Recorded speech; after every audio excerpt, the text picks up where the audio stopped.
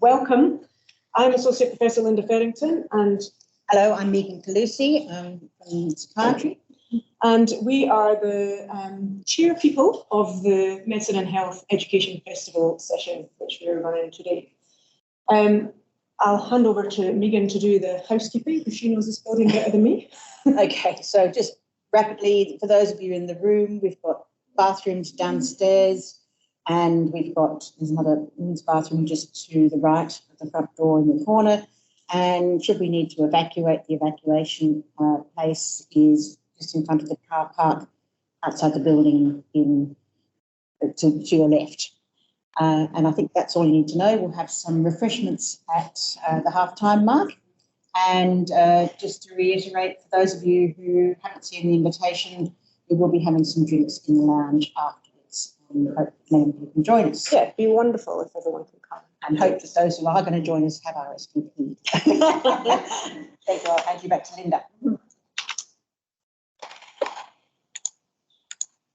Okay, so just before we get started, I would like to acknowledge the traditional custodians of the lands on which I'm coming to you from today, and which I'm dreadfully sorry to say I actually don't know, because this is not where I am from.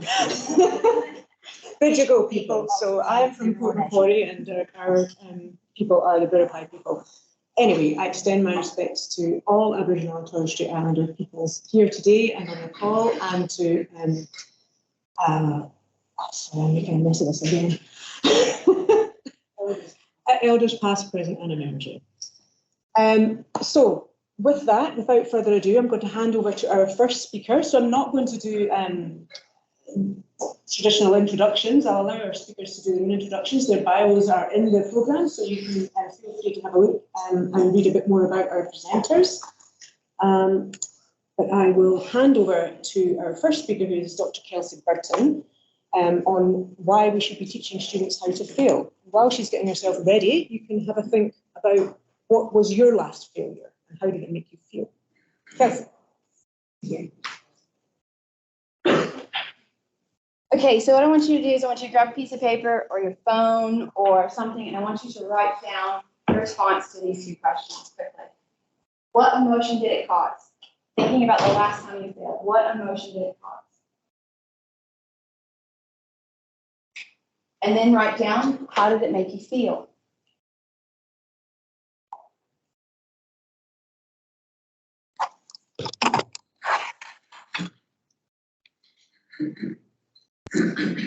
Give you a minute to reflect on that while I convince myself that I'm not nervous.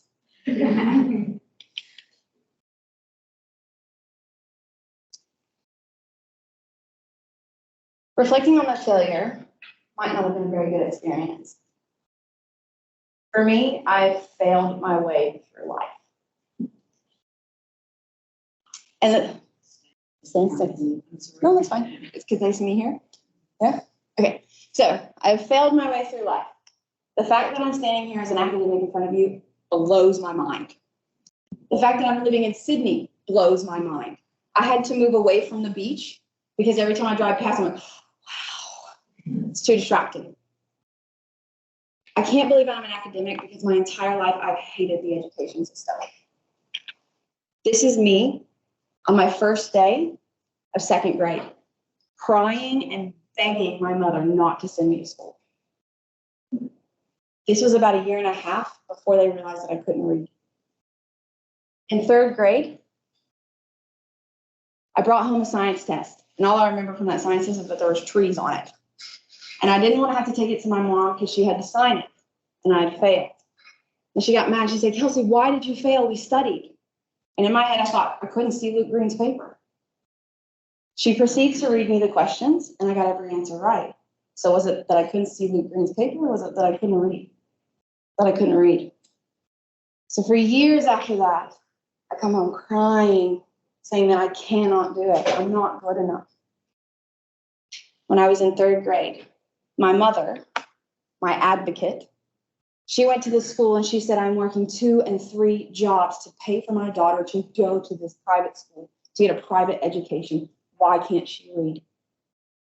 Because at that age, it's pivotal. You should be reading to learn, not learning to read. So I'd come home crying every day, breaking her heart. And she would say to me, Kelsey, you have to remember that just because you think they're better than you, just because you think they're smarter than you, that's not the case. No one is better than you, and you are better than no one else. Until someone thinks they're better than you, then that makes you just a teeny bit better than them because you have humility. She'd go on to say that it doesn't matter about what you have in life because at any moment someone could take everything from you, even your freedom. But what they can't take is your mind and your education. So be a good person and go to good education. So I took that throughout my life thinking, yep, you can't tell me I can't do it because I'm a good person and I'm getting an education. Another life lesson I learned was from my father. Now, this is my favorite picture of me and my father because it explains our relationship to a T. I am exaggerant over the top. He's the stoic man in the back because this one works. My father would tell me, he would say that you have not failed until you give up. Grew up on a farm, riding horses, cattle, all shebang, right? And the lesson that I've taken throughout my life, time and time again, is that it does not matter how hard you fall. The important thing is getting back up, dusting yourself off, and getting back on the horse. So I did that for years, riding horses, falling off, getting off. And I'll tell you, falling off that horse is way harder than anything that's ever happened in academia. That hurts a lot more. I failed forward throughout my entire life. Now, what I want you to do is I want you to take a moment and go back to those questions I asked you. What emotion did your failure cause? What feeling did you have about that failure? Did you ever ask yourself what's the difference between a feeling and emotion? Anybody know? So when we think about failure, you will have an emotional reaction before you have a thought.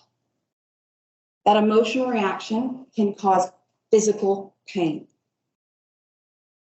Your body will hurt when you fail, and that's okay. Because the emotion doesn't last forever. The difference between an emotion and a feeling is that your emotion is a physiological response. It's your body's reaction to a stimuli. The feelings that you put on top of that is your perceptions and your thoughts about that emotion. It's how you understand that emotion. So if you fail and you think you feel pain and you say, I can't do this, this is too painful, then you won't do it. I'm not the only one saying this. Listen to, this is Simon Sinek, and he's saying the same exact thing that I'm talking about.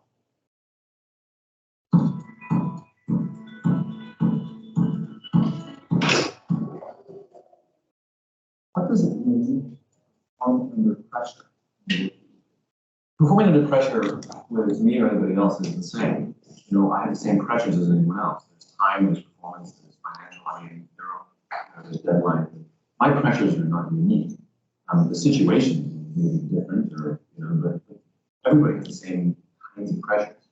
But what I found, or what I find fascinating, is the interpretation of the stimuli. Let me explain. So I was watching the last one, and I was amazed at how bad the questions were the reporters would ask all the athletes. And almost always, they asked the same question, whether they were about to compete or after they competed. Were you nervous, right?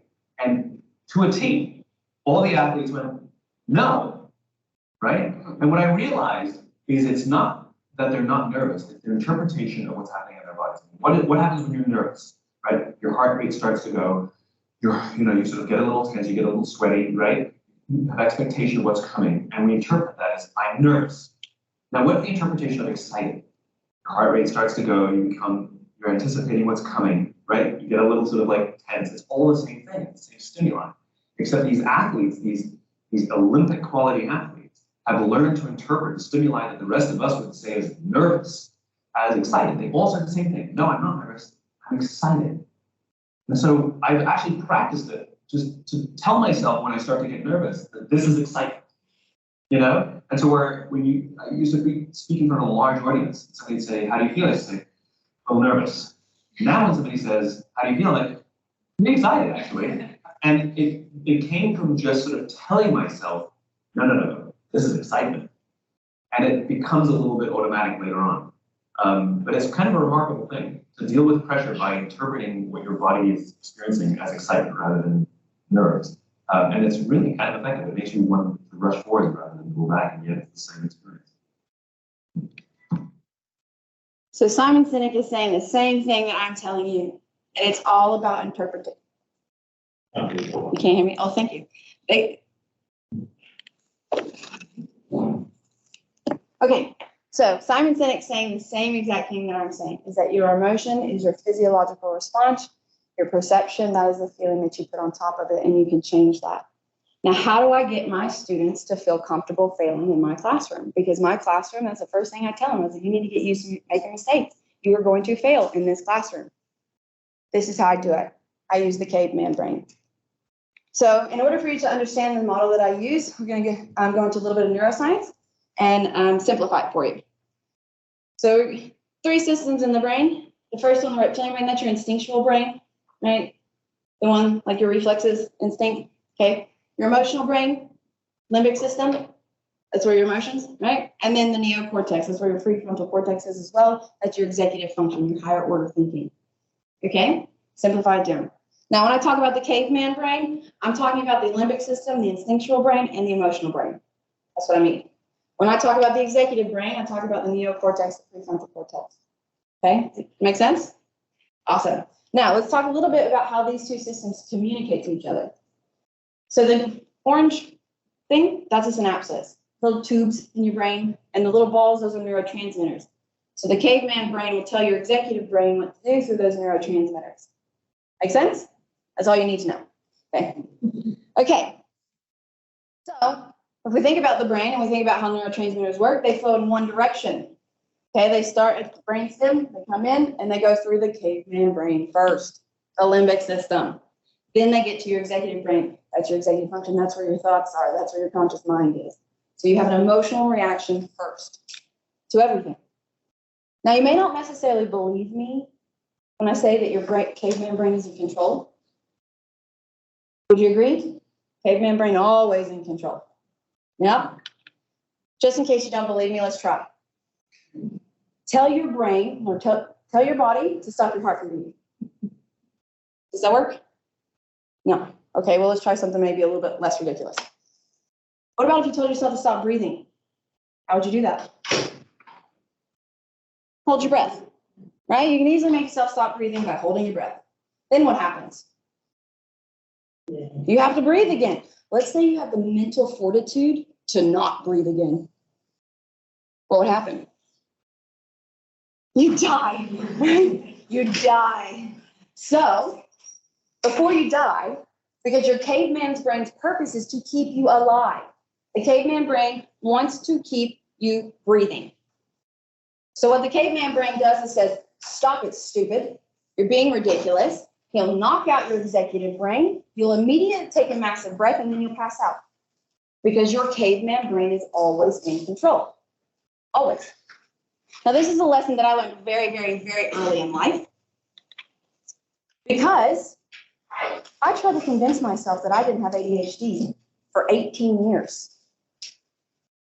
And to this day, I still have it. So let's talk about what I can control. So when I first became an academic, I did a guest lecture at TU Berlin. They posted this beautiful thing, right? My executive brain can control that. I can control myself for, 10, 15-minute presentation. And then nice post, right? I can control that. Here's my academic profile. I can control that too. I have control. But what I can't control is the ADHD. So let me tell you another story.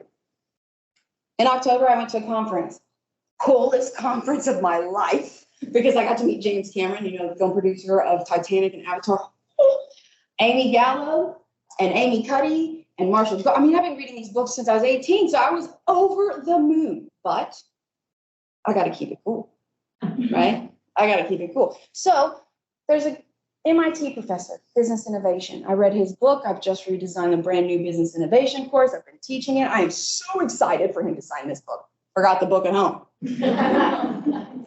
So I get there and I was like, okay, I've got a program. He's going to sign my program. It's going to go in the book. And I am waiting in line and I am sitting there and I am still coaching because I've been a coach for over a decade, right?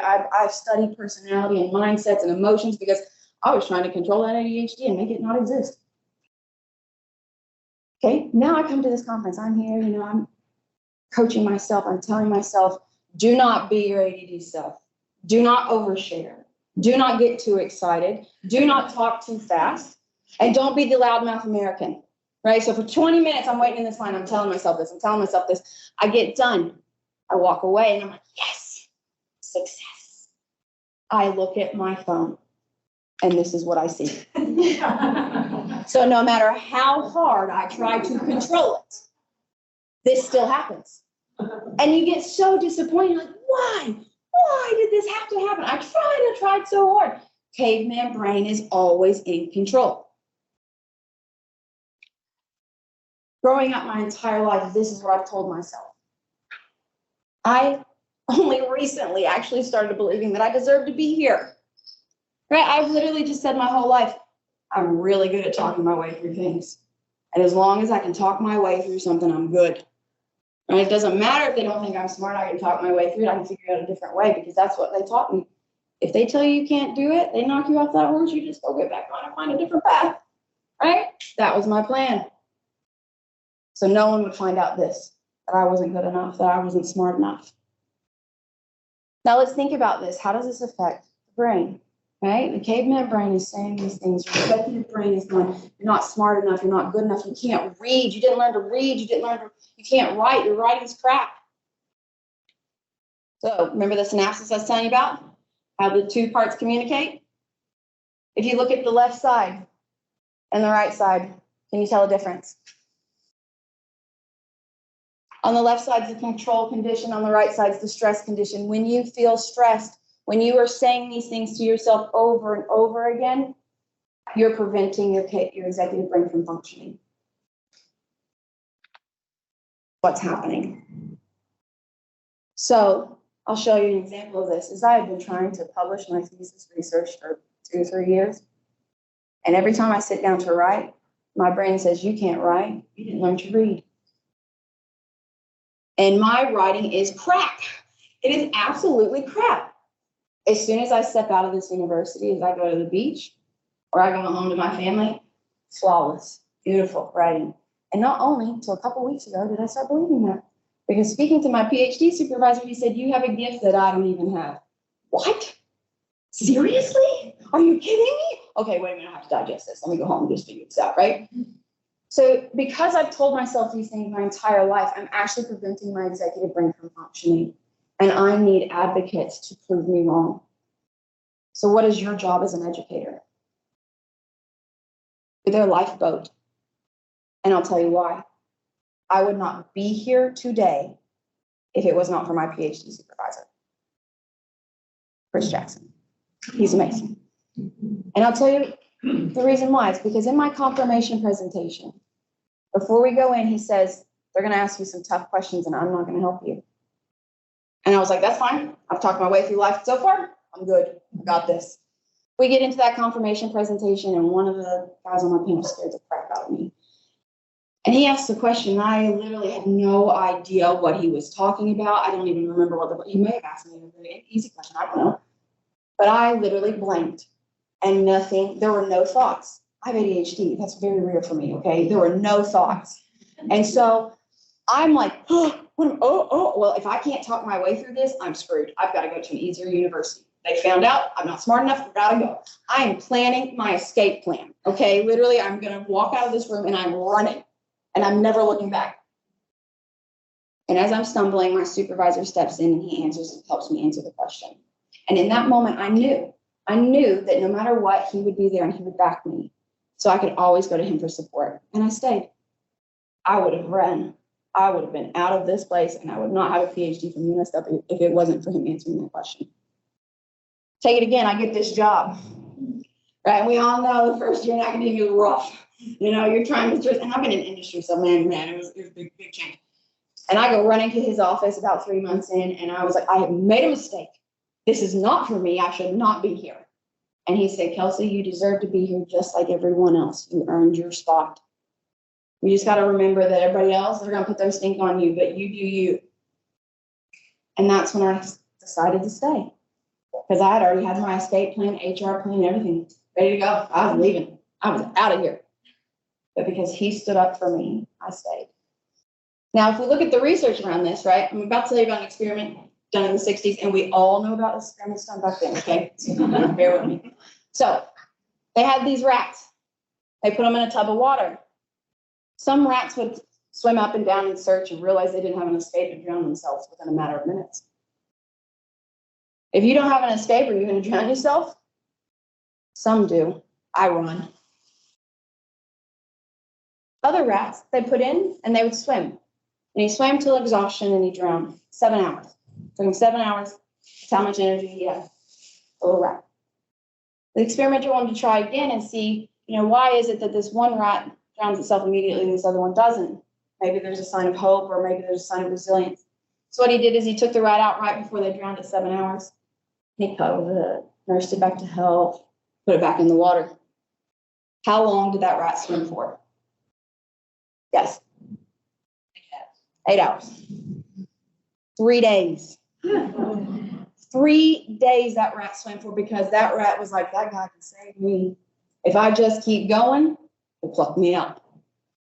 That was my supervisor. If I just keep going, if I need help, he'll pluck me out. That is your job. Your words mean a lot to your students. And you have students just like me in your classrooms. And the reason I know this is because I've been here for 7 years and I have a ton of them in mind. It's your job to be their lifeboat. And that is my encouragement to you, is that you start advocating for your students and you pluck them out when they need your help. Because you never know. They might be like me and they might make it, right? And still be baffled at the fact. But we talk about transformational education and we talk about lifelong learning. Do we actually know what that means? I would say I'm a lifelong learner. People hate my questions, but I ask questions all the time. Are we encouraging lifelong learners or are we squishing them because the education system that I've been in my entire life has tried to squish me? And that's my hope for you, is that you can take something from this presentation and start to advocate for your students, the ones who may not necessarily have the support at home, because my parents still have no idea what a PhD is. So that is my hope for the future, is that we can start to not squish students like me. Thank you.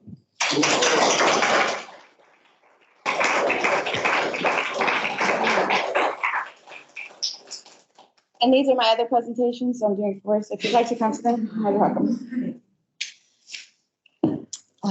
Sorry, excuse me, a lot of that resonated. So didn't expect to feel quite so emotional after the first talk. Thank you, Kelsey. That was really awesome. We'll have questions after the first 3 speakers. So next up, we have Alfred Wiki. Don't know how I did with that, but Alfred.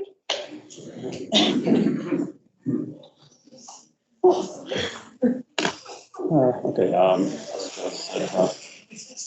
I'm not nervous, I'm just let me just see if I can I plug this into something? Your presentation's on here, so. I mean, Oh, for the pointer. maybe not, okay, I can do without it. So just give me one sec. I can do without it. I'm just trying to get your camera. It is on. It says it's on. No, I mean, if I just plug this in here. Nope. Yeah. I don't want to screw up anything. Okay, let's see. Does it work or not?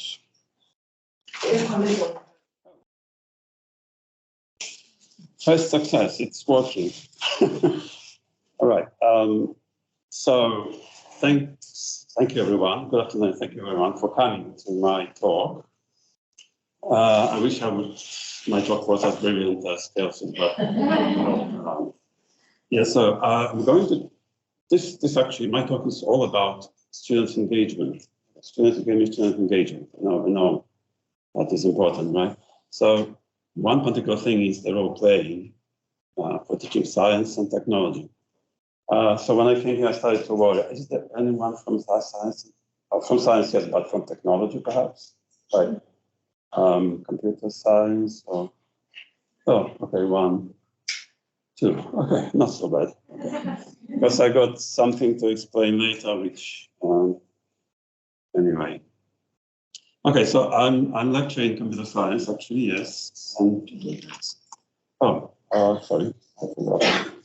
Should I put this on? Can you check if this is sufficient to anyone to you online or? Okay. Okay. Yes. So I'm lecturing computer science, and this year in term 2, I tried role playing as kind of student engagement, and it was quite interesting. So I'm going to talk about this as well as some other role playing case studies that are published. All right, so we know that engagement is very important. And imagine it's Monday morning, 9 a.m. lecture. I had one the first time. Okay, so that's how we feel. And that's how students feel. Well, actually, this is not my lecture. Anyway, so what do we do to engage students in this and other similar situations so that they can learn effectively and efficiently? So there are many ways, interactive elements, QA session, polls, quizzes, probing suites for good answers, and so on. But I was thinking and considering this talk something different. Let's put students in different roles. So they are not students anymore, but they are something or someone different. Would that help? Well, it turns out it does. So maybe first, what's the role playing really? What I mean by role playing? Okay, there is no strict definition in the literature. There is something like, okay, students are involved in acting some scenario or playing some character related to their learning context. So whatever they learn, they try to play that. And it's been reported in some publications, for example, Toffee Taylor did role-playing computer science programming operating system classes, and it said they say it's increased student motivation, interest, engagement. Another study, role-play was what is a scientist? Perhaps that was the first year, so that students know what the science is about, the scientists. And yes, and also the design improvement, the understanding multiple perspectives, competitions, and they improve presentations because they had to present something.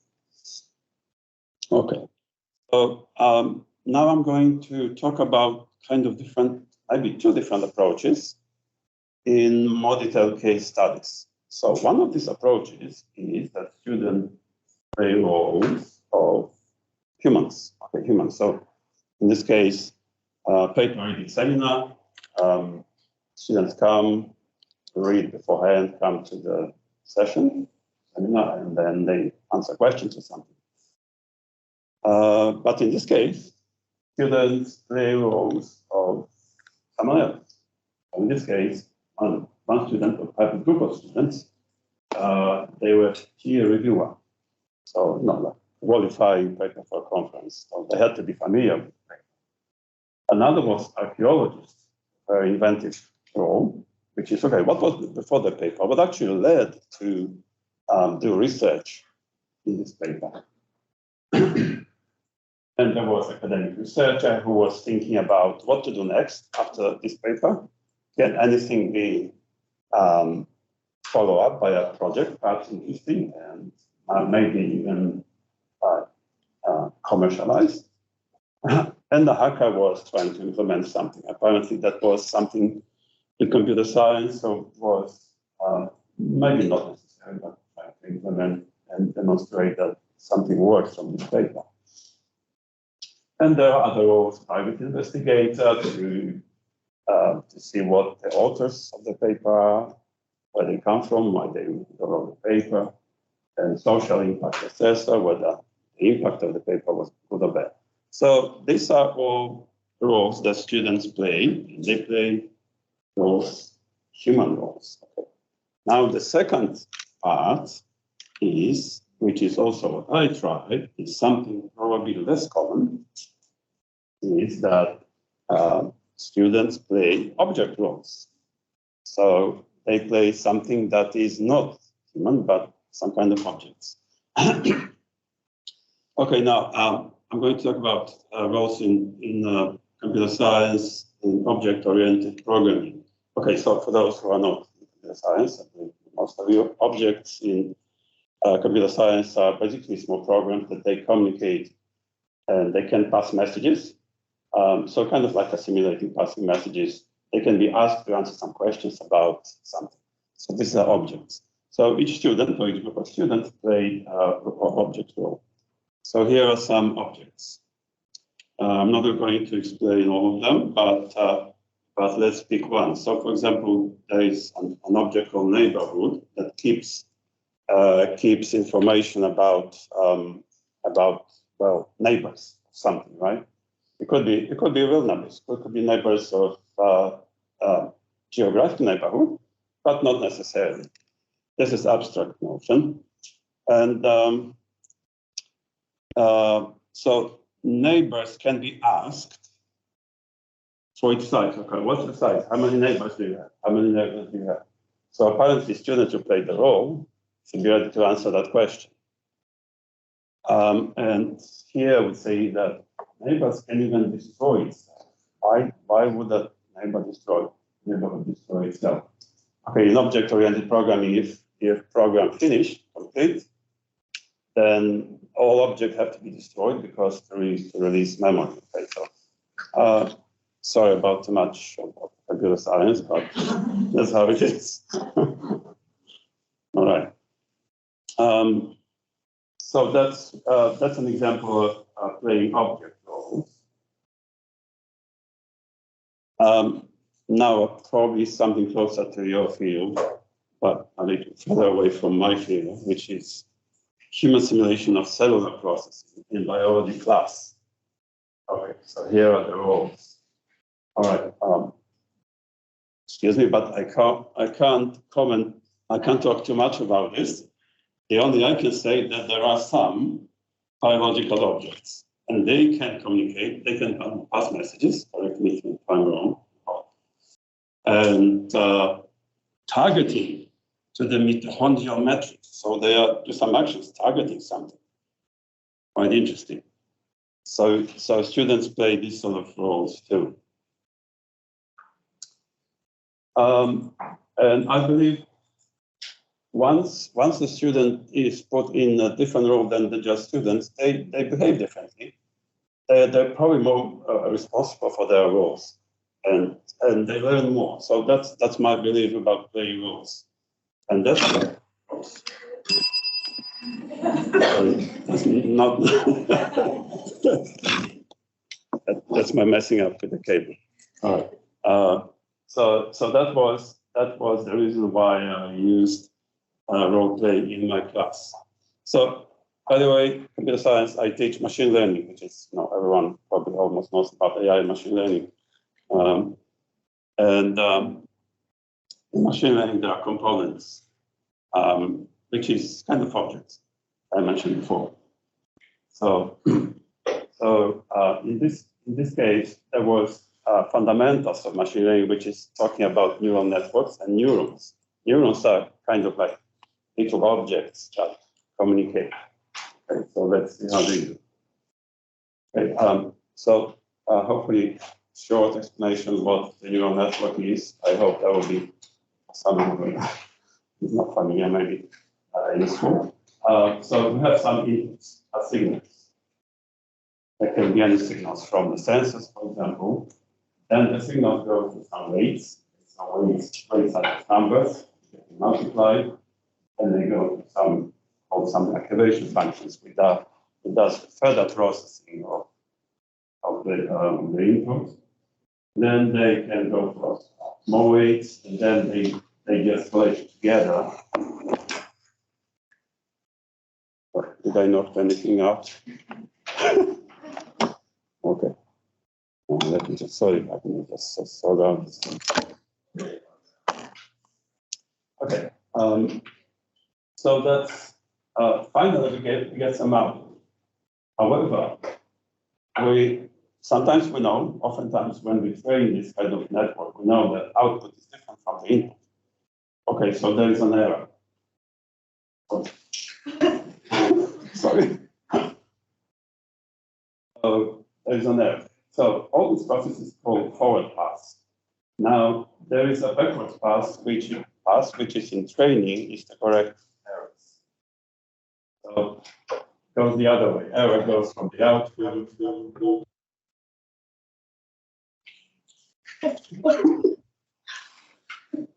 I hope this makes my talk.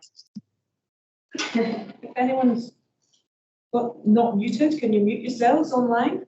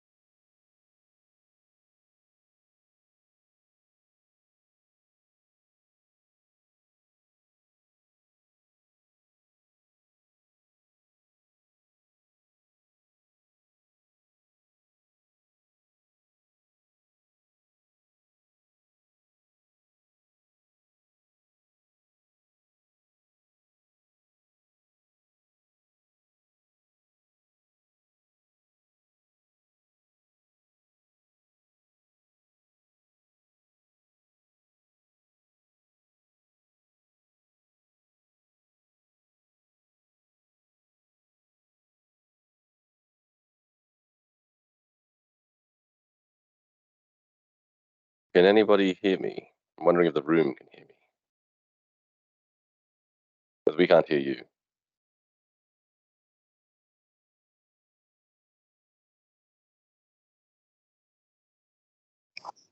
Sorry, there was some, I don't know how that happened. The speaker was muted. Oh, really? Just for the last little bit, not for the whole thing. Okay, I'm happy to go back.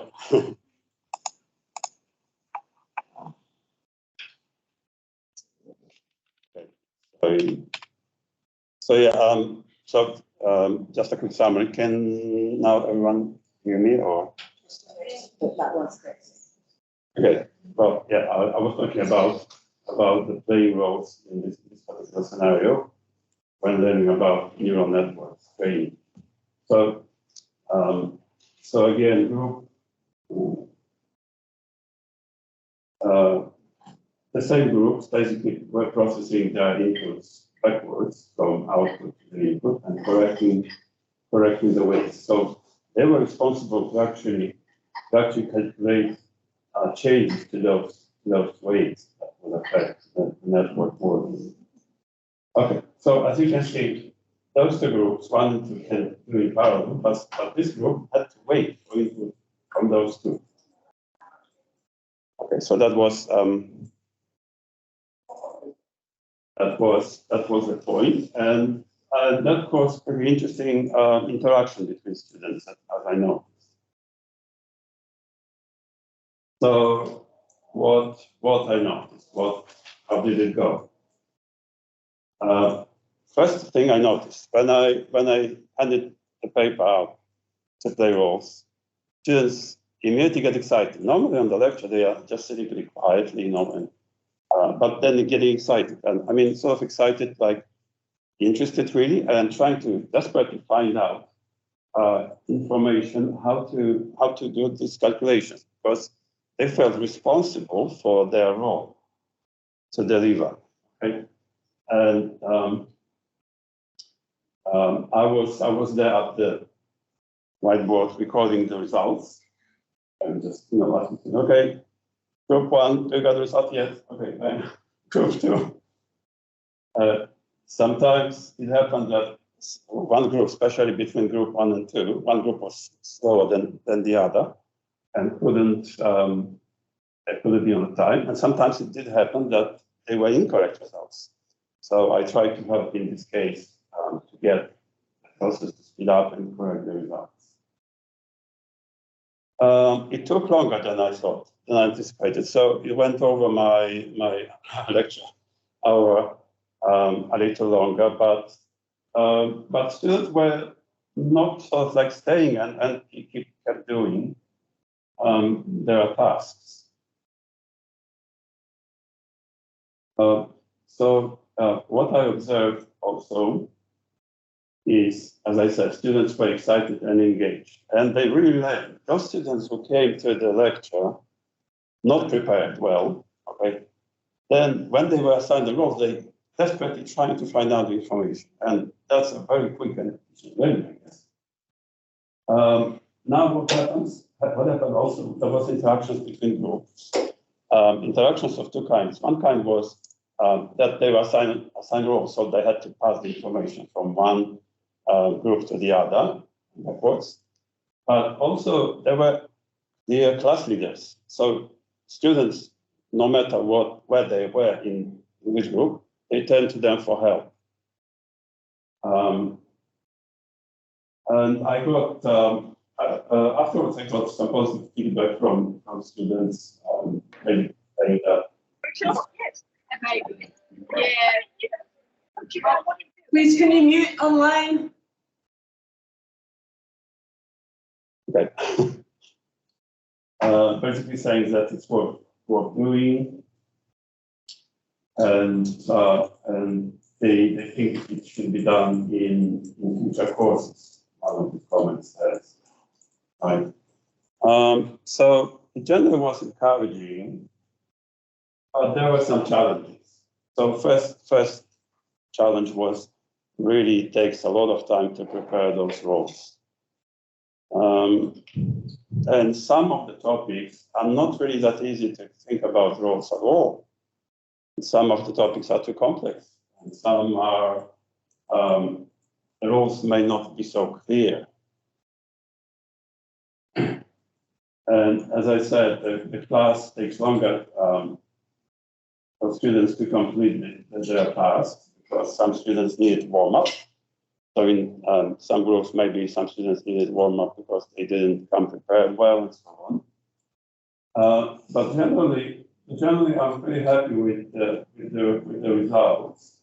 And my plan is to continue this in 2024 courses. And I have a few in mind already.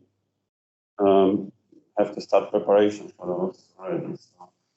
Yes, that concludes my talk. Thank you for listening. I hope it wasn't too much. Computer science, references if you want to see. And by the way, I'm associated with the University of Adelaide as well, actually there. So. Okay.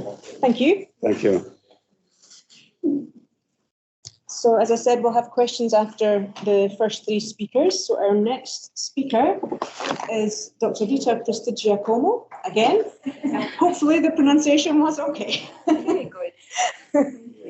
So if you could put that one on, all right, and I'll change this one.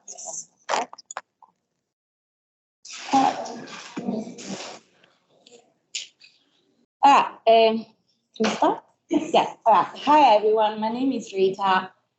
I'm the Nexus Fellow for the Graduate School of Biomedical Engineering, and I'm presenting today a work that I've done with Professor Penny Martins as an academic developer last year.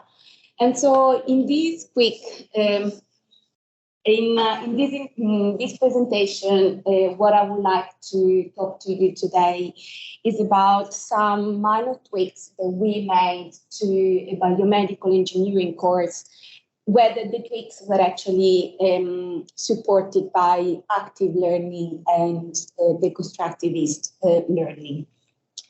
So what I'm going to do, I'm going to briefly give you like a quick introduction over the unit, some of the challenges that we identified, the key priorities where we decided to focus our work on, an overview of the changes, and then I would like to wrap up the presentation with some final reflections. So the BO 941 is a course in which students from the biomedical engineering school have to familiarize themselves with the regulatory requirements for medical devices across different regions. Australia, China, Japan, United States, and Europe. And it is also a very dense knowledge course. And so feedback from the students highlighted several challenges.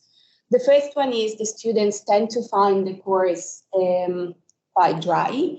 There is also, this course has typically attracted a low student satisfaction rate. And so in 2018, it scored 71.9%, and then slightly went up in 2022 with 79.3%. And so these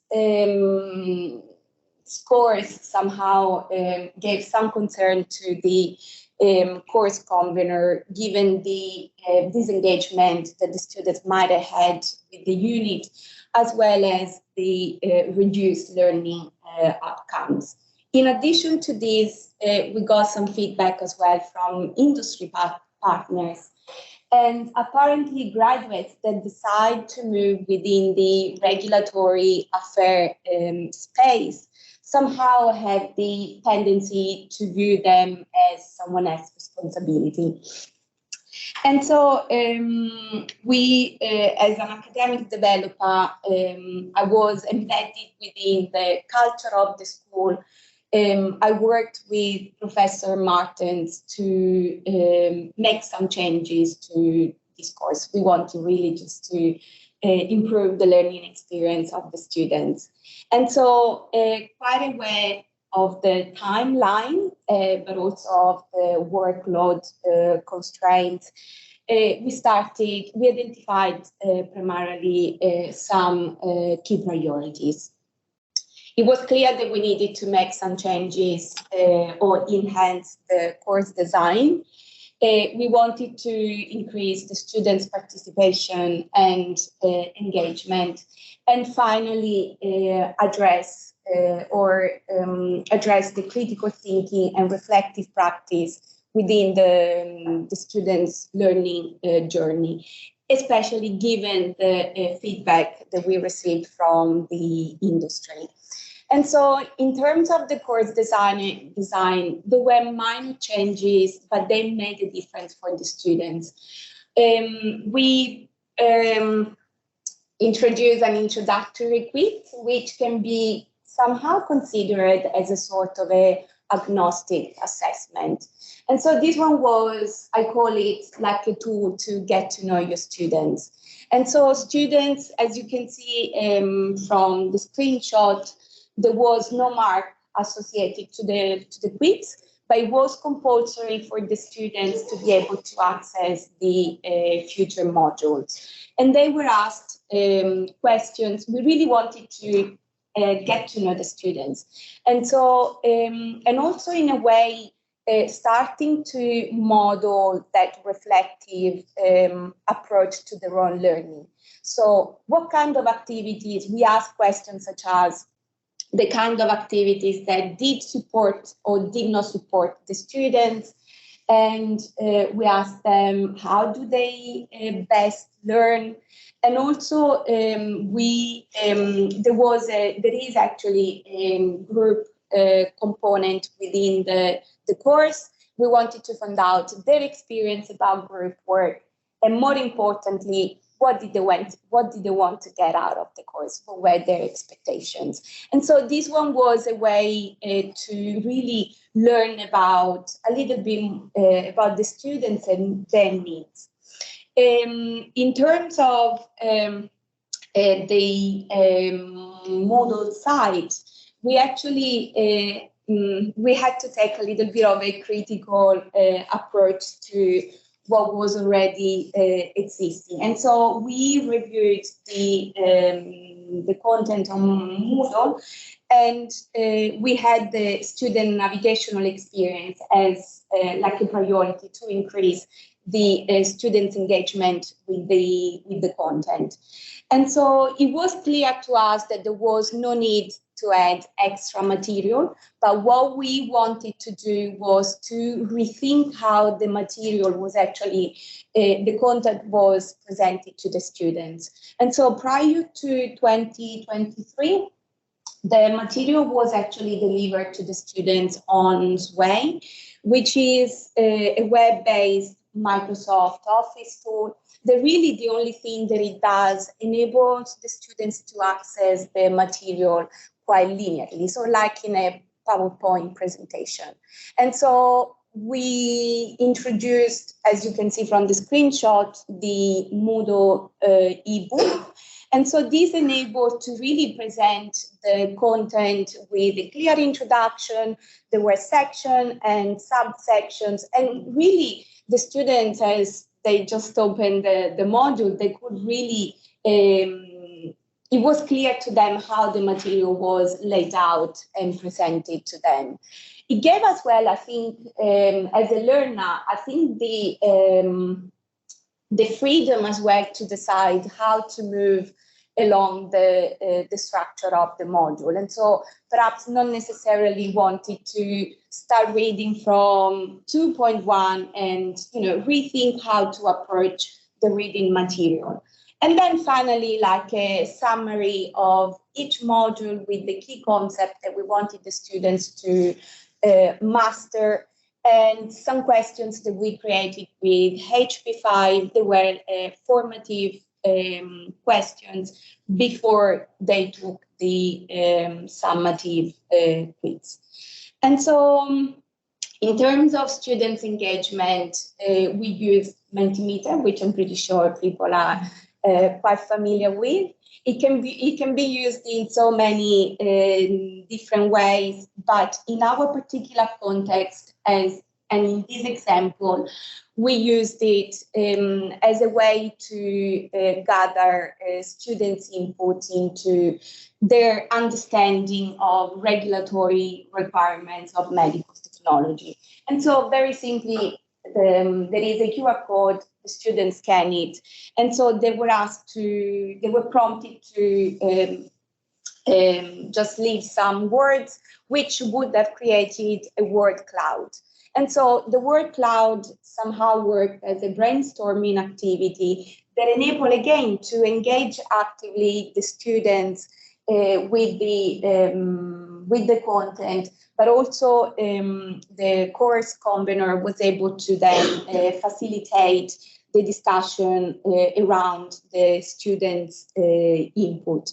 And also it created a learning environment that built on connection and providing the students the opportunity to learn with their peers. And finally, because it was introduced at the beginning of the term, was also like a fantastic icebreaker activity. Usually students tend to be a bit shy. This one was a way as well to get them a little bit more relaxed at the beginning of the term. And finally, we looked at the critical thinking and reflective practice. And so we introduced vivid and relatable content. And as you can see on the left-hand side of the slide of the screen, there is actually a video that exposes a scandal about like a defective medical hip replacement that happened all over the world, from the United States all over to Australia. And so the use, and on the right-hand side, there is an industry-led case study. And so again, around these kind of activities, the course convener was able to really trying to position the students and their ethical responsibility with what they were actually studying, given that the industry gave us the comment that essentially they were not really engaged with the regulatory processes. And again, these two examples perhaps provide the opportunity to reflect as well on this ability to bridge the gap between the theory and the implication of the regulatory processes, and also enabled to somehow connect the depth with the breadth of the knowledge. And so just to wrap up, when my experience came out at the end of term 1, we were very pleased because we managed to achieve a 93.5% student satisfaction rate with some really minor tweaks. They were not like mind-blowing. And so we want to wrap up the presentation with like a final reflection. And so when we think about innovation within the space of teaching and practice, we think about the latest high-end technology. Instead, what we argue is that if we want to be innovative within the space of teaching and practice, it is really important to really understand the nature of what you are teaching in terms of the affordances and the constraints, as well as the learning context and the student needs. Thank you.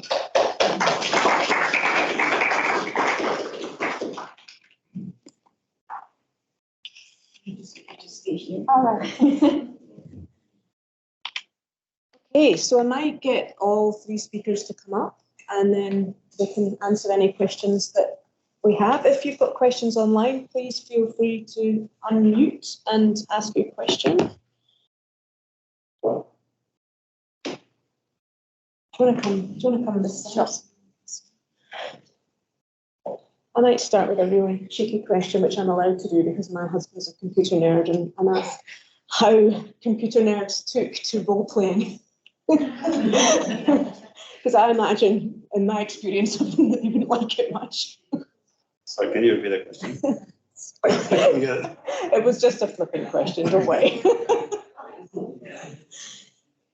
Does anyone have questions for any of our speakers? Yeah. Thank you for the presentation. I have a question for the first speaker. It's so impressive. I feel embarrassed because I'm going to present this. My slides are so dry. I've been putting this presentation together for like 6 months. The question I have for you, how you actually implement your idea into the classroom. How you what are the challenges you are facing? Because when you try to help each of the students who are they all struggling, there's a lot of effort required. Any tips? So the question is, how does Kelsey actually implement the strategies into her teaching, and how she deals with the challenges associated with it? So it has been tried and true practice for the last 7 years. I started teaching lecturing for a negotiations class, and we put students in very difficult situations and difficult conversations. And I kept seeing several students, their voices being squished, and I was squished. I was like, nope, I'm going to help you not squish your voice. So what I started doing was I started putting into the beginning of we set the classroom culture. And so at the very beginning, I say that my you're in my house, this is my classroom, and these are my rules. First one is that you are here to learn. And what does it take to learn? And it takes to learn from your mistakes, because if we look at the education system, it's like you pass this assignment, right? You keep passing those, then you pass that class, then you pass that grade, and you keep going, We're teaching students how to achieve and perform, not how to learn. So I start with that, and then I go into psychological safety, and I let the students tell me what they need in the classroom. So I literally will say, when you walk in, I want you to think about you walking into this classroom and you trip and fall, what would it take for you to not feel embarrassed? How would you walk in here, be able to make a mistake, fall on your face, and not feel embarrassed? And I'll tell you that a lot of my international students, it talk about having a speaking buddy. And what that is where they get up and they're talking and it's not their native language, someone next to them who speaks English and their native language, speak to them in their native language and help them. It's a little thing that you can do, but I didn't learn that until I literally started giving the students the floor and said, you tell me what you need. And then they do it themselves. It doesn't take much. You just have to set the scene and then they actually hold themselves accountable. I also do a class buddy. So you have to have a class buddy in your team, and then you have a class buddy who's not in your team. And the first day, that's their partner, the whole class for the first tutorial. And if you have a question moving forward, you ask that person or you ask your tutor. Right? You go to that person. That's peer-to-peer learning. If you take, and one of the big things I'll recommend is Juliet Burke's research on inclusive leadership. So if you read her, she hasn't published, oh, actually we did, we just published in the business thing. If you look at that peer-to-peer inclusive behaviors, you want to kind of put that in the tutorials. You want students to help each other. They will make each other feel included. You don't have to do much. So if you go to Juliet Burke's inclusive leadership on peer-to-peer micro-inclusive behaviors, there's 3 pillars, and that is literally what I embedded into my courses. Oh, lovely. Thank you. How many students does this follow? How many students? Anywhere, so I've had anywhere from 25 to 300. Oh. More questions? Yeah. To the last presenter. So when you redesigned the entire course, did you do it in small chunks or it was? Well, so the question is, when the course was redesigned, was it done in small chunks or otherwise? So I looked at it as a novice, not having the expertise of a biomedical engineering, but with a PhD in education. And so before getting to the redesign of the course, there was a lot of discussion with the course convener. It was really important to understand what she wanted. And the changes, I proposed many things, yes, but within the constraints, only a few things that we could make. And so then we started looking at each single module. So we looked at it holistically first, and then the changes were made. But then what we kept that was really important, the consistency. So for example, we redesigned the all modules with the same consistency.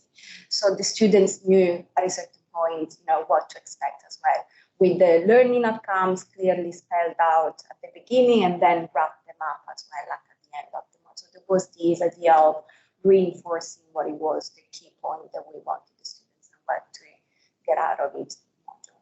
So I think it is a little bit to zoom out and then you zoom in and then you start making the changes. One more following. Sure. The size of the cohort, and also when you did the change, when you did the introductory quiz and students gave what they are looking for in this course, did you use that in the same year or did you use it in the next year? No, was for the question. Sure. So you're asking whether the information that we received from the introductory quiz was used within. Yes, it was. So essentially, the introductory quiz, it is just a lens to get to know the students that are attending the course. And of course, like tweaking the activities that you will present to the students during the semester, during the term, sorry. Yeah. And the size of the cohort was? I think this one was about 70 students. Thank you.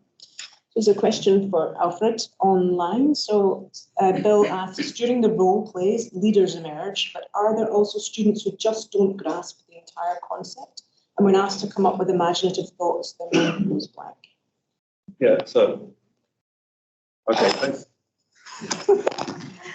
I always do that. Thanks for this question.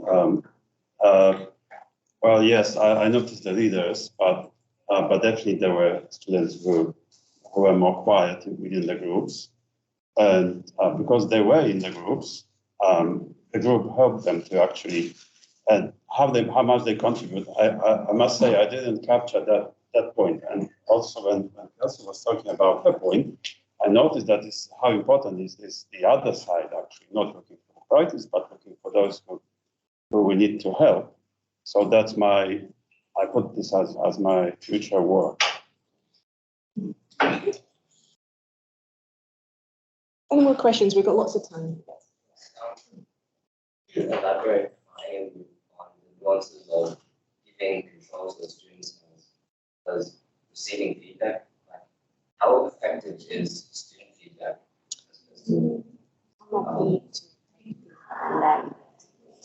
Okay, do you want to just repeat the question? Sure. So the importance of feedback and how is actually implemented within the term. Yeah, from the student side. Yeah. So I never taught in at UNSW, but I come from the humanities as in the university. And so in my teaching, I never, for example, wait till the end of the feedback, the survey. So for example, this semester or this time, what I used, I've actually introduced like a magic box. So I put a box in the middle of the room. And this one I've done it like around week 4, considering that as in university, there is a semester of 13 weeks. And so I asked the students how they are traveling and the kind of activities that they perhaps find them useful and those ones that perhaps are not.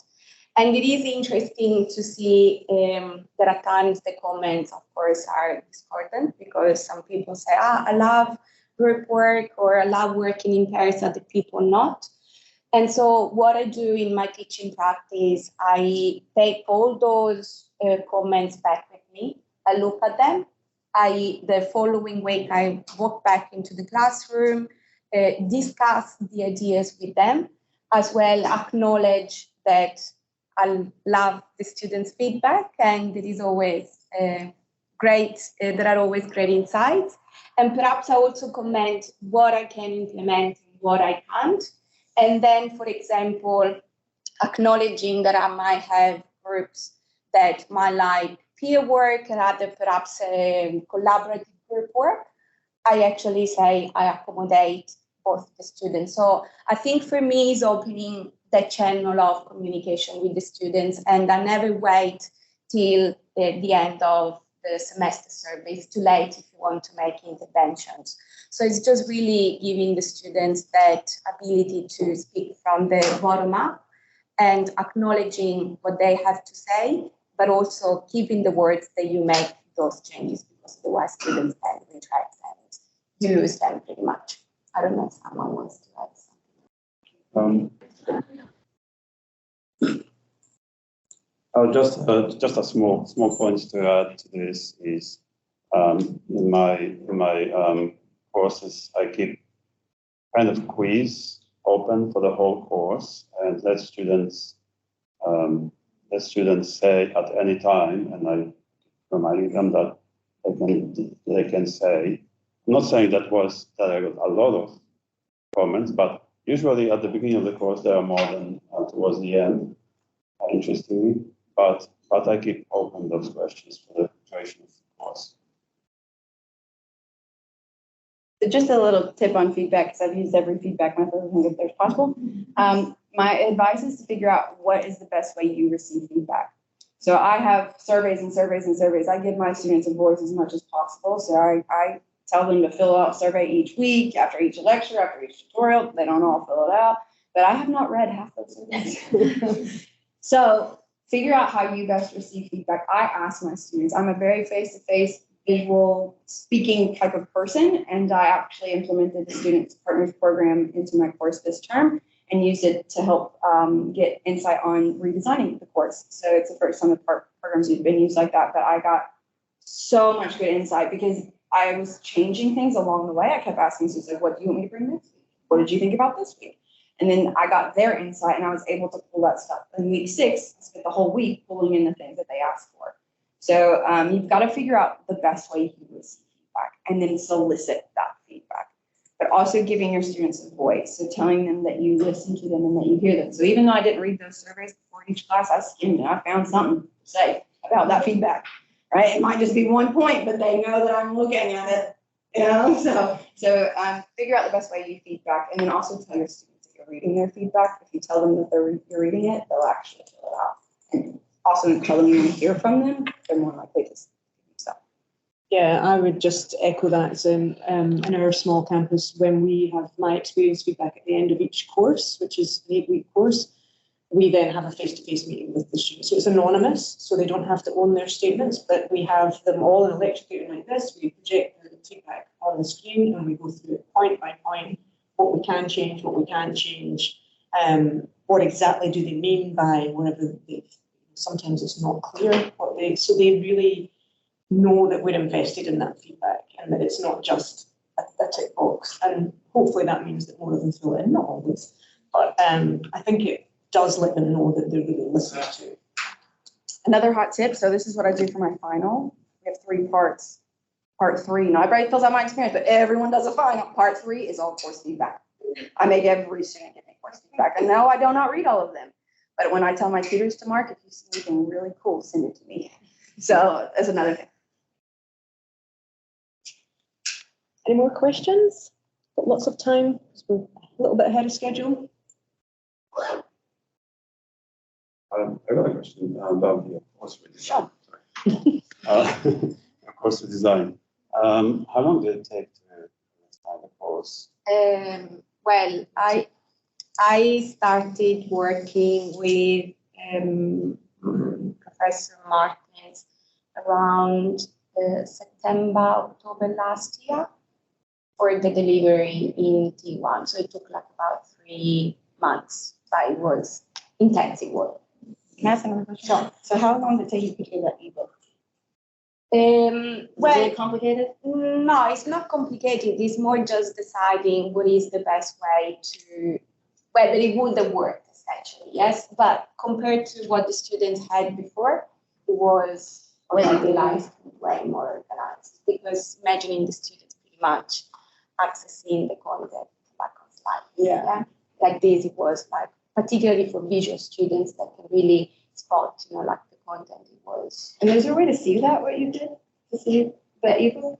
I'd love to see it, just because I'm a very visual learner. Yeah. I might be able to give you, like, to show you a Moodle, like, how we did it. Yeah, just a visual. Yeah, but it's actually quite simple because I come from Canvas. Great, perfect. Yeah. I like simple. Yes, and this one Moodle was work to populate, but it wasn't like, it was. Thank you. Yeah. Okay, so when you redesign this course, do you have, apart from feedback, do you have other input from the students? So the question is, apart from feedback, do you have other inputs from the students when you're redesigning the course? Well, I actually didn't have a chance to talk personally with the students. I just based the work that I've done on her, experience and the student survey. And as you can see, like the course has been struggling a little bit over the years. And so I guess with coming from the humanities, I wanted to, in a way, if I can say, humanize a little bit the field, yes? And so, I just pretty much, based the work on student surveying what she had to share with me. I have experienced that whenever it's the book course changes, the first term is very challenging. Because we get a lot of feedback from the students whether this is not working and that is not working. So it's very challenging in the first term. And now after I see your student satisfaction rate on the first term, it makes 20%. That's very impressive. But I think, and I could be wrong, but again, because we made very basic but important changes. So again, that's why I'm saying that it's really important to really investigate what is the learning context, what are you actually teaching? And I think that we at times, again, this morning, someone made the point, we don't need to reinvent the wheel. Yes, it's just really recontextualize what we have and make it efficient, more not only for the course coordinator, but also for the students. And so, I would be pleased to find out what is going to happen in T1 2024. Thank you. Pleasure. Thank you. Any more questions? think we in medicine, as we embark on a redesign programme, are quite envious of 3 months to get it done. Any other questions? Kelsey, just in terms of telling those students and trying to get that message through about the importance of failure and mistakes or saying things and asking questions, how do the students respond to that? Do they take it on board? Because in our medicine course, students are very reluctant to actually ask questions, particularly when they always have to speak, and later on, very hard. They don't want to be seen to get it wrong. They don't want to take it for themselves. Shame, perceived shame, anticipated shame. How did you get around that? Or did you? I'll let you paraphrase that question. So you're asking about how I got around the challenges, because like I said, failure is painful, right? When we make mistakes, if you ask a stupid question, you feel embarrassed, like some students feel physical pain. And how do you get over that? Because I'm a very sensitive person, and I know how painful it is. So the first thing that I do is I always look for a time in my lecture to make a mistake. Okay, this term I'll tell you what I did on. It wasn't on purpose. So I had the 2 screens, right? And then I go in the middle, and I thought there was a whiteboard there, and I went to draw the brain. It was on the wall, right? And so I was like, oh crap. And I turned around and I was like, my bad. So when you make fun of yourself, it makes students feel like, oh, okay, well, you're not perfect. The next thing I do is, because I had this problem quite a bit, I talk fast, especially when I get excited, I talk even faster. So I've tried so hard to get students to tell me to slow down. We went online, they love sending turtle emojis, but they will not tell me face to face, right? So I tried that. It was like, if you need me to slow down, go like this. Maybe 1 or 2 did it the first lecture, but after that, never again. Right? And then it was like clap. Maybe 1 or 2 in the first lecture, never again. So now what I do is in my first lecture, I come in and I ask, who's not afraid to tell me that I am wrong? Right? And you'll have a couple, usually it's like 3 or 4 boys that raise their hand, right? And I'll say, okay, now those of you that aren't afraid to tell me that you're wrong, who's going to come to every lecture? And so then, a few of them go down, and like, okay, so what I need you all to do, right? You need to sit here at the 2 front corners, in the middle, and in the back. And if you think I'm going too fast, clap twice.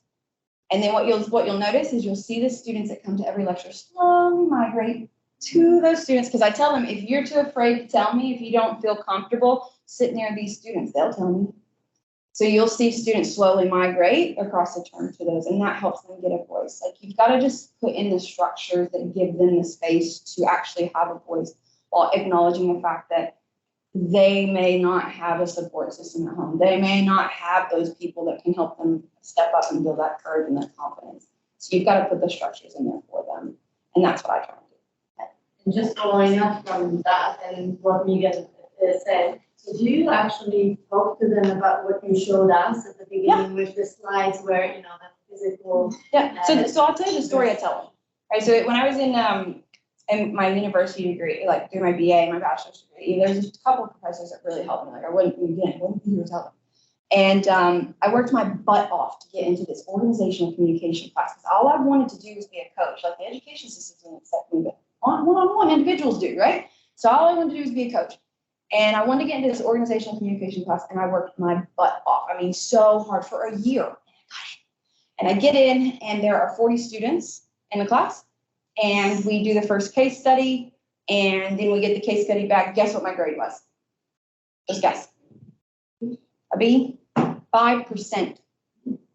5%. My grade was 5%. So obviously I freak out. And back then, it wasn't online. I had to run back to my apartment and get the course outline. So I'm like looking at the course outline. Oh, holy crap. I get submitted an A in class, and we got 5% on the first assignment. That doesn't make any sense. Okay, I go to the next class. Guess how many students were in that class after we got our first assignment? Just guess. 30. 30? 8. 8 students. And so Chris Nix, I don't know what it is with my Chris's. Chris Nix, Chris Jackson. Chris Nix, he goes, that's what I want. I want a small group of students who are not afraid to fail. Because if you're afraid to fail, you won't hit it yourself. You won't even try. So that moment I was like, life makes sense. Failure is the way to go. And so it's that story that like tells them that, yes, I failed. I fail all the time. I make mistakes. I tell my students that I'm not detail oriented. If you find grammar mistakes in my slides, screenshot it and circle it and send it to me so I can fix it. So the next class, I don't get the same thing, you know? Like I've had grammar mistakes in my slides for 10 years and no one's told me. So, you know, it's like you have to encourage them and then make it safe. It's all like going to that psychological safety is the key part. You want students to feel safe and it's okay to ask questions. Ask me stupid questions. I don't care. We'll answer them. The other thing is I never tell a student no.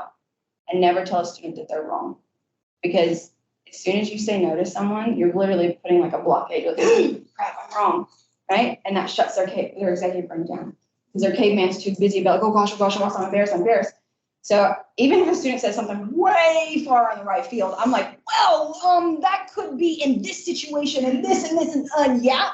However, this is what we're talking about. And if we take a little piece of what you said over here, you know, so it's just like stretching your mind to not tell them no. And that makes a huge difference.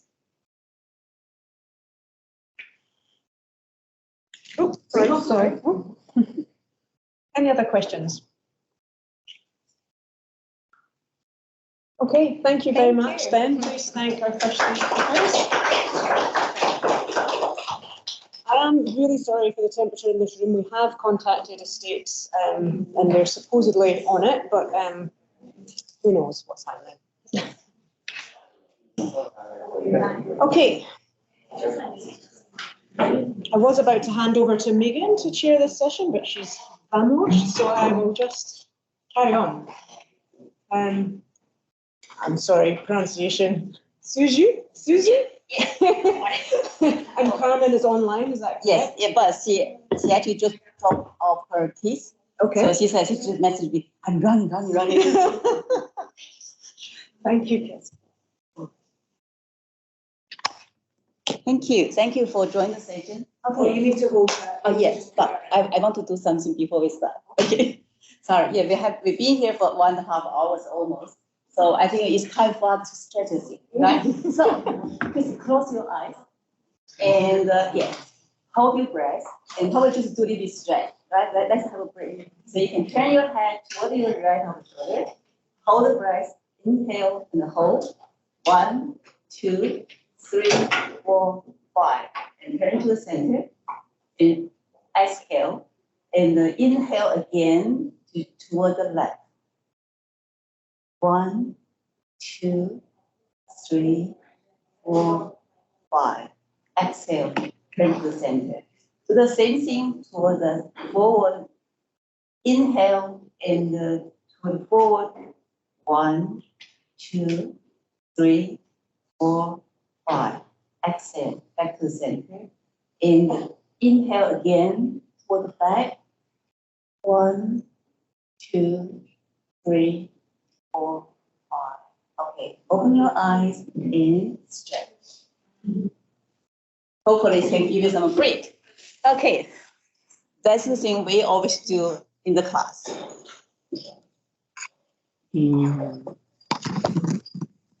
Thank you to our session.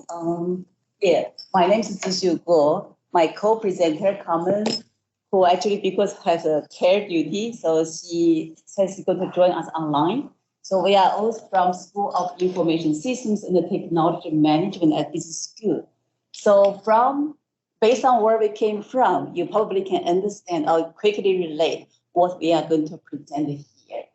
Yes, studying how the information technologies should be strategically designed, implemented, and integrated with the business process in order to add value to the business, to the users, to the society is a very important research area in our discipline. So it's actually very logic and relevant shift for us to apply everything into the education. And it's also very it's actually common myself research interest as an area as well. So here we are actually going to share our learning journey, our innovative teaching approach, which actually really guided by the research have been done over the last 4 years. So we are going to share 4 research projects we have done over the last 4 years and the lessons we learned and how our teaching approach actually been formulated based on the research we have done. So sorry, I guess my slides compared to the first few just so boring. So yeah, just because we have full project, too much information to present and share. Before I introduce each of the project, I just want to quickly introduce how Carmen myself we came up together. So actually, we have a huge age gap. I think I'm 20 years older than Carmen, but we actually have so much in common.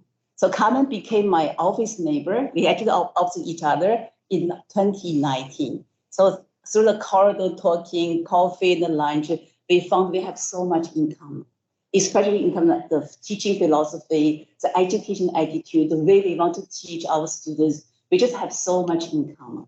And also another thing also in common is like we actually all want to leverage our disciplinary knowledge into our teaching, how to use technologies, to make the classroom even more engaging, more interesting, to help students learn better. So that's how we decide to team up together and to teach all the courses we teach together. So we start from T1 2020. Yes, that's the time the whole world stopped. Right? That's the time, the growth challenges, each of us is facing. So we start from T1 2020. That's the first course we were teaching. And that's a course actually is a gateway course for the MCOM students. So we had about 300 students enrolled, and 90% were Chinese. And 70% of them were still in China at the time the travel restriction was announced. And we actually prepared everything because Carmen and myself, we are over-organized person. So we planned everything far ahead of the term start. So when the restriction, to announce, the students and us, everybody is shocked. So what we are going to do, right? But luckily, we are the expert of using technologies. So we quickly, Carmen, myself, plus 3 ladies, that's all our PhD students. So we just quickly formulated a strategy how to use technology into our teaching. So we were the first one in the school, I think almost in the faculty, to use dual mode to teach from the day one of the T1 2020. If you still remember, if you were here at the 2020, the whole university actually shifted to online teaching in Week 5. But we started dual mode teaching from day one. So we use a lot of different technologies in our class teaching, which seems pretty good. However, the course we were teaching is called e-business. So in that course, we teach a lot of, the digital business models. One of the digital business model is called virtual community. So it's actually something in our blood, in our concept. We know the virtual community is one digital business model. That's the way you can engage your customers, make them to follow up your learning, all the things. And when we were using so many tools in our teaching, we found a lot of students still, they were confused and they don't talk, they don't respond. And so we realized that's probably something went wrong in the classroom. And that's how we realized, we need to look after students, not only from academically, also social and emotionally. So that's how our first project was actually undertaken. Carmen is actually the expert, in the action research design. So based on, all the talks 3 of you had, I actually can answer many questions that both of you had. Why they do this one, how you can really learning, reflect, and re-implement action research design. That's how we did in the one term. We actually keep learning, reflect, evaluate, assess, and do again. So there are total 4 projects we actually undertook. These 4 projects from 2020 until last year, that's actually all interrelated. It triggered one after another. And all the problems or all the research we have undertaken has actually all been triggered by the questions or by the challenges we are facing in the classroom. So let me introduce each of them with you. And I will quickly tell you the motivation for each project and also the research methodology and also theoretical lenses we apply, and also key findings. And finally, I will integrate them together to tell you the teaching approach we actually formulated based on the research we have done. So the first one, obviously, through the pandemic, the social, psychological, mental, emotional, that's care is so important. So just echo to the first presenter, and even the third one, you have to understand their needs.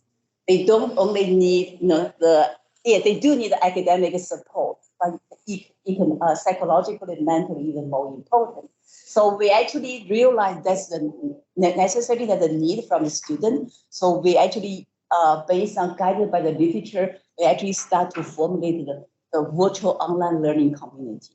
So this one, how we start, we actually, at the time we used this one, there was no Zoom, no team, nothing. We actually use WeChat work for enterprise version. So we create the online learning community because a lot of students were Chinese and they actually use WeChat for their private and personal conversation. That's how we chose the platform they feel comfortable to use, and we keep in touch with students, so we support them. So throughout the whole term, we keep updating the way we actually change, the way we communicate with students. So we use the community of inquiry framework as a guide. We also use the science of community, those kind of theory, to understand what they actually want. I mean, socially, emotionally, what they actually want. That's actually make big differences. So we, those refined principles actually guide us to teach the course, not only the academically, also from the other kind of support.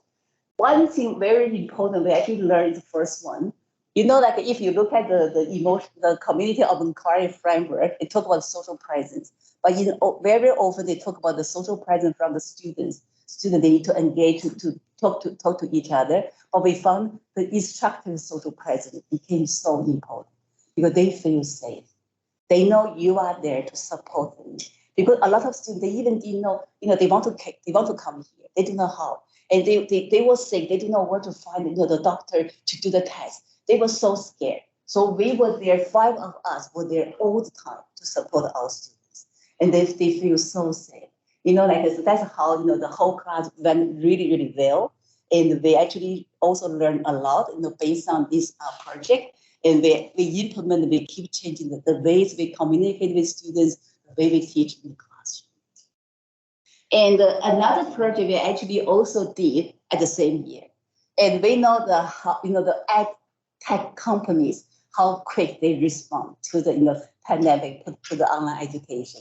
So I think we start to use Zoom, I think week 5. I still remember I was also one of the first, very few as faculty to use Zoom.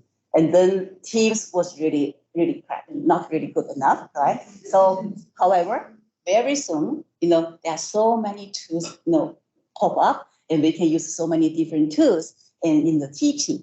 And we actually had one honor student who actually want to work with us.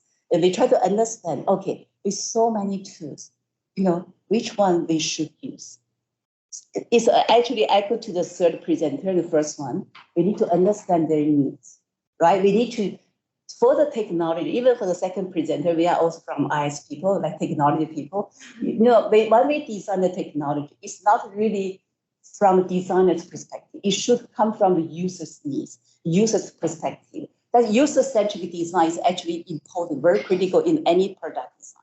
So for this one, we continue to use community of inquiry framework as a guide. At the same time, we also use the mean and the change theory, which actually is a very popular theory in the marketing discipline, which actually explains when the customers use the product, it's not for the sake of the product itself, but for the personal values being fulfilled through the product use. So we actually use this one to understand what our students need, why they want to study here online, what they actually want to get out of from the learning. So we actually did the interviews, and we used RedGrid to understand the student, the 18 students all came from our classes, and we used all the analysis, and then we came up with one called a hierarchical value map. This value map is actually so important. If you look at the map, there are 3 sections. The middle part is actually what students really want from the online learning. If you look at the B3, which is the flexibility, because they want to be flexible, right? That's actually still the thing they want. That's why, pandemic is not really a bad thing. From one, if we think about positively, we learn so much. And then we can inherit all the good things continuously, even now we're back to the classroom, right? So that's how you look at what they want, and then you look at the bottom part is how the technologies should be designed or should be integrated into your teaching in order to fulfill those benefits. So it's not what you just want to use this one available. No, you need to think about what they want to achieve. And another very important part here is the top end. That's actually explain why students need those technologies, why they came to your classroom, why they go to the other class that they went to your classroom. Because whatever you design, you did, has actually fulfilled their personal needs. So that's how we actually use these tools to design our work, and to revise, to change our teaching. We actually use everything that you presented here, the different technology tools, we all use them. So we use so many tools in our classroom teaching. And so we are the expert, we can just use anything we know. So that's how we did. And then let's came to next project. Okay, this project was done in 2021. That's still the lockdown, right? Still continue, we do everything online. And we were so passionate, we were so enthusiastic because we got the University Faculty Award, got the best honor thesis. It seems like we were doing so well. We keep searching the new tools, we keep integrating all the tools into our teaching. And then we try to connect with students. We try to build up a social community, do everything. And we tell them, we are here to support you, you do this one. Until week 2, I got a message from one student. And I got a message in the evening because he was working full time.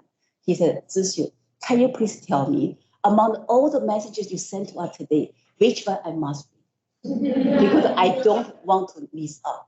That's a fear of miss out, right? Important information. And he also asked, can you also tell me which one I don't even need to read? Right? Just so too much. I'm working full time, and I know your intention, but please consider I have 3 courses to undertake. If each of you, like you, to send me so many messages, I don't know what I'm doing. I feel stressed out. That's really the warning sign to us. I spoke to Carmen because I was the lecturer in charge, and the email sent to me, and I quickly called Carmen and my team. I said, hold on, we have to pause, we have to reflect, we have to think about it. Then they quickly look up at the literature. It's actually very, very popular area in the IS discipline. It's called the dark side of technology use. We use technologies. Initially, the technology all being designed for the good purpose, just like AI, right? The ChatGPT, for the good intention. However, we quickly can see so many unintended negative consequences associated with the technology use. So that's something we probably didn't never aware of. But that's the time we start to pause. It's okay.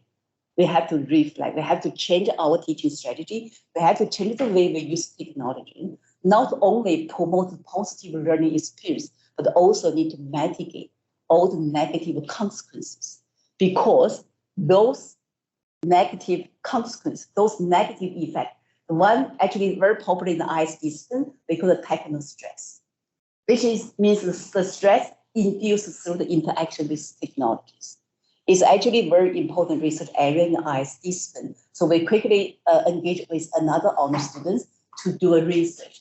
This time we do the ADR again because we want to change immediately in our class. So we do the ADR class.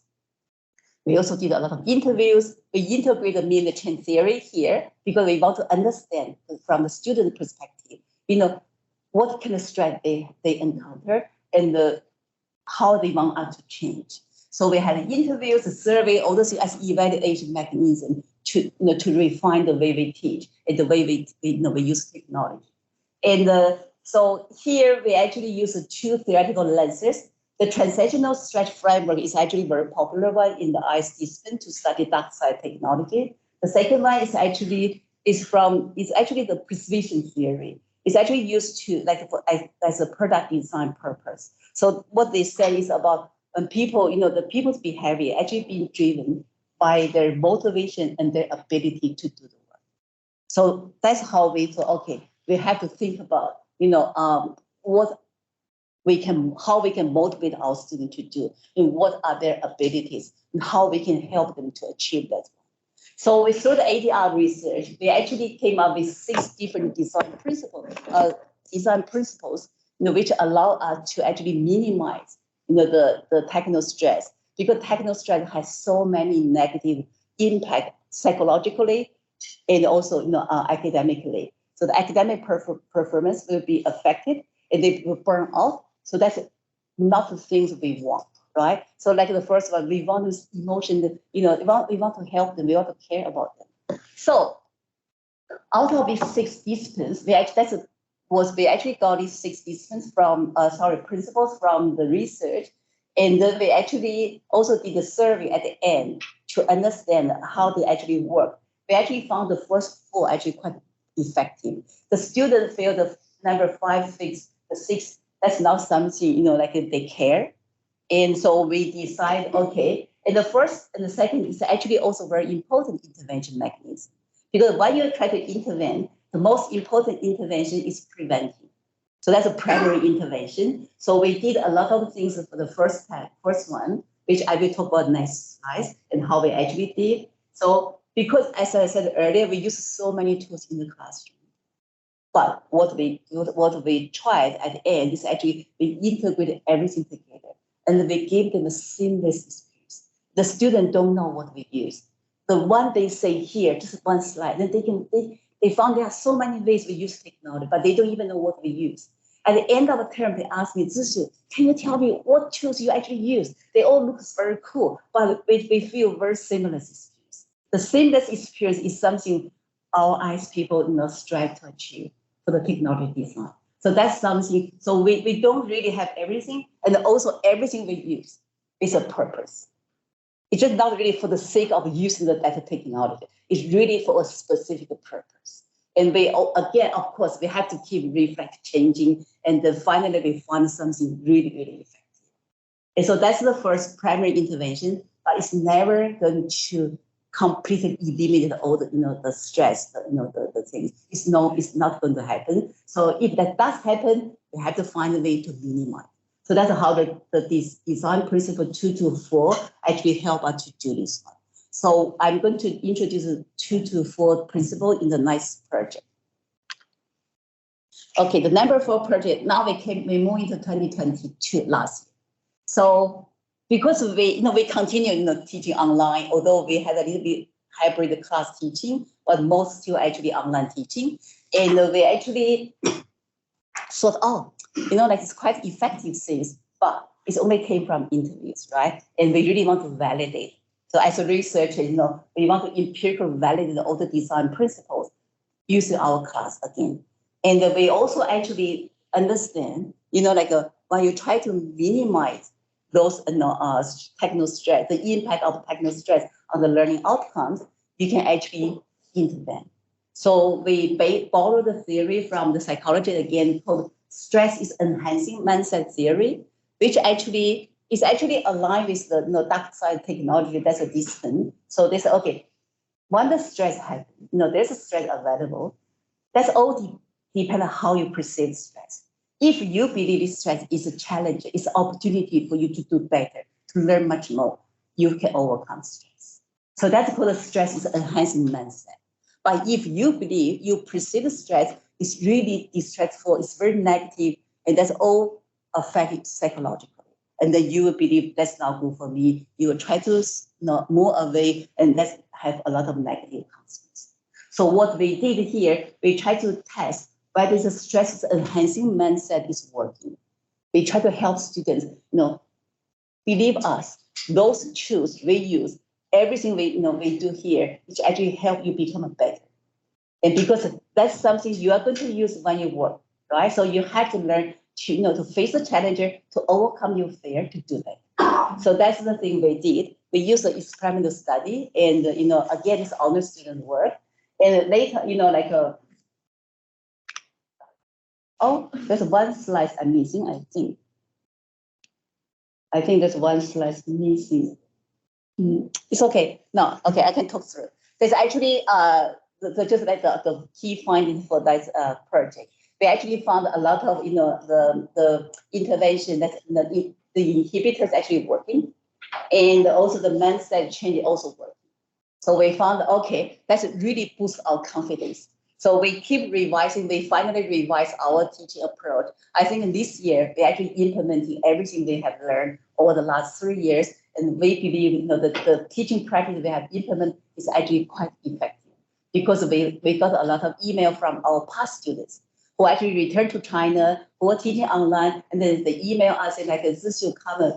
I'm actually using the way you use your teaching and for my online class. You know, that's actually really, you know, motivate us to do more. Okay, let me tell you what we actually, you know, do in our teaching. We still teaching together in different courses, and the social community. That's always the thing we do the first day, even before the term start. So we actually have the social launch, and everybody introduce yourself and learn from each other, and that's how you can find your buddies, right? Study buddies. We also have the, you know, the called SRC, what they call student conference. So we have identified those key leaders at each tutorial, and we also identify the new students. And because new students need a lot of help, not only academically, you know, how to find accommodation, everything. So we have a body system. So we help them each other. We identify this one. We also organize a lot of events outside the classroom. We run the coursework from Fuji to Bandai at the beginning of the term to bonding students. And we also run the barbecue or, you know, yoga session. We do every term, like, you know, the 2-hour break. And we do yoga session at the end of term to give them peaceful mind, to mediate their mind. We do the barbecue at the end of the term, you know, to celebrate the end of the term and to give them, you know, like a, keep social networking. We had our barbecue picnic last Saturday, a little bit. So more than 20 students came. They all sent me messages how much they enjoyed this. And that's from the social bonding. And academically, okay, like each of you did, we have very, very clear rule at the day one, and the rules, communication, and the ways we use technology. So we got to set up everything clear at the beginning and the expectation to all the students and what we are expecting them to do. So that's actually to minimize the communication, the overloading, the complexity, those techno stress, the different aspect of techno stress. And we have a real structure, the practical, the weekly teaching module. And we, both online, even now we're back to the classroom, we have everything real structured. And the students know what they were expecting to do before, between, during, and after. So that's, they know what they are doing every day. And we actually also have, that's actually also very important, weekly summary. Like she mentioned, at the beginning, students say, okay, why you keep sending us message? I said, now we tell you, every Friday afternoon, I will send you a summary post. And the summary post summarizes not only what happened this week and what you are expecting next week. And all key messages that will be posted this week. And also we use a dedicated channel to do that. Even now you do the face-to-face, that's still very important. That actually really took us time to do. So we collect information from all tutors, we put everything together. But I actually learned from her because for this summary, we don't really have any summary revision questions. I learned from you. I may add some revision questions into the summary. This summary became so useful. They even told students, can you please respond to the summary? And they know you are reading and tell us how much you need this one. You feel useful. So that actually became so useful. That's a dedicated channel. You separate. That's really up to students to consume knowledge. So that's avoid communication overload, information overload.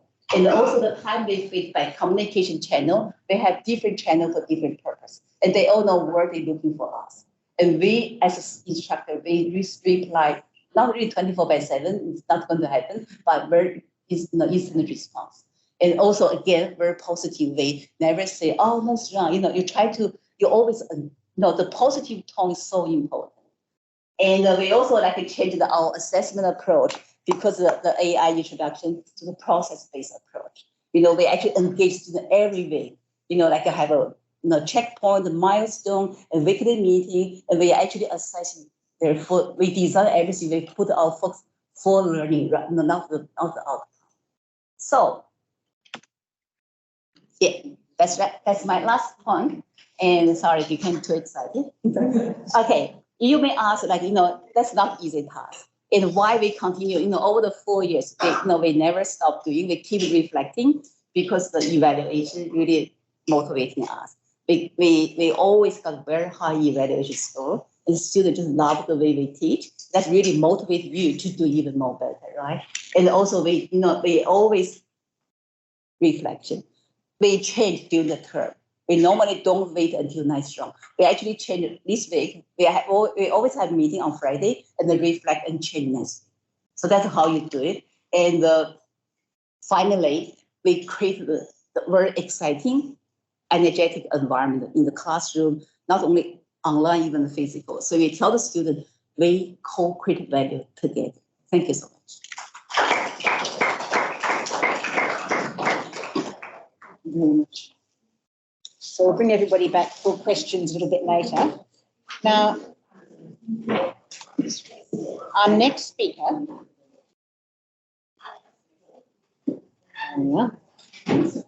is Dr. Paul Hunter. No, sorry, I'm sorry. No, I'm getting it wrong here. Sorry, Dr. Jasper Singh and G. Tremblay. Thank you. Thank you.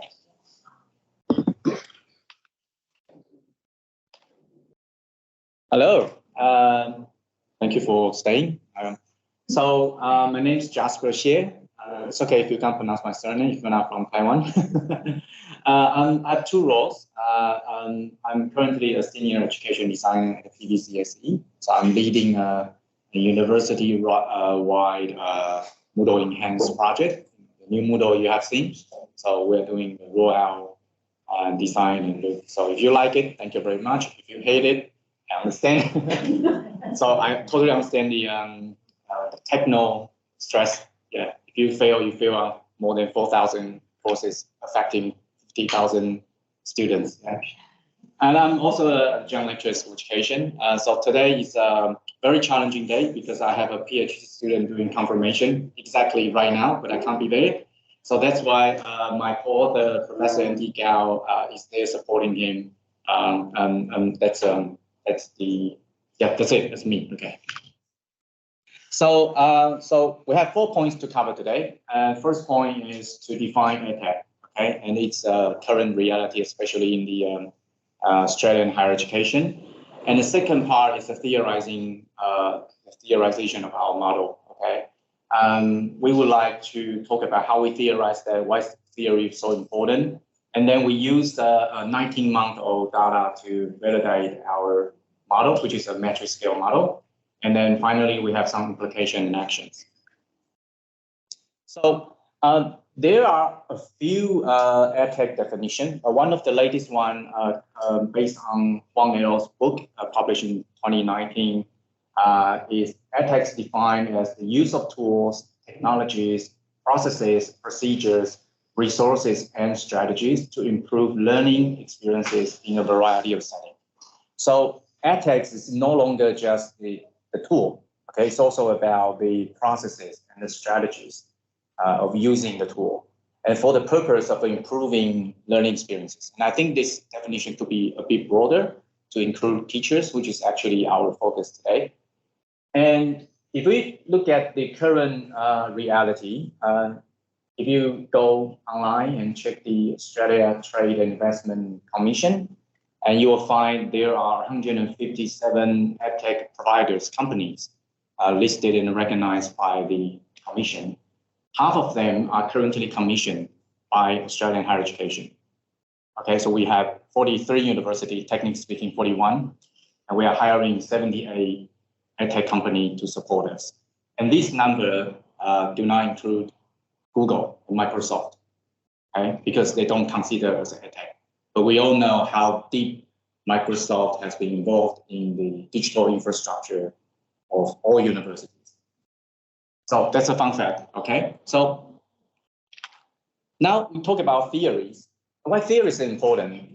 Because now I believe I forgot which dictionary. We just had the word of the year selected this by, I think, Oxford Dictionary or Cambridge. You know what that is? Hallucination, because of the birth of AI and the tsunami of an attack. Okay, so hallucination. Teachers are hallucinated. They don't quite know if this is students' work or this is from the computer or this is from online. And I guess the reason is because there's no theory. If you do some literature review, try to find theory to theorize your teaching, and you find theory from different disciplines, but not directly from EdTech. It is because there's no theory. Okay, so seems like everything goes. People just use the EdTech, people use AI, and we keep saying that we need better regulation, we need better governance around the use of EdTech and AI. But at the same time, we are seeing more and more presentations, demonstration, showing you how to use AI in assessment, how to use EdTech in your teaching. Okay, I'm not saying it's wrong. I'm saying we need to probably pause a little bit and think about the importance of theory. And in education, theories tell us the phenomena, the construct, and more importantly, how they connected with each other. If you understand theory enough, you can understand the pattern, and you will also be able to predict the challenges. So that is why it's important to theorize EdTech. And this is a conceptual work, so it took us 2 years to do a literature review to figure out how we're gonna best conceptualize and visualize this idea. So in theory, if we look at Morgan et al.'s idea that there are 3 levels of theory. We have grand theory, middle range theory, we have specific theory. Okay, let's talk about grand and specific first. Grand theory in EdTech are TPAC. Have you heard of TPAC? Yep. So TPAC actually told us that the role of teachers getting more and more complex nowadays. So teachers need to know their content, teachers need to know how to teach, and now teachers need to know how to use technology. Okay? And yet we are still underpaid. Okay? And then we have a lot of specific theory. I feel a little bit nervous talking about this. We've seen a lot more and more studies showing us, for example, such as HyFlex. Okay, I see a lot of hybrid and flexible teaching, especially during COVID and after COVID. And now, if you want to divide academics, simply asking them, what do they think about hybrid teaching? Okay, so hybrid. Okay, we're seeing a lot of AI nowadays. Okay, so they are all specific theories. So grand theories are something that's abstract and they can be applicable to different fields. Specific theories are something what we call experimental research. Okay? Their findings tend to be applicable to a specific situation to explain a specific phenomenon. Okay? So what we need is actually something we call middle range in education. So middle range is something you sit in between grand and specific theories, something abstract enough to be applicable to different disciplines, but something we also want to narrow it down to be applicable to explain just the use of EdTech. And here I wish to bring your attention to, we call it EdTech adoption, because in most of the cases, teachers do not program technology. I don't think so. In all the cases that I've seen, I believe teachers now EdTech is just like products on the shelf.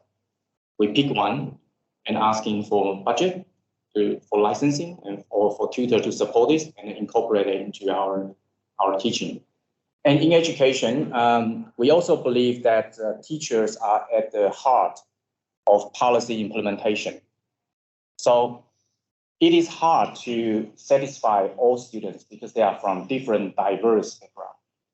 But if we support teachers well, they can have a positive and direct influence, for students' learning experiences. So that's why we focus on these frameworks actually for teachers to use. So a middle range theory for us, for EdTech, is to consider both teaching needs inside the classroom and the contextual factor that affecting how teachers, why teacher and how they adopt the technology. And the reason is because let's not forget, right before COVID-19, the distinguished professor, I think his name is Stuart Cunningham, and he mentioned his article is quite catchy. He say humanizing future. You don't see a humanity professor say that all the time. He asked all the humanity teachers to ponder over the question, what we're gonna do with the technology, instead of asking what technology has done to us. So actually, he encouraged people to use technology.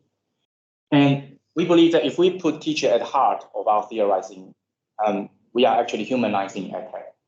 And that's also something that we wish to break the unquestioned relationship between EdTech and quality education. Again, if you read some research published recently, if it's about experimental research, I can probably guess that the finding usually say these improve positive student learning experiences. So if something doesn't actually improve students' positive experiences, it seems like it doesn't get published. Okay, so we wish to break that unquestioned relationship. So it's a little bit critical. Okay, again, I feel nervous talking about this point.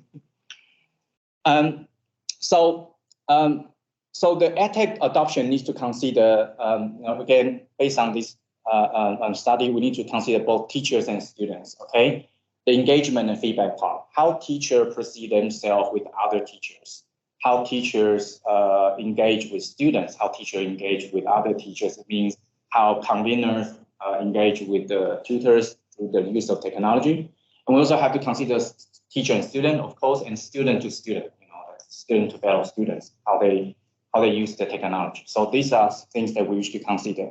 And we also need to consider something a bit more abstract, something about the pedagogical consideration, like the learning outcome of the course, the program learning outcome, and the learning outcome that the school wish to achieve, okay? And some complex learning context, such as the budget, and how many tutors are hired, and what's the infrastructure looks like, okay? So the last point, I think I put this in the wrong slide.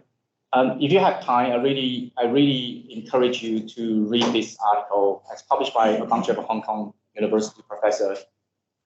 So the title, this is one of the most widely cited meta-analysis on EdTech. The title is "Where is the Theory?" Okay, so you can have a read, very, very critical article. So they encourage us to develop a middle range theory. Hence, we tried, this is what we are trying to do. So this is the model. I'm sorry if you are color confusing. Okay, I'm sorry, but this is the model.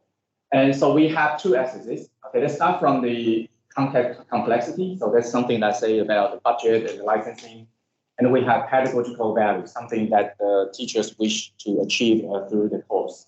So let's start from the central supporting zone, because I'm leading a Moodle Enhanced while. So let me make the new Moodle as example. Okay, so you have seen new Moodle, okay? And Moodle has a good pedagogical value because we use Moodle to engage with students, deliver the content, release marking feedback. Okay, students rely on Moodle before they go to practicals, go to tutorials. So it has a good pedagogical value, but it's complex.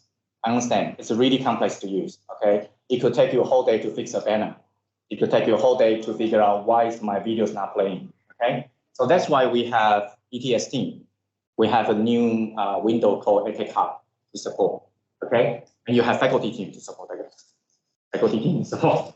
So it's now Moodle enhances in a centrally supported zone, okay? If it's a high contextual complexity, but with a high pedagogical value. But our goal is to move Moodle to a more sustainable zone, to make it easier for people to use. This is why we have a new Moodle design. Try to simplify the look and design. Try to make Moodle have more preset functions, okay? Preset functions, so you don't customize yourself. You don't use CSS that much, sorry. 5 minutes, okay. And then for some courses, I understand that they are integrated learning courses, so they use Moodle to release mark and feedback only. But we acknowledge that Moodle actually alleviates their administrative burdens. So yes, it has a low pedagogical value, but it's easy to use. And finally, for some products, we probably need to consider to discontinue them. For example, if you have a good polling function in Zooms, on Teams, or Echo 360, do you even need a licensing for Slido anymore? Something that we need to consider. Okay, so this is the model. So we use data collected from several science courses. So we did a quantitative data collection and qualitative data collection for 19 months. And we surveyed academics, tutors, students, and they're all from different levels. They have conveners, we have deputy head of school, program directors, and then we have other focus group as well. What we found is that we study using Microsoft OneNote as example. We found OneNote is actually somewhere in there to be redesigned because OneNote is from Microsoft, so easy to use for students. But it doesn't get included in assessment. So that's why it has a low pedagogical value, but it's easy to use for the lab classes. So what we need to do is to incorporate into assessment. But again, our finding found that there's no budget to hire tutors to do that, or there's simply no strategy to incorporate OneNote in assessment.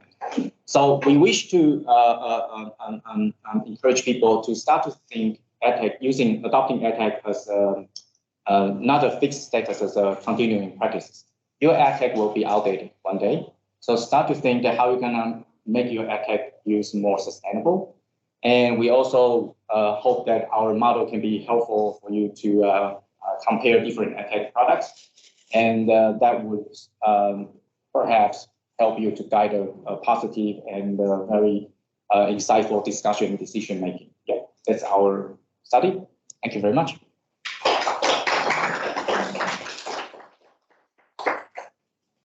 Thank you very much.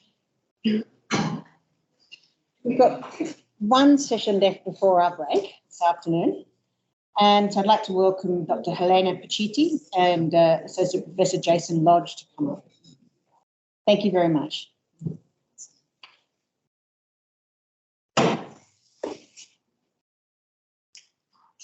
I'll just hold this. Oh, okay. It's just got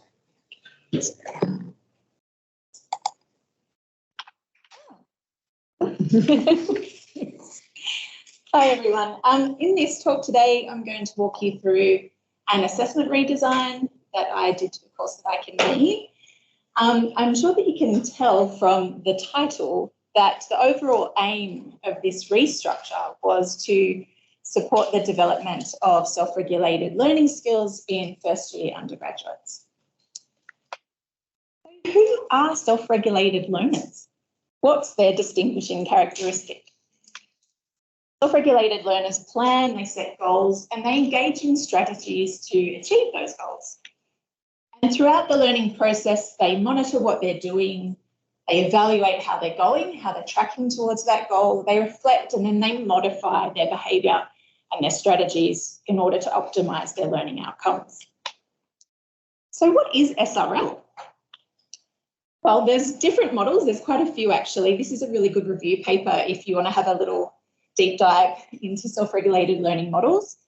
But generally speaking, they talk about learning as a process, so cycles or spirals and phases. And generally speaking, they agree that learning involves 5 factors. So cognitive, metacognitive, behavioural, motivational and emotional factors. They're all involved as people are learning. And the model that I use was sort of the easiest model out of the ones that were reviewed by that paper. This is the one that I used to sort of as the rationale for what I did.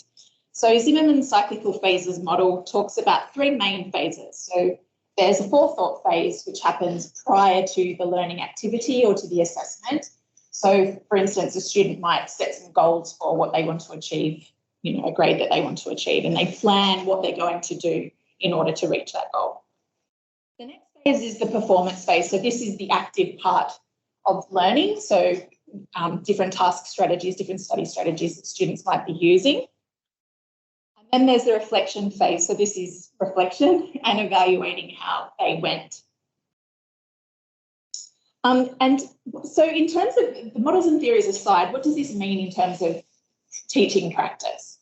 So lots of studies have shown that self-regulated learning is associated with better academic performance, and this happens across a range of educational levels and contexts.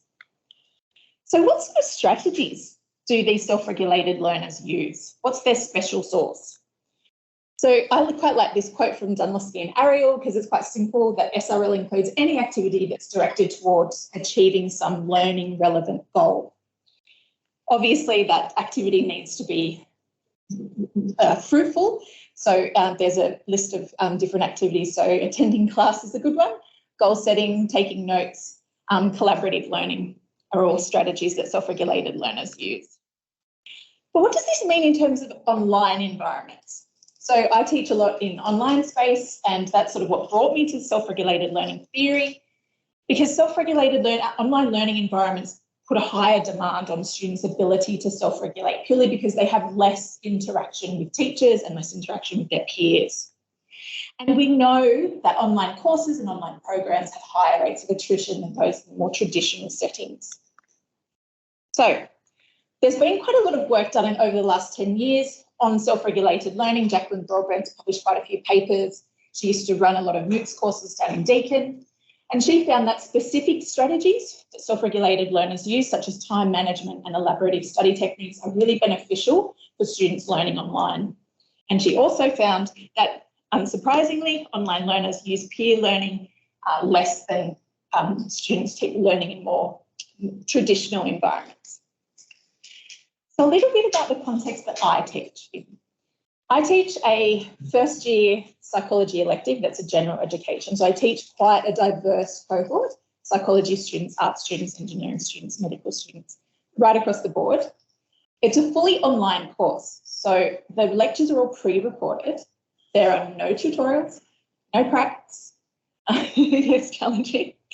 So there's no synchronous engagement for students. They just watch the lectures on a weekly basis. They're released throughout the term, week by week. There's been some problems with the course. I had taught this a while ago, and I returned to teaching it in 2020, which is probably not the most ideal year to return to teaching. But, so the diverse cohort makes the content quite challenging. So the course content covers biopsychosocial factors involved in the development, maintenance, and treatment of drug and alcohol use. Students really enjoy learning the content. They like learning about drugs and alcohol. They don't necessarily enjoy learning about neuroscience. There was quite low engagement on the forums, unless it's a week before the major assignments due. And generally, students weren't really keeping up to date with the weekly content. There were way too many multiple choice questions. So there were weekly quizzes that they did that were multiple choice. And final exam was also multiple choice. So I wanted to reduce the amount of multiple choice questions. And there was also limited peer learning ability, partly because it is online and with no synchronous activity. But it was also quite obvious that students had some unusual or ineffective study strategies, because I was getting feedback like, I keep having to pause the lecture recording so I can write down word for word what you say. I'm like, that's not a very effective study strategy. So I started to think, how can I encourage first-year students to develop and use self-regulated learning strategies when they're studying with me online, and also then take those skills with them throughout their degree? So my idea, based on what I was reading, was to build SRL into the course, make it content specific, and in doing so, hopefully demonstrate to them what quality learning looks like. But how will I get them to do it? It's a DENS, it's not their priority. So my idea was to incentivize, add some sprinkles to the white bread. So what I did was I redistributed 15% of the weighting of the overall course weighting to different activities. So I removed the weekly multiple choice questions. I just made those forms because they do like those, and it's good they can evaluate how they're going. And then I also removed a group forum activity that wasn't really working. It was only worth 5%. It was pretty low stakes, so students weren't using it very effectively or at all. So what I did was I made a new piece of assessment called self-regulated learning activities. There's 5 of those which they complete in online study groups, and they're worth 2% each. They're just marked by participation, so as long as they complete them on time, they get 2%. And then I also broke down the essay a little bit. I added 2 prep tasks So one of them is a time management activity, but it's worth 2.5%, and then also feedback on a draft via the Smart Thinking or now Studiosity platform. And then I kept the final exam. So these are the activities. So there were 5 group activities which they do, and then they share them with their group via the online forum for their study group. The first one is an icebreaker. So this one we all know. This is, hi, I'm Helena. I've got 2 cats and I enjoy going to the beach and I'm studying psychology. But also within the brief for the assessment were some prompts, and the prompts were for them to reflect on in the 5th task. So that was things like, what do you expect to learn in this course? What do you think you might have trouble with in this course? Those sorts of things, set some goals. And then 2, 3, and 4 were more tapping into that performance phase of Zimmerman's model. So it's getting them to produce real-world examples of instrumental learning, which is a big key concept in the course. Produce a mind map of neuroscience concepts, which is always very anxiety-provoking for students, that topic. Then they also pick a topic to do a set of multiple choice questions. They write their own, which is quite a good way of a good strategy for learning, and then a reflection post as well. So these are distributed throughout the term. And then the prep activities, so this was a detailed essay plan. So when the essay question gets released, at the end of that week, they have to submit a plan. So it's thinking about all of the components to an essay, all of the research hours, and allocating hours and dates that they plan to attend to these tasks so that they can submit on time, and then also the draft feedback as well. So this is, as I said, trying to tap into this forethought, performance and reflection part of self-regulated learning, encourage collaborative peer learning, collaboration and dual coding, and also deep learning with spaced repetition throughout the term. So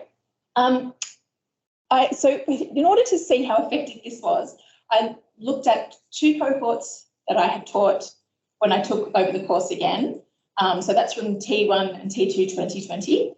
And then so that's the no SRL group. The SRL group is from T3 2020 through to the end of 2022. So I will preface my results with saying that this is pandemic data and this is pre-AI data. I didn't find any overall effect on essay marks. I also didn't find any overall effect on exam marks. So that was, I conducted t-tests on that data. But to the grade distribution and compared the 2 groups side by side, there was obviously that there was a difference there. And when I ran a chi-square analysis on them, I did get a significant effect. So I looked into this more closely and I used the residuals from the chi-square analysis to make adjusted Z-scores. And what I found was that from the credit category, there was a significant difference between the no SRL group and the SRL group. And at the HD category, there was a significant difference there as well. So what we're finding is that students that had the course, that underwent the course with the self-regulated learning activities are more likely to get high distinctions, and students in the no SRL group were more likely to get credit. So there seems to be a rightward shift in the curve from the middle upwards, so from the credits. It doesn't seem to be having an effect at the P's and M's. The exam grade distribution I didn't get a main effect there, but so I shouldn't speculate too much, but if you look at the bars there, I'm seeing a similar pattern from the P's upwards. There could be and more of them are getting HDs. I don't want to speculate too much, but I think potentially what's going on here is the students might be being strategic. And if they're being strategic because they know based on what they've submitted already, that these are gens and electives, so remember that, they're in the exam period, they've got other exams, probably more important ones going on. So they might be going, okay, I've got enough to pass well or get a credit, and that's all I need. And if they're being strategic in that way, that's fine. That's self-regulation in and of itself.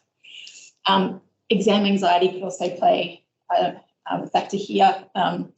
It was also pandemic, so I was tweaking the parameters of the exam a little bit, like the timing, so it's a little bit noisier. It's been really good for my experience. So this is, again, the dark grey bars are the pre-SRL or the no SRL students, and the SRL group are those that had the new structure. And 86% of students agreed or strongly agreed that the assessment tasks were relevant to the course content. And you can see that the My Experience score for this dimension has increased as well.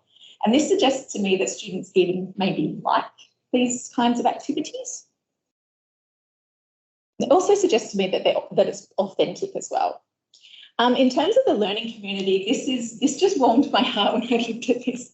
Like, to increase it from 3.8 to 5 was a huge deal for me, because it's really hard to create community in a completely online course.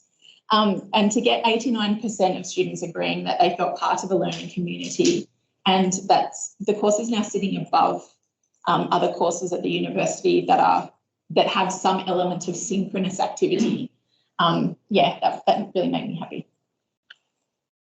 The ends drop down onto the other line, sorry. So for course satisfaction, there's been an improvement as well. So the scores increased from 4.7 to 5. So overall, the students are just getting a better experience under the new structure. And this was probably my favourite bit of feedback from My Experience, that 93% agreed or strongly agreed that the course encouraged me to be self-directed in my learning. And some more student feedback. Having lots of little assignments like the SRL activities really helped me maintain consistent course engagement. I felt part of a learning community with the SRL tasks. Best elements were the structure of assessments. Best elements were the SRL activities. And the SRL was a helpful exercise to maintain regular engagement and build an online learning community. So what are the conclusions and implications? So there has been a statistically significant increase in the number of HD grades on the essay. So the grade distribution has shifted from the credit upwards. So it seems to be helping motivated, engaged students do better. It's not helping the P's and F's though, but I think probably there is more going on there, that the SRL stuff just isn't reaching them. They're either not engaged or they've got other things going on. It's definitely helped to increase engagement. The online learning community is much better, and there's a better student experience overall. So embedding SRL into the course design and making it content relevant is helping students achieve better learning outcomes in this situation. Where am I going to go with it? I'm currently digging deeper into the data that I have, because I want to do some modelling to look at which of the activities are having the biggest impact. So look at the group versus individual, and then also specific activities. I do want to look at attrition rates, but I think it's probably quite ambitious, because the course has like regular pieces of assessment due, and so I think that might be a little bit of a turn off to students, and so that might counter. They might just drop out and say, "Oh, it's too much. I can't just like do everything at the end." But I think if SRL is helping them maintain studying and not drop out, I think probably what I'll see, like you will see that further down the line rather than in this course. So yeah, I did start looking at this data, but it's quite messy because students unenroll and by accident, by misclicking, and so then they re-enroll again. So it's really difficult to track that like across so many terms. So if anyone has any tips on how I can get that data, that would be really helpful. I'm also going to be refining the activities as well, and I am looking at a larger redesign of the assessment in order to deal with AI. So, in 2024, next year, when I convene the course, I'm going to, rather than use retrospective data, I'd like to do like a pre versus post design where I give the students an SRL, what's called the SRLO. So that's a validated measure of self-regulated learning, and I want to give that to them at the start of the term and then again at the end and maybe in the middle. And in the middle, I also want to do some structured interviews. Some colleagues of mine at UQ have got some interviews that they use to kind of probe what students are doing at various points throughout the term. So that would be good to use as well. And beyond that, it would be really good to get this sort of activity into one of our core courses so that we can compare whether students are being strategic or not. I think that would be a good comparison, and also potentially use self-regulated learning as an intervention for students that are struggling. Some acknowledgements. I just want to thank the EF team for the visiting teaching fellowship last year, amongst a few other things. It gave me a couple of weeks with Jason, which was really helpful. Jamie Drakehup, who convenes the course over summer, and course design guru Alex Bannigan. And thanks to my lab colleagues at UQ at the Learning, Instruction and Tech Lab. If you want to do the SRLO, you can use that QR code to access it. It's fun. I've done it. It's really good. It gives you feedback and stuff as well for things you might want to improve on. Yeah, but it's freely available at srl-0o.com. Thank you.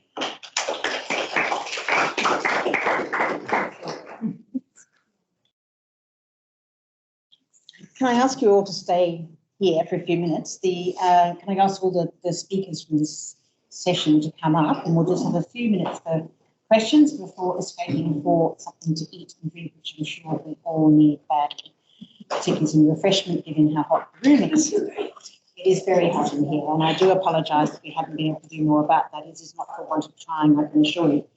So are there any questions to start with?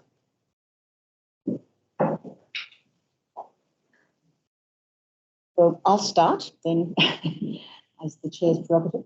Can I ask you, Helena, is it Helena or Helena? Helena. Helena, thank you. I mean, there's lots of reasons why students do well or not so well in courses, and clearly I love what you've done. In terms of picking up or perhaps combining some of those things and identifying those students who are the Fs and the Ps and who are still struggling and not taking on board perhaps as much as they should the principles that you're trying to teach them. What else could you do to kind of pick up those students? Yeah, so there's and work out what's going on with them. Yeah, the course outline alert.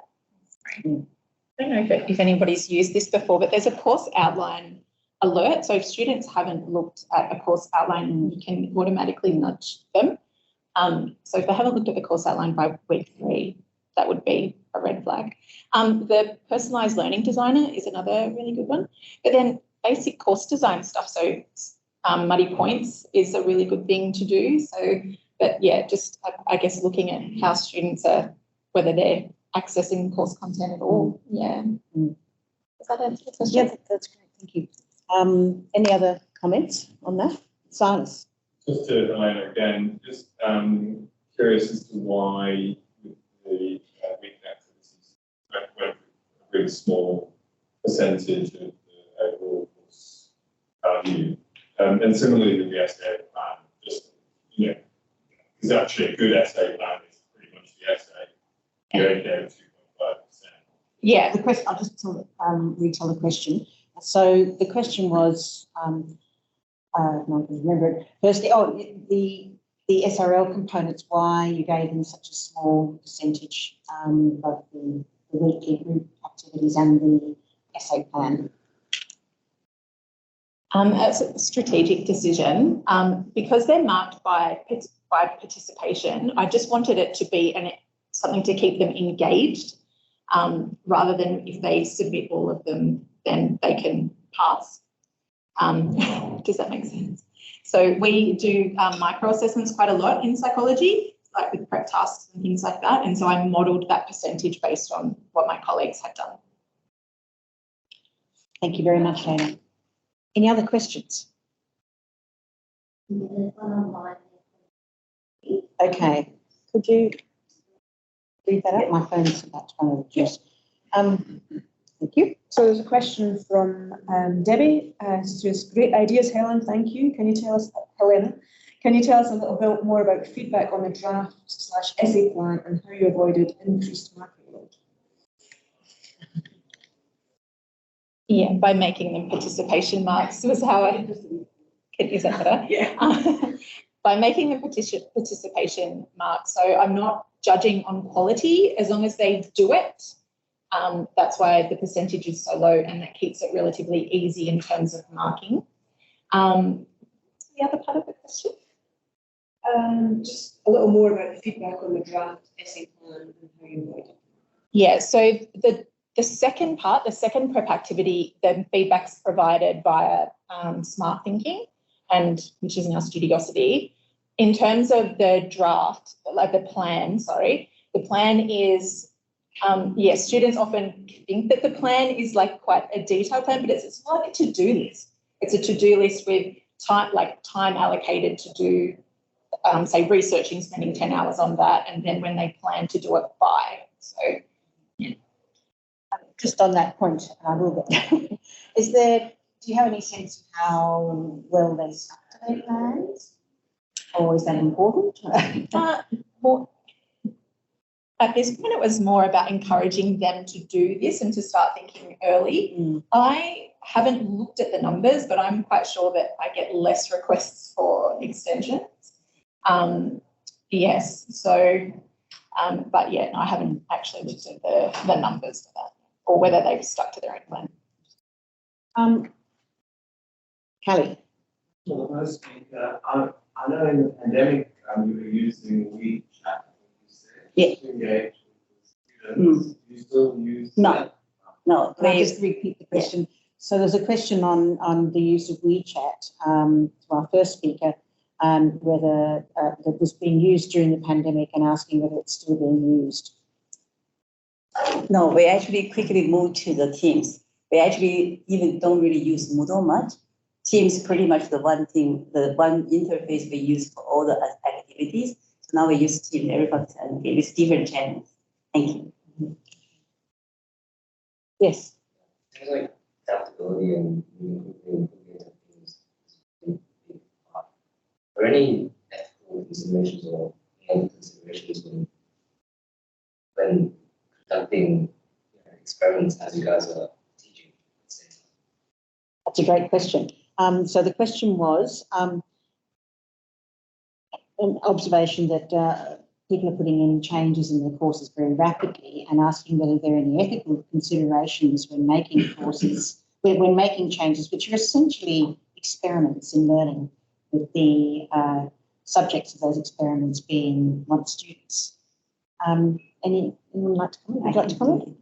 It's actually a very difficult task for us because of carbon method, we're actually collecting. So when we have those kind of activities required from our research, we actually only put one person as the, say like in Carmen, I put the Carmen as the principal, the chair investigator for the project.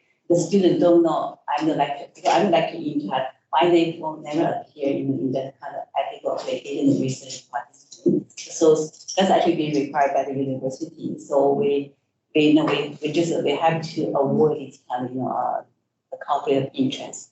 We do, and we actually also because the way we use, we actually share the knowledge with other courses. So we actually also use other schools, other courses participants to get some information to confirm our findings. And I presume you're not asking students for consent to participate in this? Yes. You are asking? Yeah. Yes. Yeah. Okay. Thank you. All right, Kelly again. What about analysis that you also get consent from the students? Because mine's retrospective data, I have ethics for a waiver for informed consent because it's not really realistic for me to contact them because they may have graduated already. But for the within subjects design that I want to do next year, I am currently writing my ethics amendment for that because I will need that. That'll be within the terms. I have ethics support. Okay. All right. Thank you. Any other questions? Maybe just a comment in response to the previous question, which is what's the alternative? Because, for example, in the pandemic, if we didn't adapt our teaching practice, students wouldn't have been taught full stop. And so, I think innovation in teaching approaches is a good thing, should be encouraged, and then actually trying things, and maybe finding out that they didn't go as well as hoped is okay.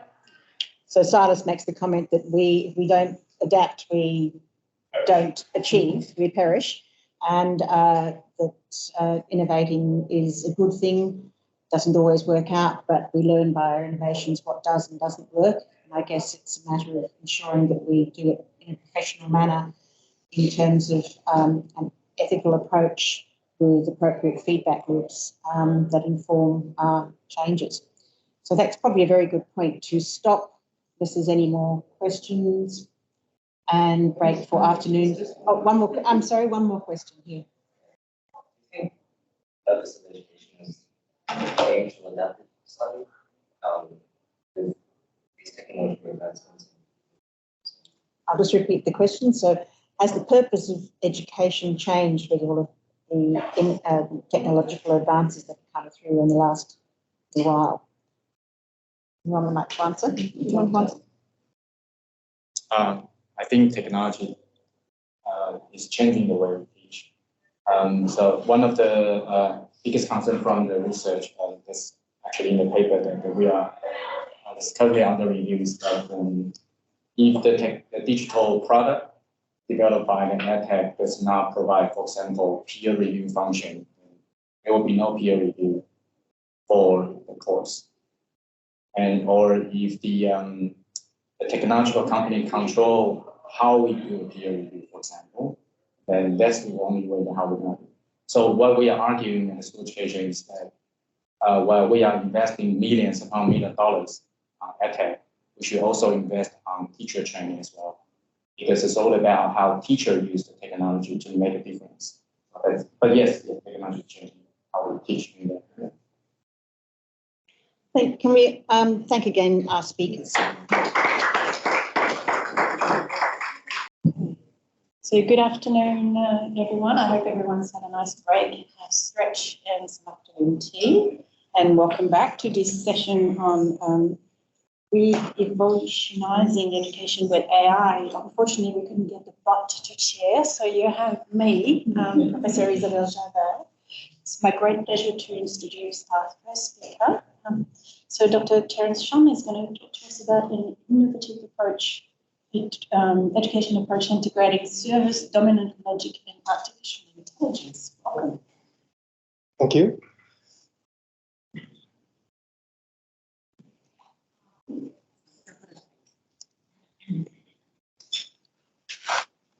Hello, everyone. Good afternoon. Thank you for joining this presentation. So this is actually a project that I have just started working recently with my deputy head of school, Associate Professor Ting Yu. So we are both from the School of Marketing at the UNESCO Business School faculty. So before we go through all the details of this project, so let me share with you my own personal story. So I'm actually a new staff. So I just started my position as an education-focused lecturer in the School of Marketing at the UNESCO Business School this year. So previously, I completed my PhD in marketing at the same school. Okay, so I finished my PhD last year. I graduated. So this is actually my first year as a full-time fixed-term academic staff. And as an education-focused lecturer, so I have to attend, I have many opportunities to attend many seminars, workshops to improve my teaching. I feel like I'm swimming in the ocean of pedagogies. So before I became a lecturer this year, so I was in the international student, so coming from a Southeast Asian country. So I'm very used to traditional lecture. So basically the educator, the teacher is standing at the front of the classroom and giving lecture, and the students is like the receiver of all the knowledge and good thing from the lecturer. And then when I come to Australia, in UNSW, so I learned about this concept of flipped classrooms. So I heard from one of my colleagues, I'm not sure whether it's true, it was 15 years ago when UNSW first trialing flipped classroom. And in fact, at the business school building, so at the ground floor of business school building, we have all these rooms. They are called flipped classroom. They are built with all these TV ports, all these screens and technology that actually enable flipped classroom. Of course, the flipped classroom is not just the classroom. It is pedagogy, is more than that. Okay. I've also learned about this blended learning, the mix of asynchronous and synchronous teaching within one course. Hybrid teaching mode. Okay, so we have face-to-face and online students within the same classroom, like these sessions. Universal design learning. Okay, so one of my colleagues from the school, Veronica Tian, she's championing the universal design learning. So we provide more options, for example, in assessments, multiple representations, for example, to cater to different needs and demands from the students. More integrated learning. So I have involved in some of these. I developed a capstone course. So I work with real organizations. We use their real data and they provide us a real problem for our students to solve, to analyze, and then they present to the real organizations. Inquiry-based learning, adaptive learning, students as partners, and then we have this AI technology in learning. So there are so many good stuff out there. Isn't that good? Isn't that wonderful? I think it is wonderful until it isn't. I feel like I'm getting overwhelmed. I'm getting drowned in this so many pedagogies, so many teaching models, teaching approaches out there. I'm not sure where to start. Which one should I focus on? And I feel like I'm doing a bit of everything, consciously or unconsciously. But then I feel like I have not actually done anything properly. Okay, I have not understood the key principles, guidelines behind each of these principles and model. So then that's why I asked myself these very fundamental questions. Sorry, before that. So based on the experience that I was trying to share with you, so we started this project with my colleague, Ting. So she's actually joining us online from the teams. And we are trying to solve this problem because I myself experienced it as a junior staff. And I believe maybe some other junior staff will also experience the same problem, which is the lack of guidance for junior staff in education delivery. So we are overwhelmed with all these teaching methods and models. Okay, so some of them could be very opposite. Okay, like teaching center approach and student center approach are totally opposite. Okay, on the spectrum. So which one is good? Which one should I use it for and for when? So then I asked myself these fundamental questions. What is teaching? I was actually thinking to ask myself another more even fundamental question. What does teaching means to you? But that's too philosophical. So we are not from the school of philosophy, so we are from the school of marketing. So we are very pragmatic. So then when I ask what is teaching, I'm trying to understand what are the fundamental issues surrounding teaching. And because I have been a lecturer in charge for this course, this subject called services marketing. So then to me, it's quite natural that I apply what I have learned in my disciplinary area to this project. So I'm teaching services marketing. The way I see teaching is a form of service. And I wanted to introduce you to this service dominant logic theory. So just to provide you a bit of background about this theory. So previously, like maybe 40 or 50 years ago, when people talk about marketing, they actually include both the marketing for the service and marketing for the manufactured good, or what we call product. So they don't distinguish it because they feel that marketing for service, like for example, an insurance service or a mobile service or whatever service, is the same as marketing for an iPad or iPhone. So they don't distinguish it. But then later on, we have this group of researchers. They call for more attention to marketing for services because services are fundamentally different from manufactured goods products. And it has some fundamental characteristics that distinguish services from goods, okay, from products. So these are the key ideas from this theory. So both the service provider and customers are co-creator of value, and value is co-created through interactions. Okay? And value lies in the exchange during the service interactions. So this is what we are doing in teaching. I'm trying to understand teaching as a service, okay, through the lens of service dominant logic, so that it can help me to uncover some key challenges based on the fundamental characteristics of services. Okay, so there's a lot of words, that's very wordy, but then basically I'm trying to justify why I choose this particular theory and why this theory is actually relevant for me in this particular problem that I'm trying to solve here. And applying that theory, service dominant logic. So these are the key characteristics of a teaching service. So I will go through them one by one. Okay, so first one is intangibility of teaching. The second is inseparability of teaching and learning. The third one is variability in teaching quality. The last one is perishability of live interactive teaching. So let's start with one by one. The first one here is the intangibility of teaching. So this is actually a fundamental nature of service.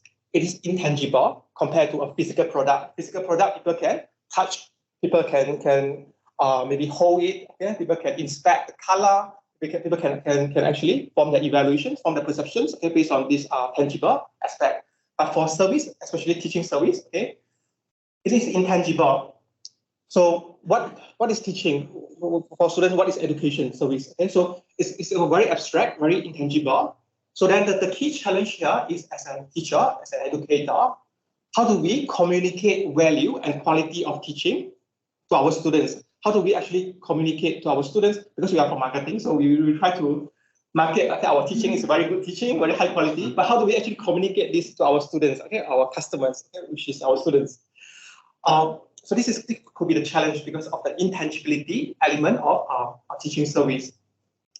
So we have proposed some solutions, tangibilize the intangible offerings. Okay, for example, we can use blended learning, which is we include some elements of synchronous and asynchronous learning. For example, maybe we create some short form content, create some video clips, we could create some discussion questions, or maybe some recommended readings or discussion questions prior to they come to the actual classroom. So that, of course, our videos and content, they have to be high quality. Okay, so at least it communicates some sort of value. Okay, so that's what we care in marketing. So communicate value.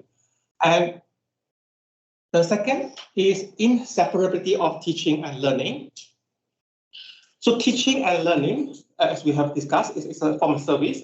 So it is co-create, it is co-produced, okay, at the same time by the service provider, in this case teacher, and the customer, in this case students. So the teaching and the learning happening simultaneously at the same time. So this is the key characteristic of our service.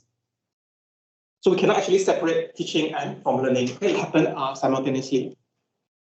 So then how do we make sure there is this effective co-creation of offerings among staff and students simultaneously? So if you take this lens of service dominant logic, so students, they should be involved, okay, in the co-creation of the value. So then we shouldn't say that teacher is the one that actually give all the value to the students. It's actually teachers and the students, they are co-creating the value together. So that's why some of the solutions would be, for example, we enable students as partners. For example, maybe we gather some requirements, okay, some suggestions, some feedback from the students, and then we use it to improve our teaching. Okay, so maybe we could conduct, for example, mid-term survey, okay, or maybe on different levels. So that's at the course level, or maybe at the higher level, maybe we can involve students as part of the course revision, course redevelopment, or maybe at the faculty level or at the university level, we can have the students as part of the board member. So then their opinion, their ideas are also valued as an equal member. Okay, adaptive learning, basically we make changes to our learning based on what we observe from the students. For example, if I'm going too fast and then the students, they are not able to follow, maybe I go a bit slower, or maybe I have too much content on my slides, then maybe I need to cut down some of the content to make it more easily digestible. The next challenge, okay, the next characteristic, variability in teaching quality.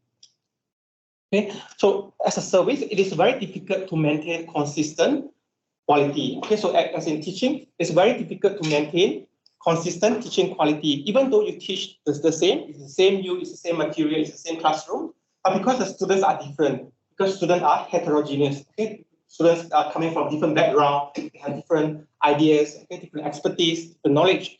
So then it is quite difficult, okay, to maintain consistent quality for diverse students, and also to make sure that our teaching and learning are equitable. So the solution here is to maybe use universal design learning, okay, use multiple forms of representations, or maybe, for example, we provide options for assessment. We let the students choose whether they want to do a final essay for the final assessment or maybe a final presentation, okay, so that they have the option. Hybrid teaching, okay, like what we are doing here. So some students, they may not be able to join the class because they have COVID. I had COVID 1 month ago, so COVID is still here. Okay, so it's not that COVID is already beyond us. So we still have students actually submitting social consideration because they have COVID. Okay, but I had COVID myself 1 month ago. And of course, we can also use AI to help us to create the content, different forms of content, okay, the image, the text, and other forms of video as well. The last characteristic is the perishability of live interactive teaching. So perishability here means that it will expire. For example, we say that service is co-produced between the teacher and the students, right? So we cannot actually reserve it for the students who did not actually attend the live session. So it will perish. So for some students, they did not manage to attend the live tutorial sessions, the live teaching sessions. Then what do we do? So that's the challenge. Okay, so of course we want to motivate all our students to attend the live sessions. Okay, so that we have all these interactions and all creation of value. But then we also need to think about how to assist students who miss the live sessions. Okay, because when they miss the live session, the opportunity is lost, okay, for them to actually have live engagement with the teacher, with their the classmates. Okay, so then what should we do? So maybe some suggested solution here is to schedule catch-up sessions with the students, or we can have some drop-in sessions. Okay, students, they can just come, okay, if they miss the live session, again, they can ask questions. Or one-to-one consultations, okay, more tailored, personalized meeting with the students. Okay, or we can use AI for some session summaries.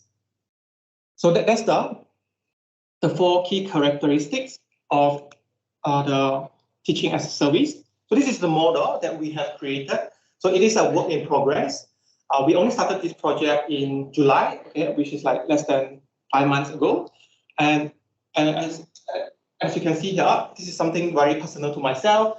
It may not be applicable to very experienced teacher, but then the main contribution, I think, is for this model is to actually provide some guidance for new staff on choosing the suitable pedagogy, okay, depending on certain challenge that they want to address, okay, or maybe combinations of pedagogy. So you don't have to be exclusive. It doesn't mean that you have to choose one and then you forget about others. You can actually choose multiple depending on the key challenges that you are trying to address. Okay, so that's what we are trying to achieve, and it is a very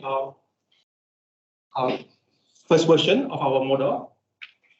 We call it SLIDE. It is service dominant logic and artificial intelligence. Of course, at this stage, there's not much artificial intelligence yet. Okay, so I'm sorry if you're attending this session because you are looking for the generative AI part. So there's not much generative AI in my presentations. Okay, so I think that's the end of my presentations. I welcome you to provide your feedback using this QR code. I will also stay for the Q&A towards the end of the sessions. Okay, thank you very much for your time.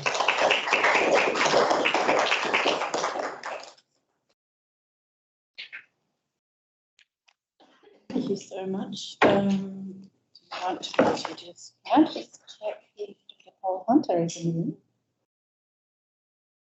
the room. So we might move on to our third speaker. Our next talk will be generative AI in actuarial education. Dr. Ramirez. Thank you. And we'll have time for lots of time for question after.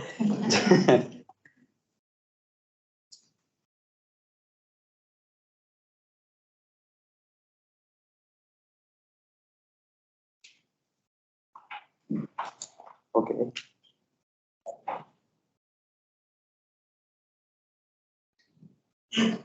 Okay. So thanks for attending the presentations. The idea of what I want to do today is talk to you about the process that we have followed in our school in terms of how we have adapted and are adapted to AI and generative AI in our education process. Right? So this is work that I've done with a couple of my colleagues. So I'm Andres. I'm a senior lecturer in the School of Risk and Actual Studies, and I'm a combined track academic, but in our school, we work very closely with our education-focused academics. And for this particular project, I'm working with Eloise Lavija, who used to be an education-focused academic, but now works with us on a casual basis that has a lot of knowledge about our courses, and with Kevin, which is our star education-focused colleague, which you may have known from before. So the idea is I'm going to start recapping a bit what actual studies is, because I know we have a mixed audience, and that's important to understand how we have adapted, and then how we have adapted our education approach, and in particular, what are the principles that we have taken into account to adapt to this new world with AI and generative AI. And then also how we go about our implementation and what are the next steps.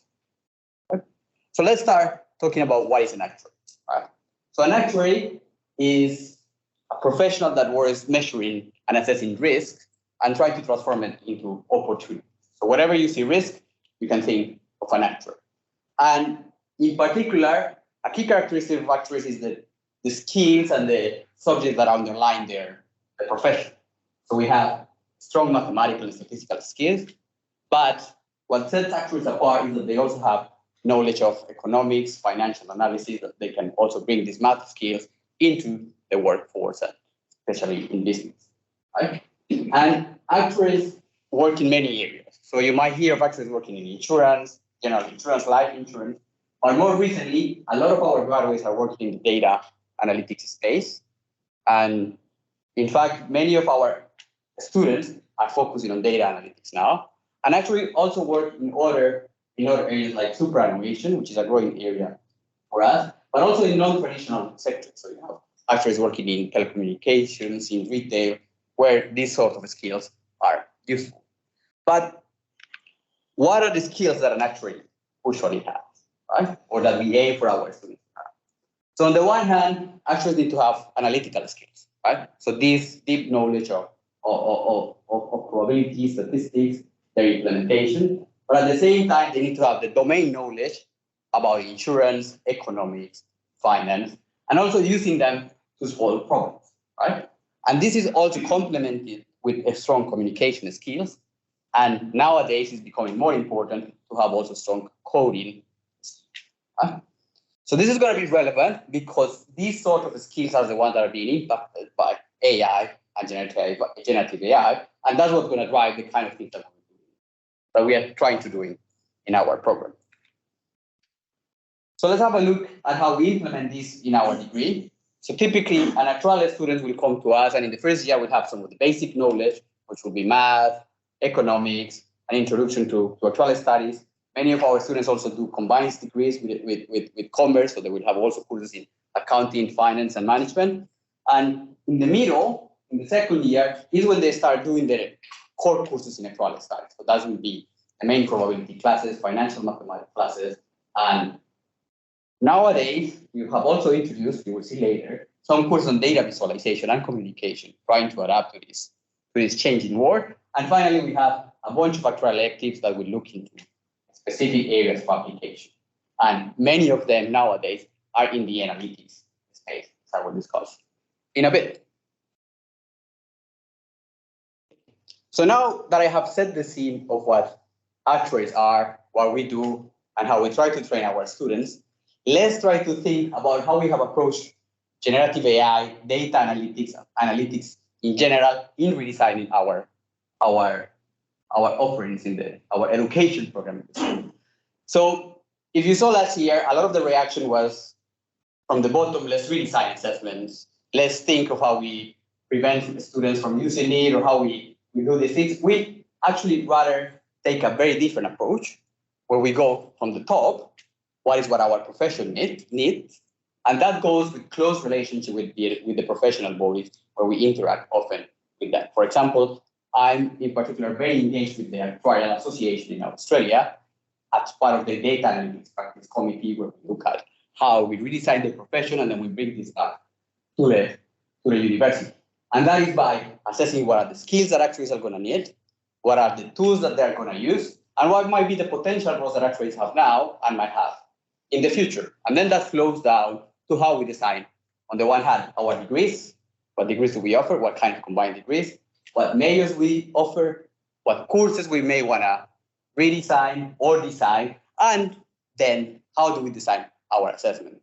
So key thing is we start from the top and go down rather than having a very reactive approach or just try to redesign our assessment. So let's try to examine each of these things.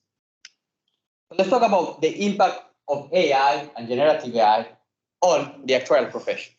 So there are a couple of papers that I really like, which are by Felton et al., some colleagues in the U.S., some business school colleagues in the US, where they have looked in 2021. They look what is the impact of AI.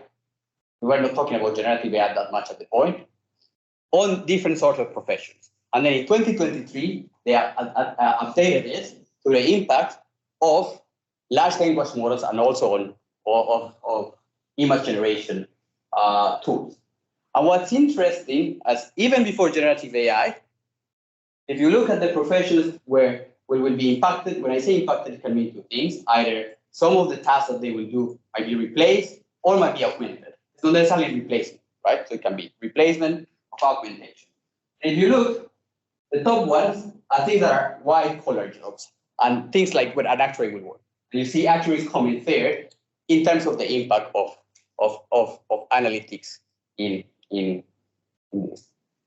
Now, when we move to the impact of language models, which is the very specific one about generating language, then actuaries come at the bottom is like 120 on that impact, but there was already a lot of impact just from the other changes, right?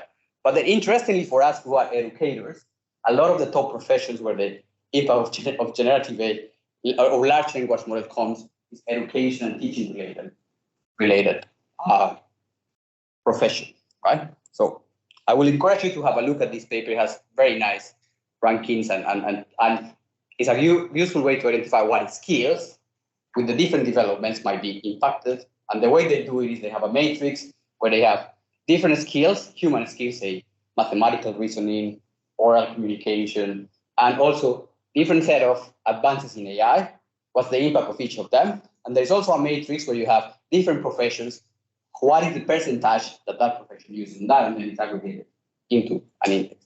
Interestingly, you see telemarketers in the main one. And that's a good example of saying when you say adaptation or replacement. It might be that a telemarketer might not be replaced, but may have a bot that is telling, oh, you should talk about this and do it. Or it might be that it's replaced and this job is not done by a human anymore, right? So we look at the professions, right? So actuaries have a lot of skill in this game of adapting to the new world with AI. So let's go into the specific tasks that in discussions with the profession, we have identified where actuaries can be affected by the use of AI or might be augmented or replaced. So the first one, it can serve as a research enhancement tool. So a lot of the things that actuaries might need to do might be reading legal documents. So this can be perhaps done quicker or getting knowledge about new domains. This might be easier with the developments in large language models. It might also be that this leads to a data analysis revolution where a lot of the things that actuaries do, which is analyzing data, might be assisted by the technology. For example, by having language interaction with software that is going to give you very easy analysis of the data. It could also be that it leads to more efficient coding.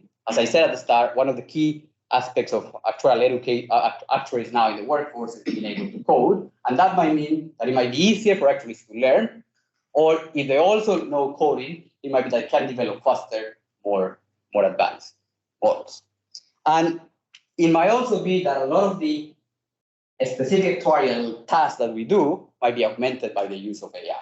A clear example is now it's usually very hard to get like text description of a claim. Like you have a report like the accident happened in this place, this is what happened. Now with these tools, you can fit this data easily in downstream to the rest of the models. And more generally, actuaries might be involved in the use of AI-enabled applications, say in chatbots for the day-to-day running and other things like that. Okay. So now, having set the scene, what do we see as the future role of actuaries, which is quite important and informative for us redesigning what we do. So the first thing to know is that automation in the actual space is not something new. It's not something that just happened this year, but it's an ongoing trend. So it's an adaptation that has happened and that keeps happening. So, but now in terms of new roles or places where actuaries might be involved, we can identify several ones. One is in terms of ideating new AI applications that might be used for other things. So actuaries have the skill of understanding some of the background technology and also how it might be used, so they might play an important role there. Also, actually take a role in solution oversight. So one, a solution is deployed. So how do we make sure that this is actually doing what it should be? It should be doing, especially in high stakes situations where you might say someone might not get a loan because of this, and this is an important thing. One that is quite emphasized is the ethical governance of algorithms. So actuarial science, being a profession, is characterized by having a very strict code of conduct, and in the training, it comes with a lot of this education on ethics and responsible deployment of solutions. So here is where things like taking care of algorithmic bias, what type of data we're putting into the solutions, and what kind of data is coming out, becoming more important. And finally, actuaries can serve as a communication bridge between the technical part of the company and the non-technical part of the company, given that they have a bit of a mix of set of skills. So with that, what have we done? So the first thing is that early on in 2020, we identified like data analytics is going to be a very important thing for our graduates. And it's also in the demand from our potential students.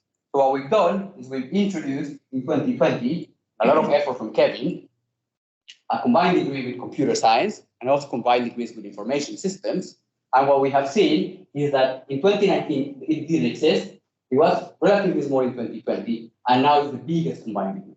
Pretty much half of 40% of our students do combined degree actuarial science and computer science.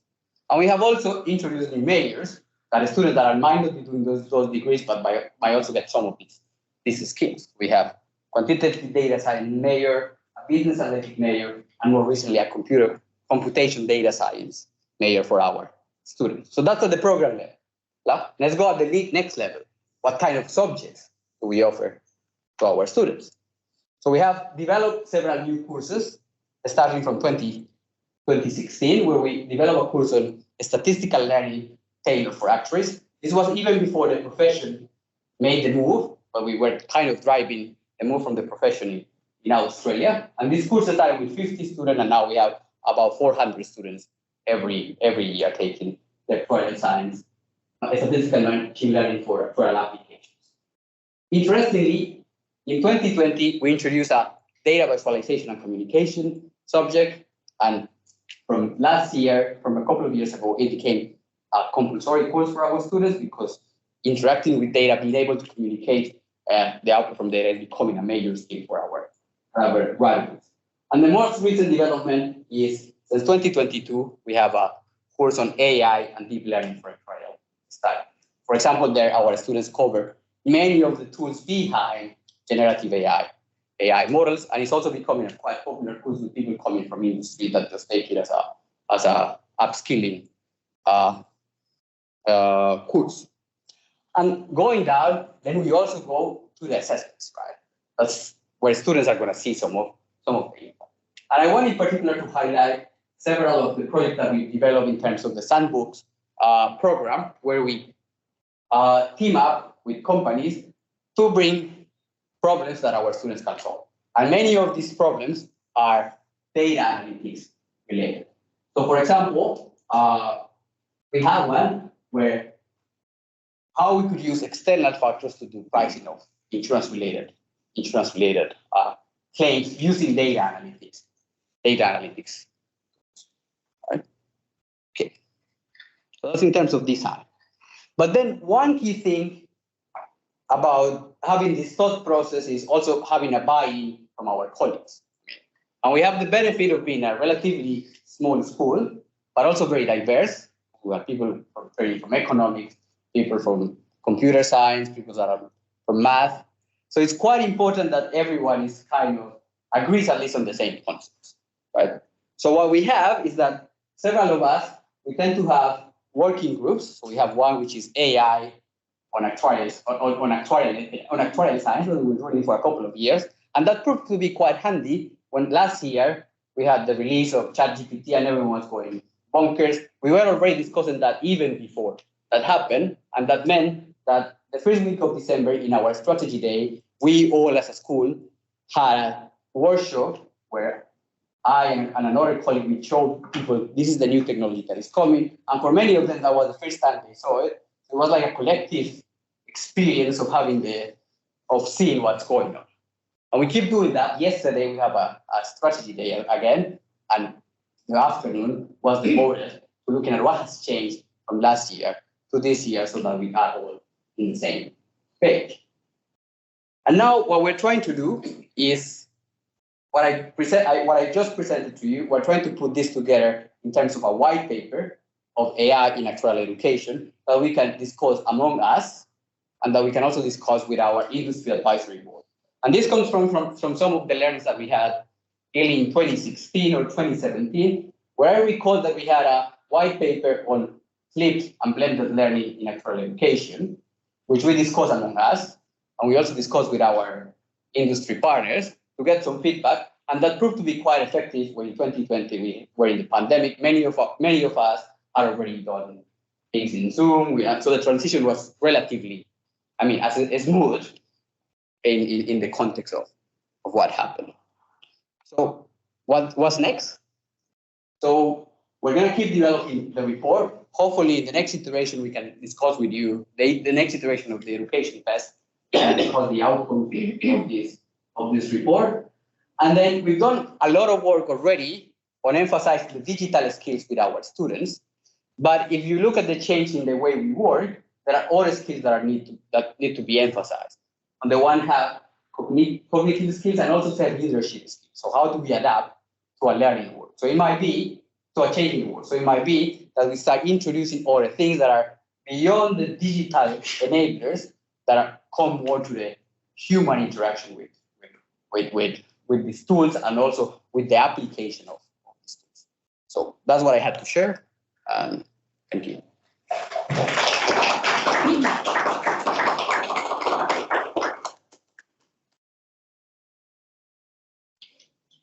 Wonderful, thank you. So we might get two speakers to come to the front, and open up for questions. Lots of time, so hopefully we've got lots of questions. Yeah. So I just wonder, by removing, I don't know whether we're removing those basic actual skills that will be automated all at once. What can your students' ability Do you want to repeat the question first, please? So if I understand the question, if I rephrase the question, you're saying like, you are talking about removing the basic skills, whether we should do that or not. And that's actually a very good question. And in my view, I see like we have three types of level of skills, like the very basic skills, which would be like your basic math knowledge, your basic economic knowledge. So you have your intermediate skills, which might be you are able to code that in a program. And then the higher level skills where you are able to interpret the outputs, right? In my view, what's going to become more important is having very strong base knowledge. AI is going to make us go quickly to the middle so that we can get to the high level quicker. But to be able to do this high level, we still believe that you need to have this basic knowledge. So this is not hindering the other things, but it's complementing the things that we already have. And that's going to flow into assessments and what courses we keep, what type of activities we do in class. Because I see now we see that a lot of people may be able to use it because they already have the basic knowledge, but the next generation might not have the time to go to the basic knowledge. So we need to ensure that they still go to that process. Yeah. So just to continue on the question, you're suggesting that the basic knowledge, mathematics and statistics should be kept and should be taught at the basic level, in addition to this high level of, so in other words, understanding the tools, how they work, as well as Exactly. That's what I. Yeah. So the question is whether we're suggesting to keep the low level, say basic level skills like understanding math, probability, in addition to also having the high level ones. That's exactly what the way where we're probably going. So we'll likely keep our hard math exams for our students, maybe go quicker to the part where we ask them to implement things in R, because they can do it with the AI, but then emphasize more how do you go about interpreting this output. And perhaps another thing is like we used to emphasize a lot of written communication, right? Maybe at this time we can spend less time developing that because that's where the AI can be very good. But reading what is produced and interpreting what is produced might become more important. There's a shift in what kind of abilities we might need to emphasize.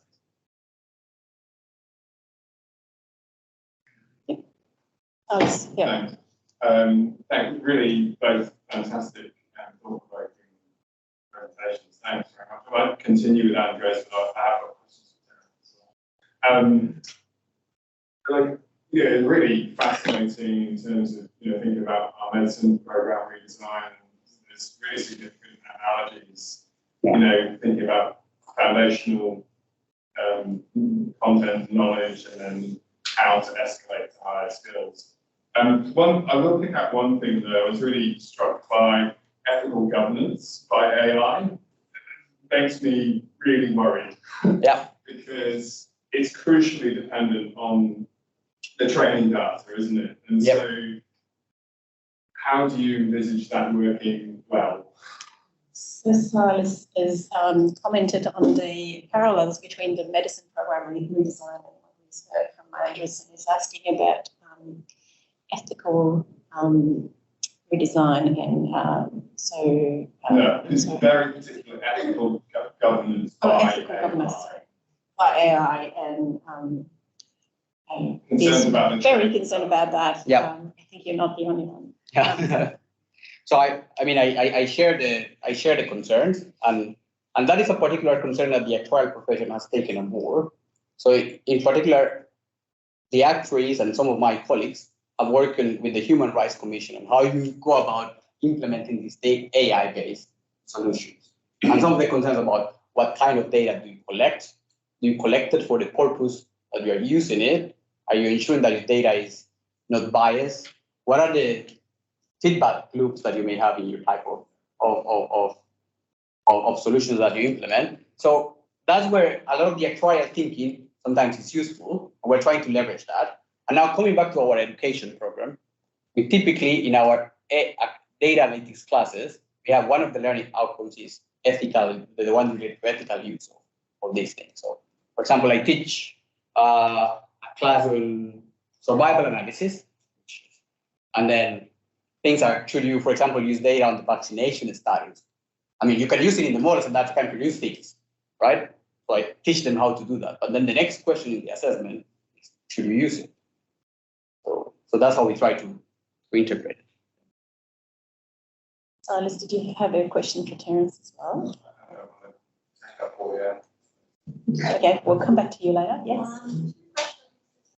So the first one being, have you seen the translation of positive outcomes in students by using this teaching as a service framework? And the second question is, a lot of it in service design is quite user-centric.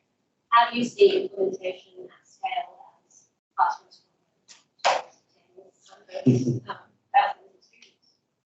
You want to repeat? Sure.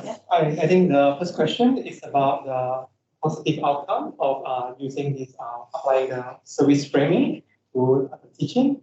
So to be honest, because even though I started as an education focused lecturer this year, I have been teaching casually when I was a PhD student. So, and I have been taking not just a tutor role, but also the course convener and also lecturer in charge role. And I guess my teaching is not too bad. That's why they hire me. So to be honest, this is what I have been doing. So I don't see the drastic shift in improvement in anything, to be honest, because this is what I have been doing, and I've consistently received good teaching evaluations in terms of the percentage and also the mean satisfaction. So I cannot actually answer this because I don't have a pre-applications, pre and post comparison. Okay, and the second question here is about the scalability, right? So I think this one here.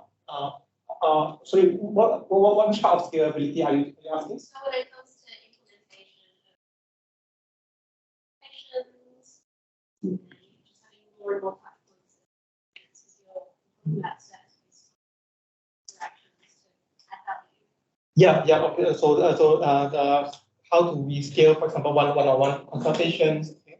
I think that's a valid question. That's one-on-one consultation. Of course, we need to have the teacher or the tutor to be there. One suggestion could be we have the drop-in session. So basically, just one lecturer, one tutor during that 1 hour. But then there could be multiple students joining the drop-in sessions. I think this will resolve the issue with having many one-on-one sessions. Of course, one-on-one is taking a lot of time. And also, maybe we can use some AI to summarize some of the key points discussed during the drop-in sessions, and then we can share this with the whole class. So then the whole class, even though some of them may not be attending drop-in sessions, they know what are the questions asked and what are the answers you have provided during the drop-in sessions. This could be some way to scale.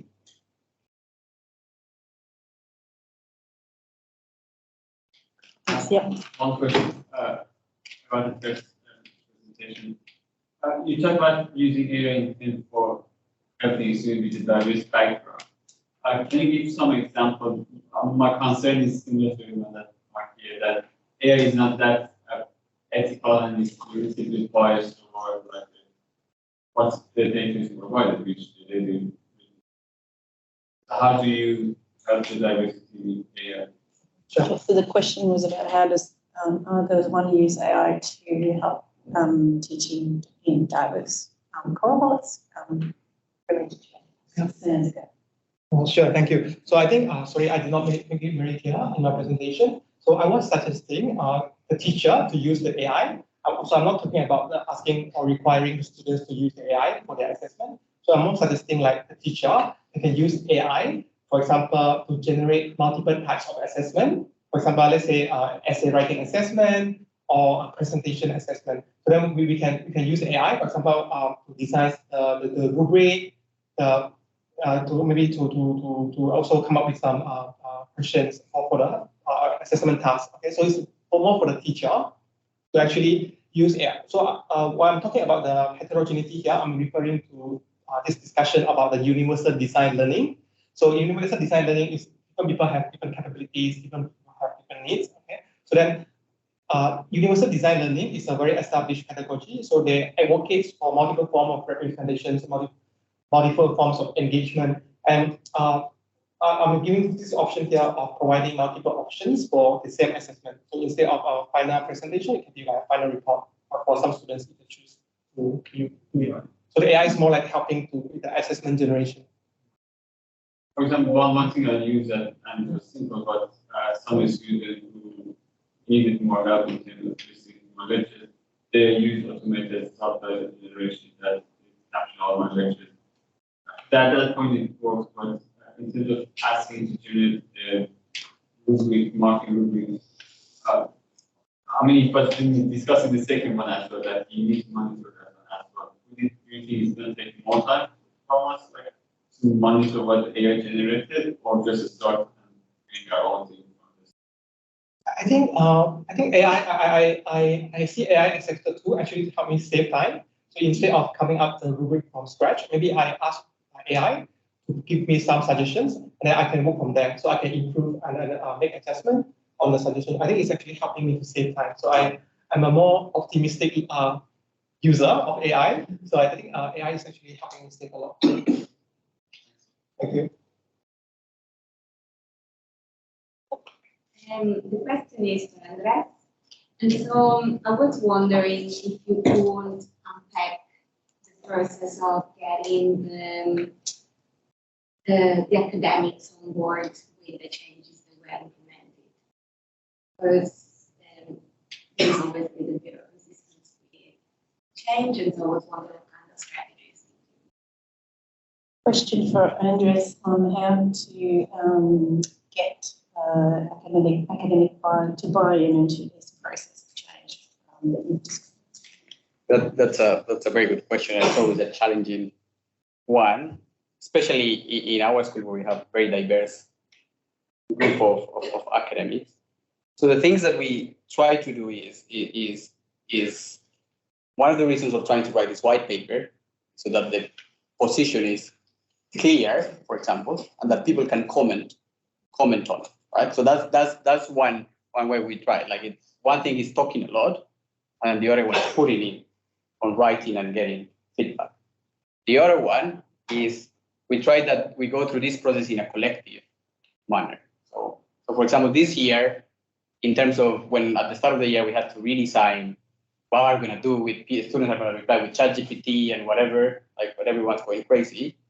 In our school was not as traumatic because in December we all had sat together and go through this exercise as a group. So we had kind of similar level of understanding. So I think it's important to move kind of as a group. We have the advantage of being a small school, quite tied together. So it's easier, but that's going to be a bit of more of a challenge. And then the other one, as long as we may have a suggested approach, this might not be that we are enforcing it to everyone. There is an adaptation to each and every course.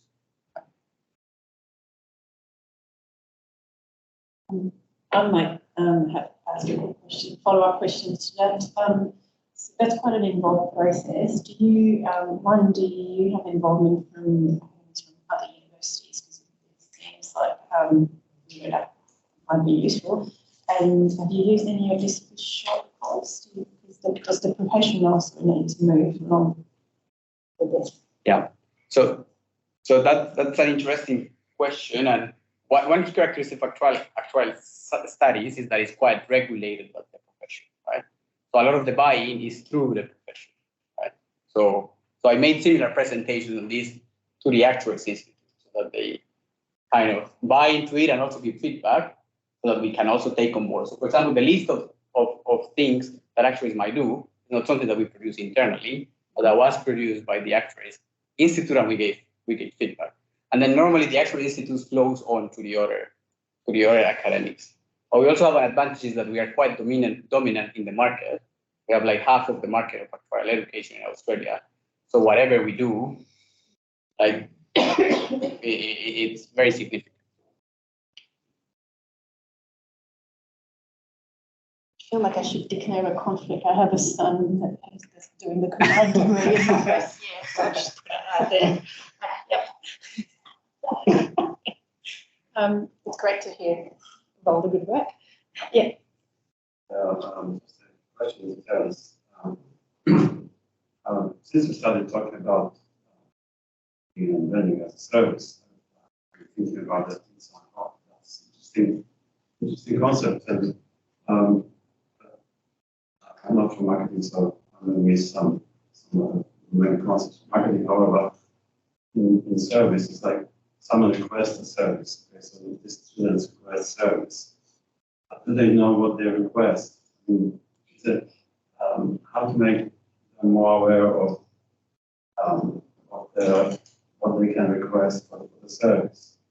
Because usually the students like pay here, and whatever they being pushed on them, they have to learn, and they don't have much choice. So where is the space for students to select the service? The questions for Terence about how do we train students to be a good partner? Was that Yes. Thank you. I think that's a very relevant questions, which I have been thinking a lot myself. For example, I do this survey with students, asking them what they want, how do you like my teaching to be, and all these things.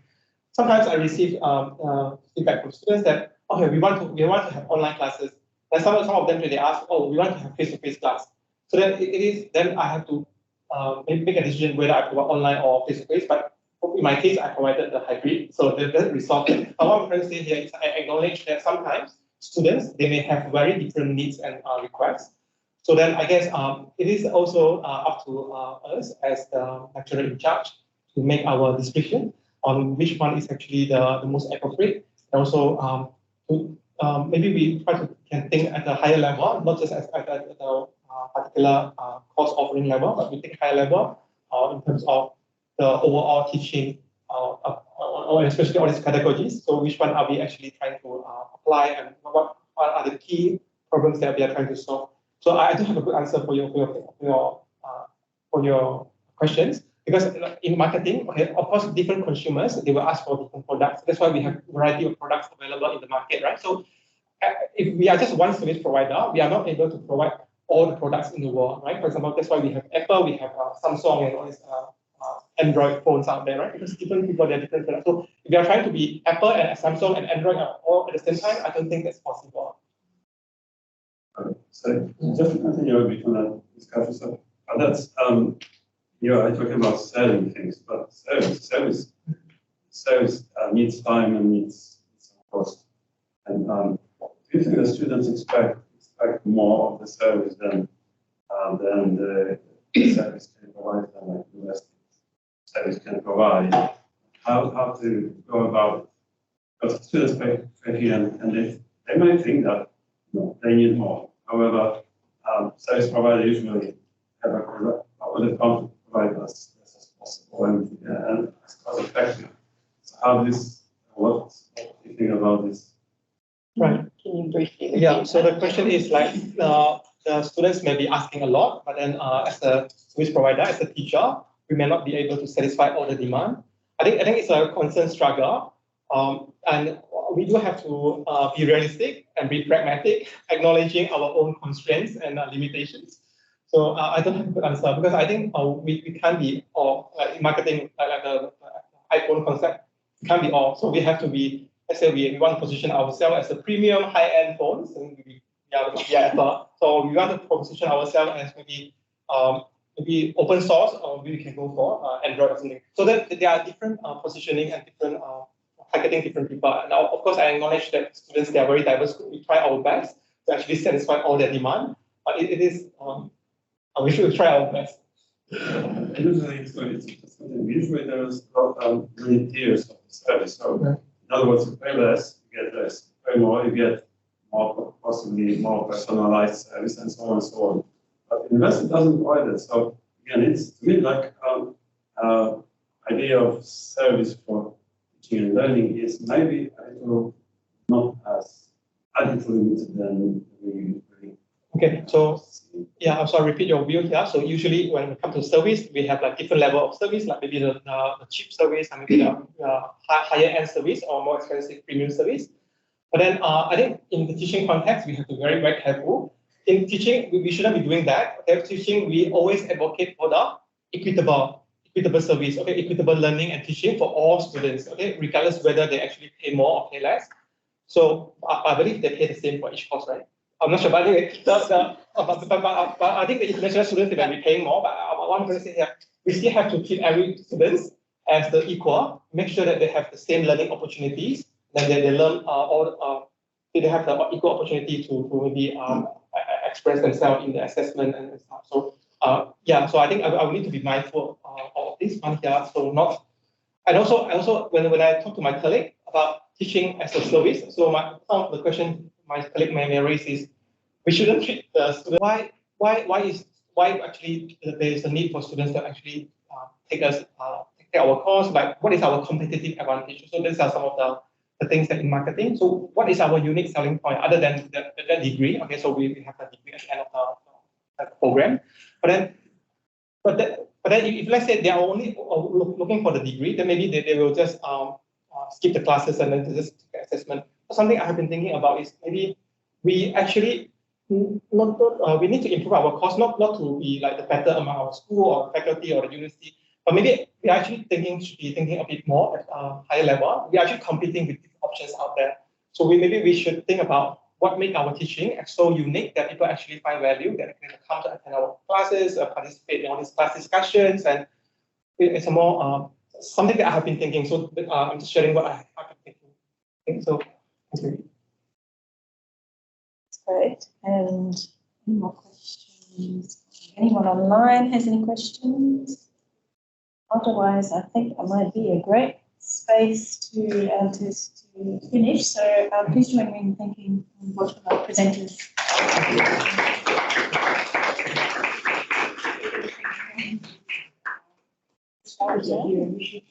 We could carry on if the speakers are here. I'm going to hand over to the next chair. All right. Yeah, I think so. We should just be next on slide. Am I next? Yes, you're here next. Yes. Here we are. Would you like me to call you Sophia? Thank you. We'll have our next speakers here, Associate Professor Matthew and Sophie. How do you pronounce your? It's a bit hard for the X for many English speakers, so maybe just call me Sophia. It is Suxiao. Yeah, I tried to teach my Aussie mom to say thank you in Chinese that has 2 X's in it. She struggled that through 7 years of the time that I lived with her, and she still can't pronounce my name right. Yes, our presentation is a little bit different. I'm in the Graduate School of Biomedical Engineering, and I'm a student. How do I pronounce it? Suxiao. Suxiao is one of my students. Now,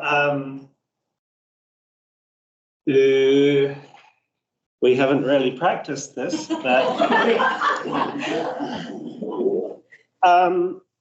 yeah, we'll just go back. So we've got the title there, Inspiring Student Learning and Research with Mobile Technologies. Now, I'm addressing a lot of the concerns we've had about how do we engage students. Things have changed since COVID. And I'm going to talk about all the great things I want to achieve, and then Sophie is going to tell you how that actually turned out. So, what is effective learning? And so, is this effective learning? It's sort of engaging people. Not all of Rev Smith's team building ideas were appreciated by the committee. You could just change that for students. And that could be me with the clipboard. So I think in this presentation, I am saying effective learning, the one thing we can offer that nobody can get anywhere else is we can inspire students. If I can inspire my children, I've got 3 children, if I can inspire them, then they are going to learn. Do you know how I inspire them? I pay them. I set the benchmark at 75% in an exam. Every mark they get above 75%, they get $1. If they get 100% in an exam, I will double it and give them $50. If they can do that 2 exams in a row, keep building. That encourages them. It's much cheaper than hiring a tutor. Sophie is also a tutor. I'm sure her hourly rate is more than I'm paying my students, my children, etc. How do we inspire students getting off track? So what is the problem? So I have noticed since COVID that an increasingly number of people, I'm course coordinator for thesis projects as well as teaching mechanics of the human body, an increasing number of people, students, have failed to re-engage with the education. There's people who've been fined, but there is a larger percentage, which I'm seeing, they're failing thesis, and they're failing not because they're not good enough, because they've never booked an appointment with their supervisor. So how did we get to the end of the year and the supervisor says they haven't even seen the person? So they've struggled to re-engage with education. There's been missed learning opportunities and failure to graduate. And we've heard about the great ways we're trying to solve this with flexibility, online content, flipped classrooms, maybe we can involve AI. So let's hear the student perspective on all these attempts by the university. So as we all know that this is the first time that all the students are back online on campus, and I've noticed that some of my friends, they have been doing their education during COVID. They have never seen what's the gate of UNSWs. which direction does it open to, and they don't know that we have a million gates in this campus. And the other thing is that when Matt wanted me to comment on the flipped classrooms that we watch or read before the classroom, I'm like, we're just watching the old lecture recordings every second year, and I don't really see the efforts that the lecturers are putting in. I just feel like they are maybe being a bit lazy. And I said, oh, do you know about the flipped classroom? And she was like, what's that? Yeah, and then I knew this is a teaching strategy, which I didn't realize it was a thing. Apparently, we're all flipped classrooms, but the students just see that as us being lazy. Sorry about that. Sorry for all your efforts. Yeah, and the other thing is, because it's been 3.5 years, and I started my university 5 years ago, which is before COVID. I had 1 year of doing everything on campus. And I was taught to learn how to prepare, how to use the lab, and how to do the inductions for any lab rooms. And many of the students, they don't know anything about it. They have to do everything from scratch. However, they've already done 3 years of university and they still don't know these things. So they are lack of practical skills and they don't know what a research is. Yep. So this is the problem students and my children are facing. New demands for time and attention, mobile phone distractions. We've got great AI. It can now optimize the content just to you, to get that click, to keep you engaged. So, and this activates the social emotional reward centers of our brain, especially with adolescents and developing people. We want that instantaneous hit of belonging, of getting flashing lights and congratulations. How do we compete with that when we're trying to teach them calculus? Yeah, so that's the problem, escalating distraction risks. And so we've been trying to address the critical issue of disengagement. And I think that we can do that by inspiring students through learning experiences, create active learning experiences. And what I'm presenting today is some positive uses of mobile technology. So, case study 1, there'll be 3 of these. Now in this case study, I got my students to measure accidents while texting. We constructed an experiment with a hidden hazard that trips them up or causes them to slip over. They measured, so sometimes they'd walk across this texting, sometimes not. We had a safety harness to satisfy my health and safety officer. And this has been, success was measured. This went global. I got accused by crazy conspiracy theories that I was trying to curtail personal freedom of mobile phone use. But really it was just meant to be a fun learning activity for the students. And we published with the students in a Q1 journal on this, and I made this little thing. I'm not sure if we play. Yep, here we go. Hi, I'm Ed Hurley, and I teach mechanics of the human body graduate school of the problem I'm addressing is inspiring students. My aim is to inspire students. And Sophia actually filmed this for me. So this is our experiment. And we could do it during COVID. 2, 1, go. Because I got access to neuroscience. They would let me go on COVID. Which attracted global attention, including non-youth and ABCs behind the which streamed high school students and future UNSW students across Australia. One of the dangers of texting while watching what they put to the test in experiments involving dozens of students in Sydney. It's easy to see funny stuff that students induce in this house. It can lead to students in address this age of teaching power. We developed the accidents about testing.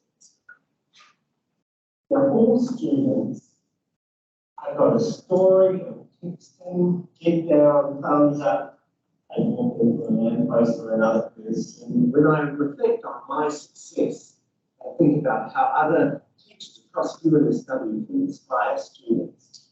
I think it's important to think about finding real-world engaging problems that are relevant to today's students. And encourage the students to then come up with their own solutions. This can just me being carried by maybe a sensor, realizing, oh, you're too close to someone, watch out. What's text typing and headphone use?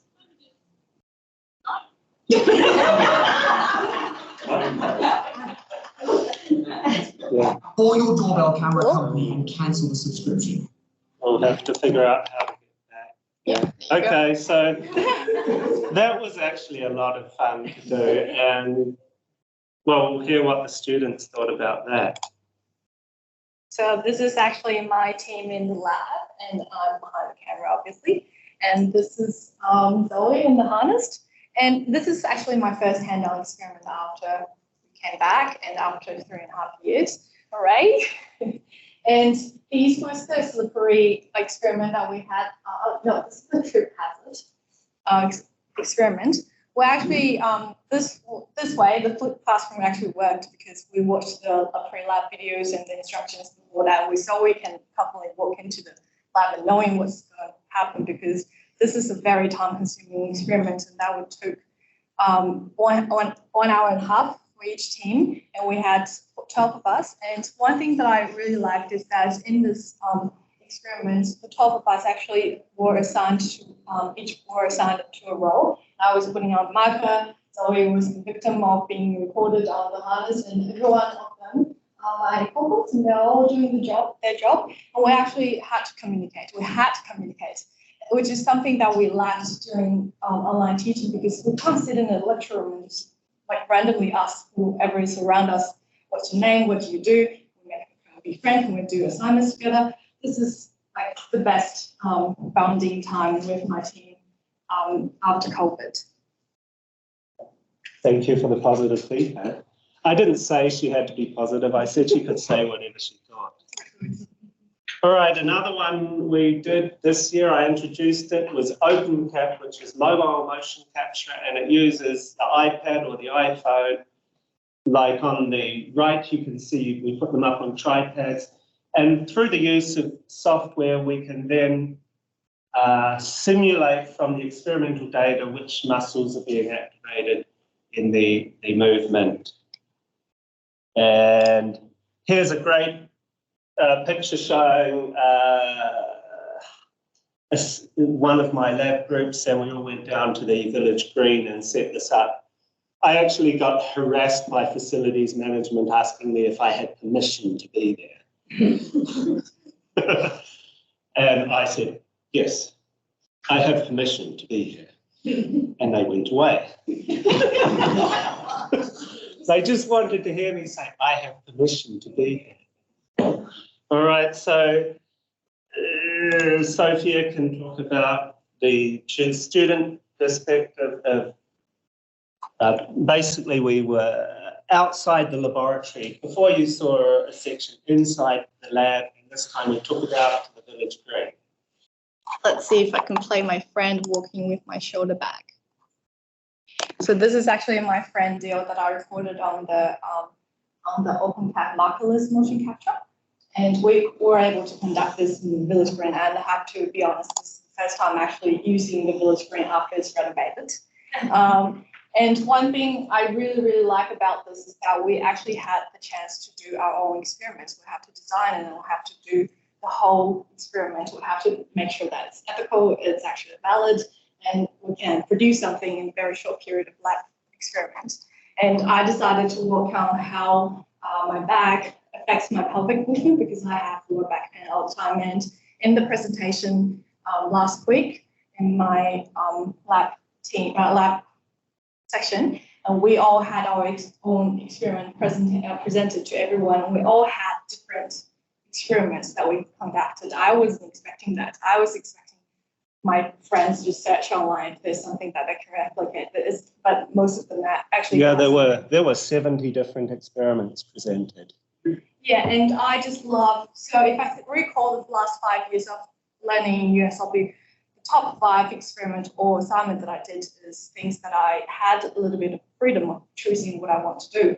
And this freedom actually just naturally triggers me to think about what I want to do. I go home on the tram, I sit on the tram for 30 minutes and just speak.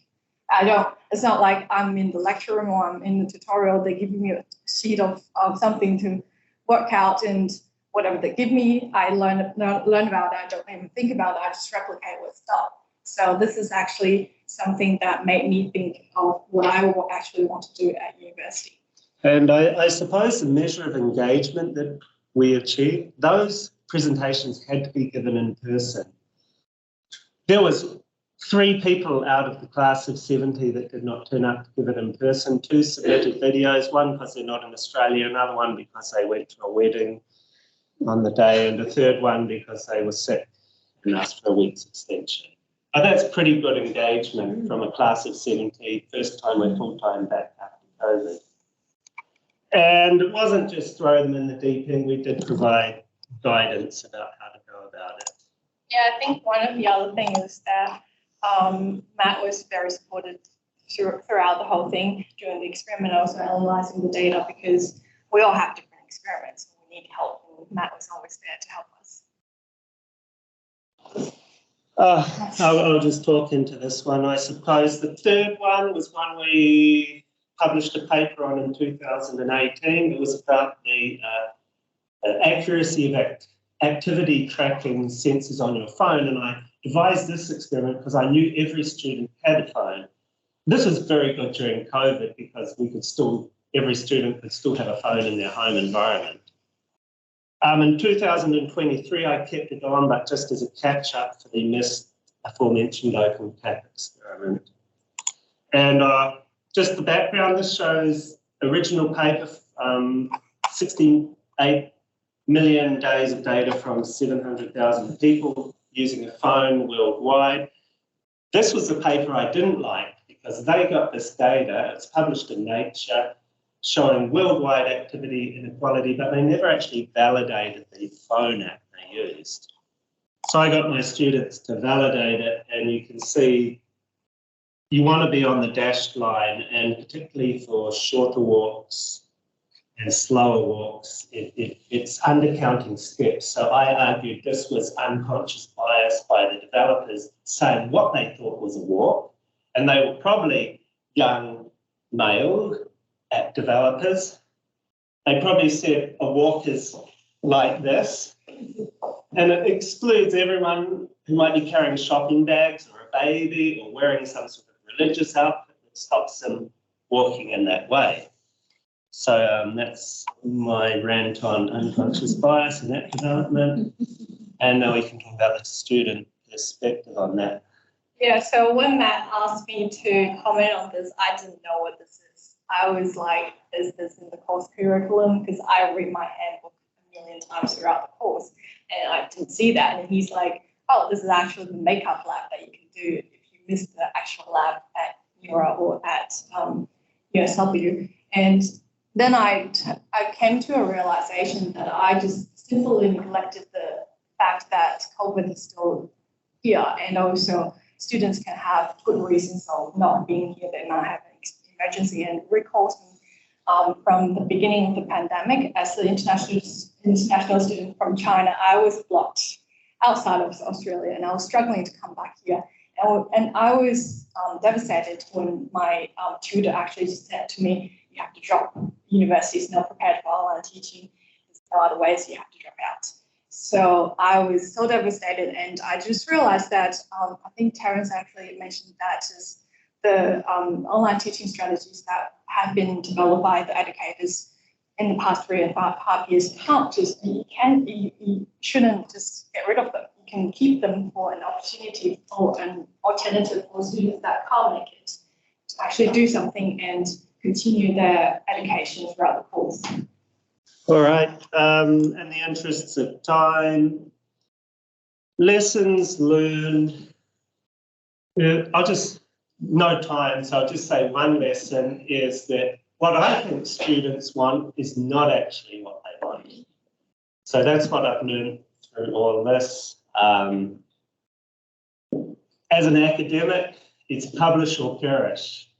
Get my citations up, publish more papers. Students don't care about publishing papers. I offered them that 2 examples of student co-published papers. I was happy to have 70 authors on each paper, but only a handful of students actually sought out that opportunity, even though I offered it quite widely. And when I ask what students want, they say, oh, we just want to get through this degree and get a good job. So, yeah, maybe it's not always, but they certainly have responded well to being actively engaged, and that's helped inspire them. And now I'm at the point where what do I do about grading the exams, because I can't have everyone HDs. People have done very well because they've been engaged. I'm also on the educational committee. I'll get in trouble by myself if I mark my students too high. So that's conclusions. So I think there's many opportunities to inspire, and if we can inspire students, I think that's something we can offer. And being a physical presence, that's something we can do much better than any of the other competing education. And I like that end clip from Behind the News when they ask students and young people for a solution. You can see that many of the solutions that students came up with were actually very good. So that's it from me. Do you have any? That's it. Thank you.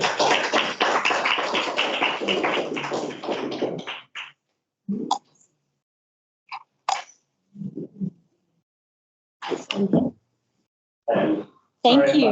No, that's perfect timing. We might have a bit of time to come back to in the question section to come back to anything you want to add in.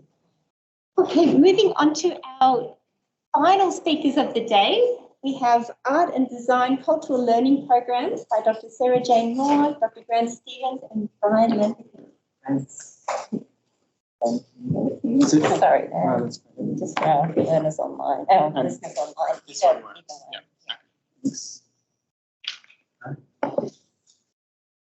Thanks, everyone. My name is Grant Stevens. I'm Deputy Head of School in the School of Art and Design, and pleasure to be with you today. I want to start with an acknowledgement of country, a meeting on unceded Aboriginal land, the lands of the Bidjigal people. I pay respects to elders past, present, and emerging, and extend this respect and acknowledgement to all First Nations people here today. I also want to acknowledge that as a non-Indigenous person and academic working in a contemporary art context, as well as in higher education and university, that I've had the privilege of working alongside and learning from Aboriginal and Torres Strait Islander leaders, artists, designers, curators, thinkers throughout my professional life. And it's something that's definitely come into much sharper focus for me recently with the referendum for the first Parliament. Can I just get you to use Okay. Okay. Switch mics. Yeah, so this has come into sharp focus for me more recently, this privilege that I've had throughout my professional life in relation to the recent referendum of a voice to Parliament. I've had the privilege of being able to witness and learn from the incredible insight, creativity, wisdom, generosity, resilience and strength of Indigenous leaders throughout my professional career of 20 plus years. I also do feel genuinely proud to work at this university that has played a key role in supporting the Uluru Dialogues and the Uluru Statement from the Heart, particularly through the inspirational work of Professor Megan Davis. And the Uluru Statement has definitely strengthened my personal resolve to continue to listen to and learn from Aboriginal and Torres Strait Islander perspectives and experiences, and to seek ways to work together for a better future. I also want to acknowledge the project that we're talking about today. I've had the privilege of working alongside Dr. Sarah Jane Moore, as well as Brian Landrigan. and a range of Indigenous subject matter experts who we're going to discuss in this presentation. But it's been a real privilege to work alongside you both, and I do want to acknowledge Sarah Jane particularly, your immense insight and expertise, your creativity, as well as patience, care, generosity, and really true spirit of collaboration. I should say that we're pretty minimal on the slides, deliberately minimal on the slides, but there will be some more visual stuff to look at soon. So in 2021, the School of Art and Design, through the initiative of our head of school, Professor Ed Shear, engaged 2 Indigenous professors of practice, Angie Abdullah and Nicole Monks, to work with the school to build on university and faculty Indigenous strategies, to look at ways to enhance Aboriginal and Torres Strait Islander perspectives throughout our education, research, and engagement activities. And one of the key ideas that emerged through Angie's leadership, working in consultation with Indigenous colleagues such as Associate Professor Fabry Blacklock, is a cultural learning program that looks to activate the university and faculty Indigenous strategies at a local level in the school in ways that are meaningful and specific to art, design, and the kind of cultural context in which we work. I want to acknowledge that the cultural learning program that Angie developed and kind of conceived is really comprehensive in scope and scale, with lots of different levels and layers across governance, learning, modalities, relationships, and rights. And what we're focusing on today is just one aspect of this much larger program and vision, which foregrounds the perspectives and voices of Aboriginal and Torres Strait Islander students and staff as a way to foster deep understandings and relationships across the whole school community. So in late 2022, Angie moved on from that formal role in the school, and we engaged Dr. Sarah Jane Moore to take the lead on developing a suite of Indigenous-led resources to be embedded in the curriculum. And these videos specifically were designed to address a particular need, which, and I'm quoting from Angie in the cultural learning program that she developed, to, quote, create an ecology of learning through a program that integrates with the curriculum and addresses the lack of cultural learning and engagement due to the blockage of resourcing Indigenous staff within the School of Art and Design and broader faculty. Within this framework of the CLP, the videos respond to a growing recognition in the school of the importance and responsibility of non-Indigenous teaching staff to integrate Aboriginal and Torres Strait Islander perspectives into their courses, and to do so in a way that is not only respectful and attentive to those voices, but also does not increase the burden of responsibility for Indigenous colleagues who have their own teaching and research and engagement to get on with, and instead enhances the cultural competencies of the wider art and design community. So with this in mind, the first 3 videos deliberately focus on specific areas. So the first is Indigenous research methodologies, then Indigenous cultural and intellectual property, which is known as ICIP, and then Indigenous philosophy. And these areas were identified as gaps within student learning, particularly non-Indigenous students, and crucial to creating foundational knowledge across the student cohort, so that students can go on to develop greater levels of cultural awareness and competency throughout their studies. So filmed and edited by Brian Landrigan, he's the manager of media and immersive technologies. Each video features Sarah Jane in conversation with an Aboriginal subject matter expert, Dr. Jen Evans, Jason O'Neill, and Dr. James Wilson-Miller. And this effectively enables teaching staff to call on Indigenous elders and experts in their classroom environments. Importantly for us, we want to emphasize that this isn't a transactional approach to learning. In a Western learning environment like ours, in this university, we can sometimes be in a hurry to rush towards the answers, to understand what are the key takeaways, the key points, the key ideas that are in the exam or essay. And digital learning technologies, and we've heard lots of different perspectives topics through these sessions this afternoon are intensifying this sensibility. They allow us to search large databases and text with keywords and information, pass books, chapters or lectures through AI to generate concise summaries, for example. And the videos that we've been developing as part of the CLP deliberately offer something very different. They reflect on and model Indigenous forms of knowledge creation and sharing through dialogue and exchange. They offer invitations to slow down, to stop, to listen carefully and deeply, and they foreground Indigenous knowledges and perspectives by giving voice to the experiences of Aboriginal experts. Instead of going back to the literature, as these sessions are themed, this project uses Indigenous-led methodologies to create new reference points for art and design, teaching staff and students, creating prompts for further conversations, research and reflection.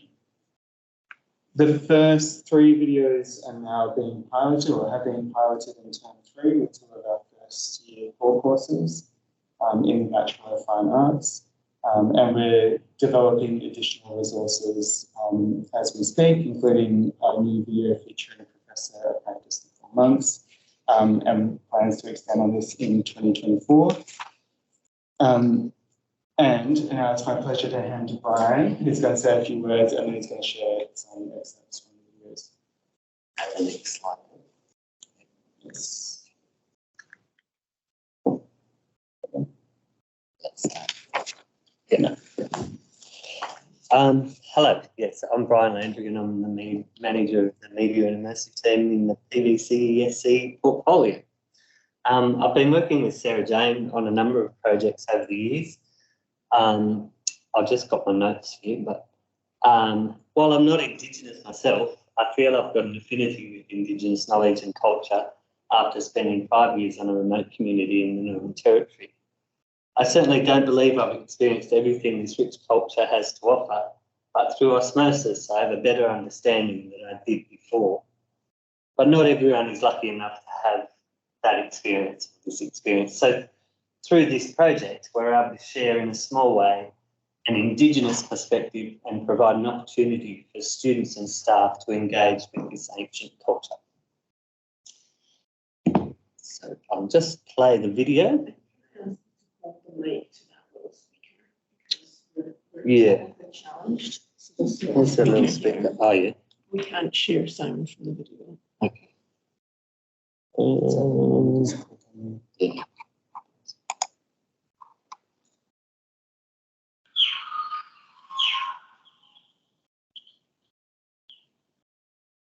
We're standing on a Wabakal country. We've just gone for a walk down through the bush, down through a little freshwater stream that's coming down to the salt water. We're standing in a really beautiful rock in the sunshine. Moving for a walk and put the sand between my toes. It's their country. Well, as an Aboriginal woman, as a queer Black Aboriginal woman, my research really speaks to who I am and how I want to do my research. And it's about bringing a Black voice in my research. It's about challenging standard Western academic norms. It's about creating space for a different way of looking at research.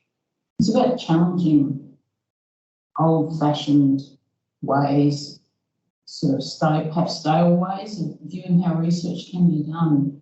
But really at the core of it is about giving strength and amplifying Black voice, clear Black voices in research. So that means looking at the way we view the world, looking at the way we actually do our research methods, making space for Aboriginal, queer Black Aboriginal voices and Aboriginal voices, challenging the way that people understand research to be done. Indigenous cultural and intellectual property, or ICP, refers to Aboriginal and Torres Strait Islander people's cultural heritage. It's a broad term that encapsulates the knowledge, the creations, the artwork, the stories that Aboriginal and Torres Strait Islander people pass down over generations. It refers to knowledges and artworks that belong to the community. Their community owned, they're a product of people's connection to country, and they're grounded in where mob come from and the stories that have been passed on from their grandparents and parents. And so ISEC tries to capture that kind of knowledge and that kind of tangible artwork and language as well that doesn't fit within the more rigid structures of arts and craft or intellectual property or trademark law that we have in the Western. Kangaroo health quotes was something that my mum and I actually came across down in Melbourne Museum, and it was through another art project with Rosanna Raymond actually, and part of her practice was to come in and to go through the collections and see what was stored and what was hidden and what was taken and what was traded. And we were lucky enough to see a cloak in that collection. So we looked how it was woven together, and we saw how many felts were part of it. And then my mum and I, as part of that project, we cloak for the first time. Yeah, it was beautiful. And since then, we've started remaking more and more in different sizes, and ones for littlies and ones for biggies and everything in between. And I really want to make a full length one next. That's my next dream. We had our own philosophies. Our own philosophies were the stories of creation that we had in our own areas. So the Aboriginal philosophy really is looking at traditional philosophy, but looking at those creation stories. In my story, it's Blimey on Green created the Hunter Valley. He was the one who, for some unknown reason, there was movement, and this movement came from invisible forces, and nebulous forms began to appear, forms that hop and walk, slither and crawl. Blimey made all these things. And he made the valleys, he made the mountains, he made the trees. And he put in something to sustain the life, a mighty river called the Mayan. People later call it the Hunter River. So he kept us going for time immemorial. Those were our philosophies. And we would teach those stories to our kids and get them to know about our dreaming first.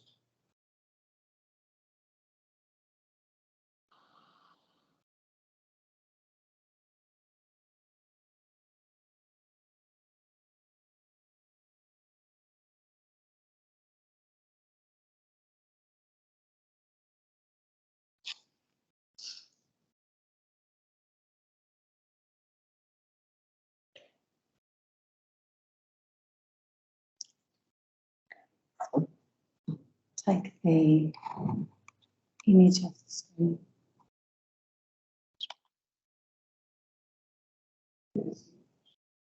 Skip. Scan. Or escape. So I would like to pay my respects to ancestors in the room, collaborators, listeners, knowledge holders, my friends, and those who have supported this project. Darren has come to listen and to deeply listen and exchange, because I conceptualise this presentation for you all present in the digital and the visceral form to understand that our literatures form differently. Brian worked with me on the sounds of country.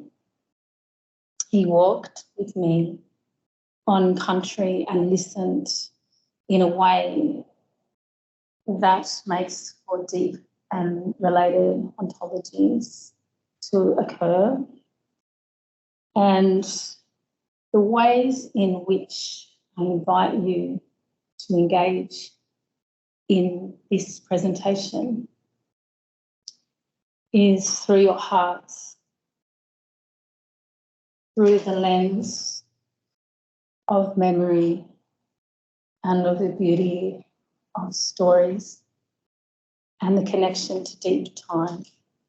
And that time is an enduring time that you can access through listening to Aboriginal voices, through citing Indigenous scholars, through working with Aboriginal artists, through mentoring First Nations students, through talking at high schools and primary schools, and working with our small people. And it's small moments of reconciliation practice that I invite you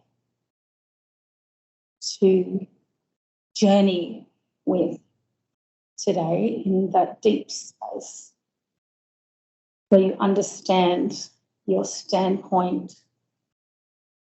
you understand deep philosophies that underpin all of the learning, all of the buildings on this land, and all of the interactions, whether they be transactional or through AI or through neoliberalist paradigms. Whether you can connect to the deep listening of our deep and enduring time in moments in and with your students. So this project is the literature. Here is the story of country unfolding for you to discover your own relationship, for you to understand that an elder has privileged us with a deep conversation about philosophy from the creator, Yami. That Jason has gifted us with a small moment of opportunity to discuss ICIP. And that, yes, indeed, we have a Black queer voice. And yes, indeed, we have academics and managers of immersive technologies and project leaders that have engaged with not giving us voice, but listening. And that's a flipped paradigm.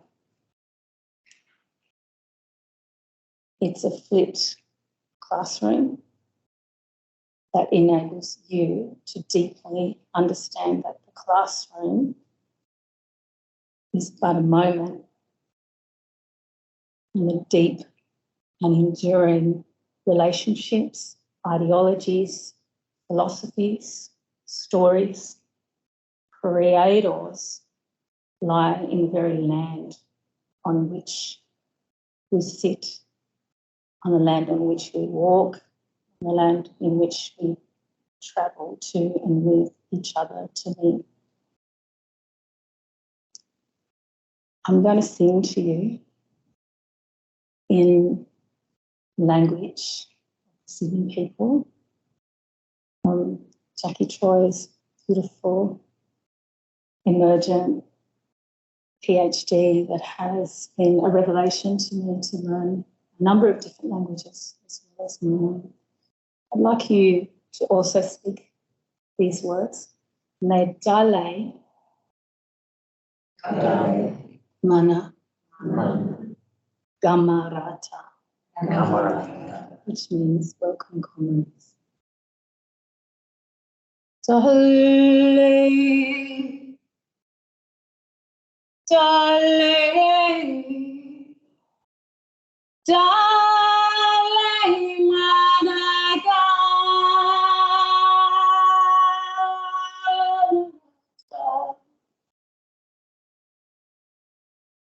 Nari Nina.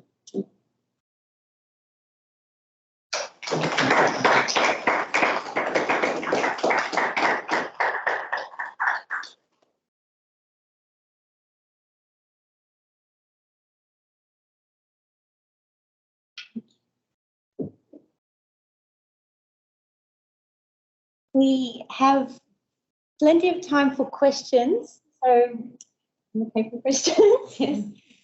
So questions for either our talks, but both coming from very different topics. So we might try and group our questions together.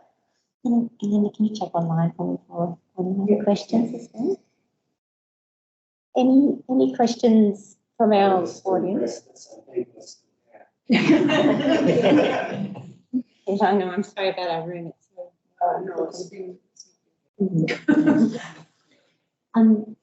yeah. It's not my country with me, you know. Got a bit of fresh air. I know. Imagining walking through there. Would you like to come up with that?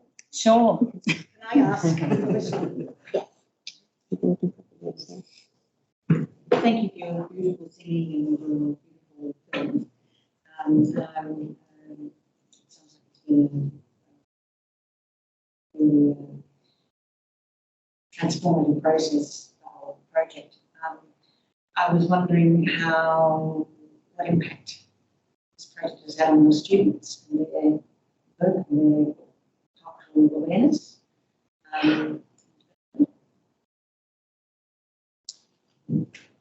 I'll speak first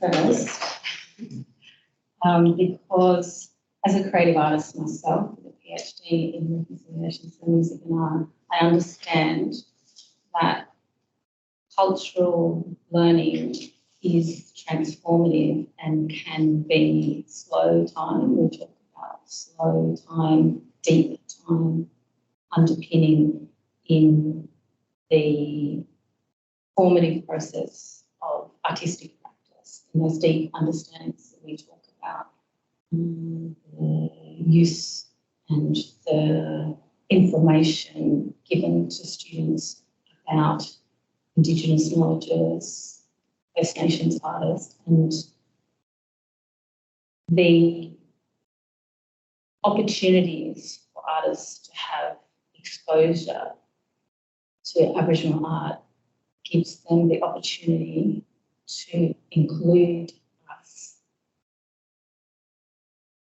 as opposed to quote us or take,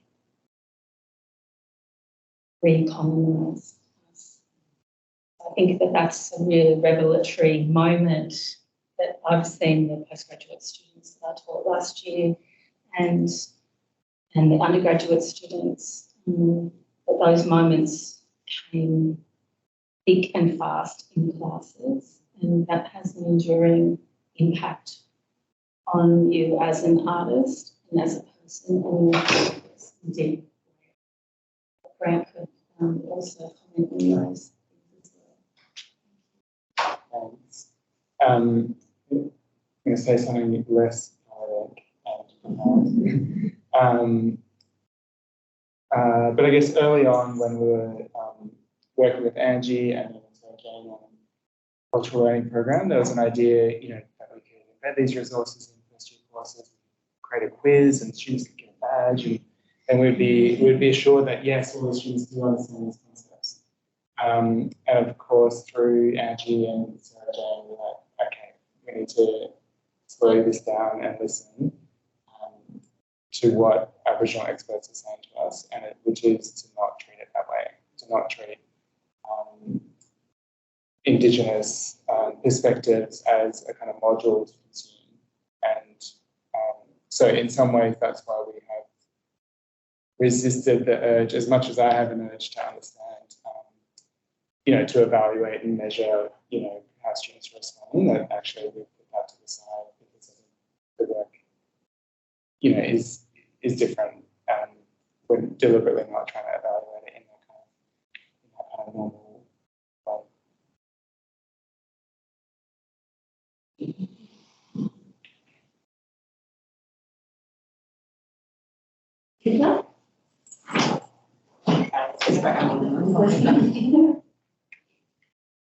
Thank you so much. There's an opportunity for those of us outside of your staff and the students to come throughout as well. So it's such a great way to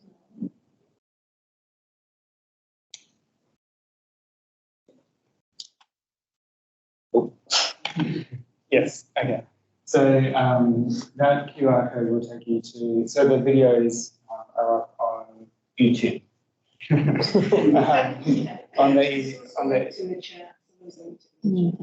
Yes, there's a playlist for all four.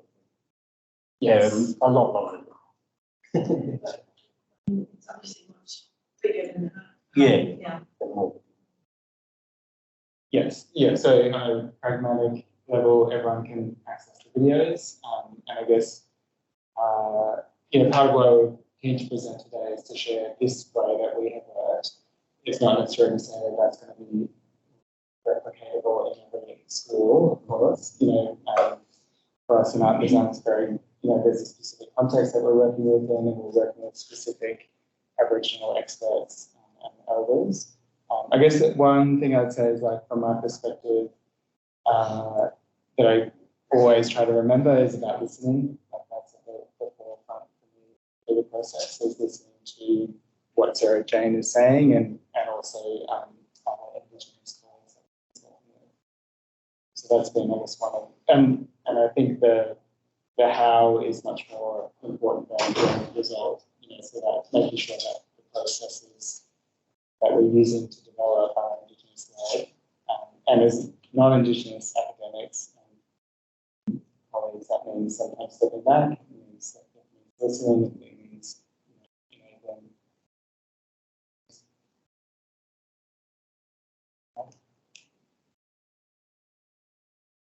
Thanks, Jackie. Thanks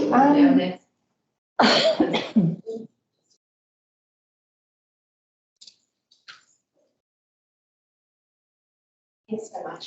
Jackie North from the School of Health Sciences. It's fantastic what you're doing. I have a bit of a practical question. I've been lucky enough to be working with Brian, and we're embarking on some things at the moment that will involve not Indigenous perspectives, but perspectives of patients and living with conditions, and it will involve similar interviews. I'm just wondering, I'm trying to plan for these interviews. How much planning did you do versus giving people the opportunity just to talk about what they wanted to talk about? I guess I'm interested in that process and what we found was more.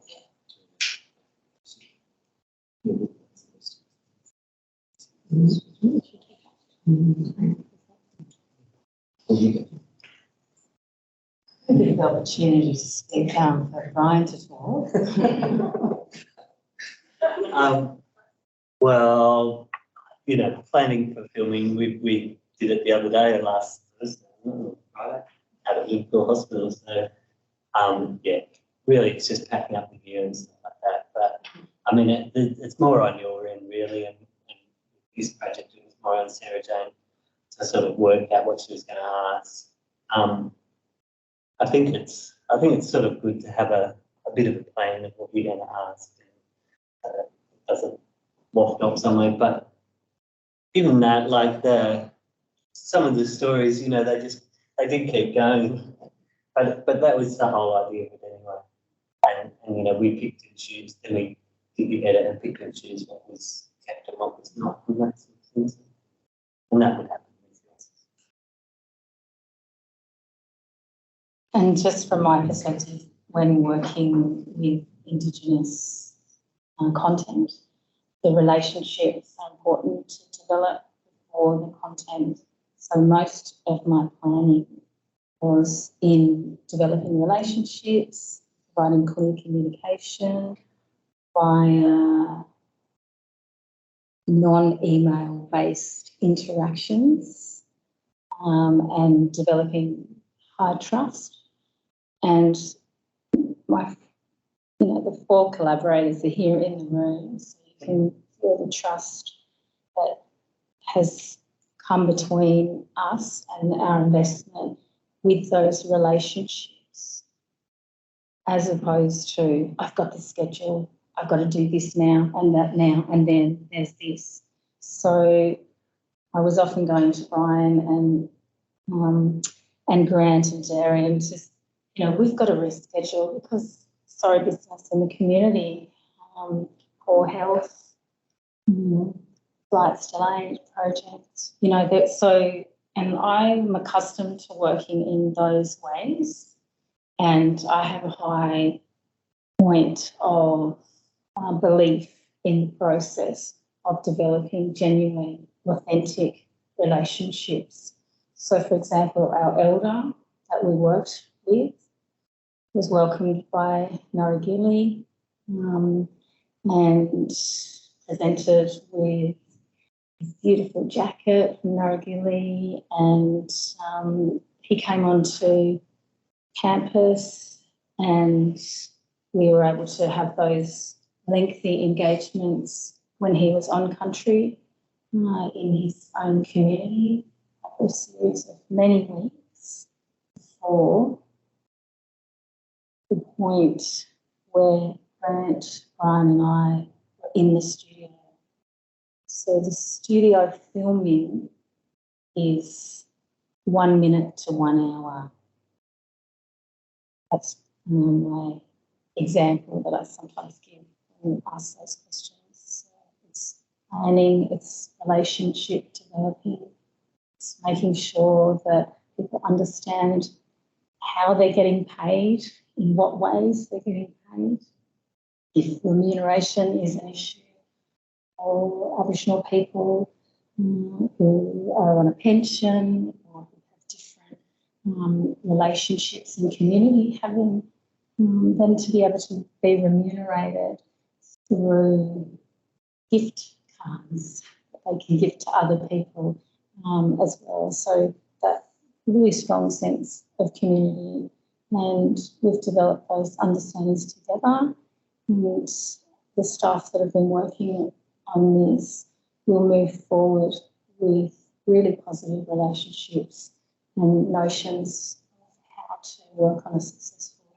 project that brings more and more as the years progress. So that's something I feel really strongly about. It's a great question, and I'm hoping that you'll be able to involve Aboriginal people in processing and your planning. We need to be there. We need to be equal stakeholders in health and wellbeing.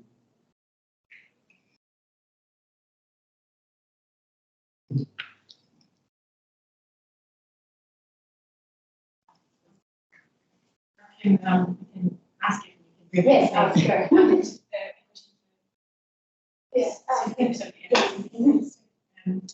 So I'm interested in that concept that the students think my videos are just, things I've had there for years.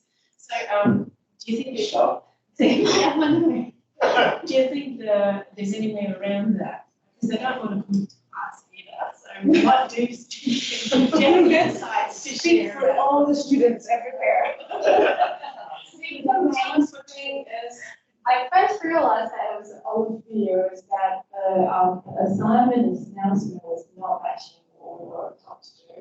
Right. And that's when I cracked the case and said, oh, this is last year's thing. And I think it's just that message saying that they actually didn't pay attention to what they're giving to us. That they can just simply cut that part out and just make, we want to feel like we're engaged with it by putting things that is relevant to us, this course, not past year students. And we actually want the message saying that the lecturer knows what we are actually learning. Because if someone repeats their content, they get lost. They probably don't know I do feel like the consultation sessions are good, but it's different to us going to a lecture and then raise our hand up when we have a question. Because we watch it, we read it prior to that. We might have read that like 2 days ago, and then we're going to the health session. We've already forgotten what our question was. So that was like 2 things that I found.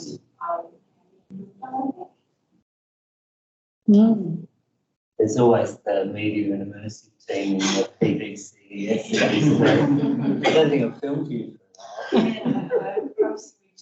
You do. Any other questions for Matthew and Sophia? You actually have permission to do the training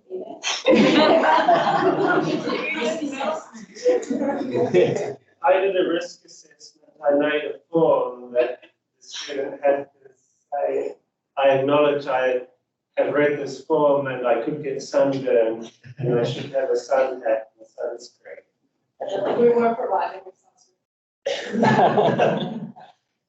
And I could injure myself, so don't do anything too strenuous that you're not capable of performing. Is it difficult to come up with the, it sounds like more hands-on practical things that are required than just having that theory-based? Well, yeah, so the questions about theory-based or hands-on, actually all the theory is already online. I don't teach any theory, it's all past year videos. So I have a question for Sophia. Was my videos out of date? Because I've got a certain amount of time I can spend with students. I'd rather I'm not speaking to them. I'd rather they're conversing with me during that time. So yeah, so Sophia, was my video content out of that? So I feel like it's slightly different to other courses that I took because some of the online content, we didn't use video. We don't have lecture recordings. We have a little classroom thing that we put through pages, and then we had the videos of Lauren taking us through the calculations. That was fine. And I think for the videos in neural labs, the word is a bit confusing because I don't want to watch a whole hour of someone doing the lab. So that was the downside of it. Oh, you could fast forward. Yeah, well, I don't know what's being pointers. Maybe we can put checkpoints into the video and say, like, this is what we're doing this, and then now you can skip forward. I was thinking more of the Aboriginal experience where we slow it down. They can appreciate the journey. And seriously, for your group, I've often struggled that there are no Aboriginal people at all in engineering. Yeah, and that's what I mentioned. That's what I mentioned about, like, you know, that was the advice for you guys. Go to the preschools, go to the, you know, spend the time like before in understanding what an engineer is and does and who they are and what they can be. I think that really great questions for you to be asking your team and yourselves, like in terms of your. Yeah, it's about my level of influence in faculty of engineering. I find the faculty writes these amazing papers about what they intend to do. Oh, now we've written this paper about it. The problem is solved. But I don't actually see any more Aboriginal scholarships or people coming in the door. Yeah, that's right. I don't write these papers written about what we intend to do. And just say one thing on that topic. I guess that part of what we've been trying to do in this project and then the broader cultural learning program, but also bringing on professors, Indigenous professors and practices about trying to translate for it and get action and activity at the school level from those high level strategies. So, you know, head of school next year has been very keen to make sure that those high level strategies aren't just pieces of paper or, you know, websites that can achieve The other strategies are all really good. It's the implementation of the strategy. And, but maybe the strategy was never developed in consultation with the right people. Well, I think that the university's Indigenous strategy was to develop lots of consultation. Okay. And I think, for us at a school level, we really feel that responsibility to work on it, with non-Indigenous and Indigenous colleagues. So, Thank you. Couple of points. I was interested in Sophie's comments that she had no idea what the classroom systems were, or theories were. I guess that to some extent illustrates how if we're going to be teaching using specific strategies like that, we need to explain that to the students and why we're doing it, and why we think it's an advantage for them to tune in to go along with that. So that was one point. And the other point I just was thinking about was that field in terms of biomedical engineering and Indigenous content or Indigenous relations. Just thinking back to some of the recent examples of Indigenous biomedical engineering, or at least bioengineering, in terms of, I suppose, thinking about some of the inventions, Indigenous inventions, which I featured out of this military techniques recently, Indigenous inventions, and using biomechanics as things like spears or various fighting implements or human, those sorts of things, and whether that could be brought into in some sort of practical way. I don't know. To make assumptions, but just thinking about what is it that could be brought into. Yeah, so I feel it comes back to, it's not my place to bring that in. That should be brought in by someone with the Indigenous heritage. Otherwise, I'm just stealing the boomerang and selling it worldwide. Sometimes even in health, we swap our Indigenous health needs. So they can't do it all by themselves. We actually practice Indigenous health. We need to work out how to be better, how to practice medicine within an Indigenous cultural understanding, which is challenging. But you can't rely on Indigenous health providers to provide all health services to all Indigenous people in the country to work together. So, what I think this needs to come from Attila Brungs. He needs to find some resources that we can employ more Indigenous thought leaders or people with that cultural heritage to then co-develop some content. And that would also engage the Indigenous community and the idea of university, and maybe we can get some more younger people seeing that as a I might just wrap up for the people online. If you want to carry on talking here, it's totally fine. Just that it's not been a great auditory experience for the people online, apparently. So this is probably really not great, this back and forth discussion. So really, I just want to thank everyone for sticking with us in this horrible hot room. And we've had so many interesting presentations today, and thank you to all of our presenters for submitting your abstracts and coming along today and sharing with us all the great work that you've been doing. It's really been fantastic.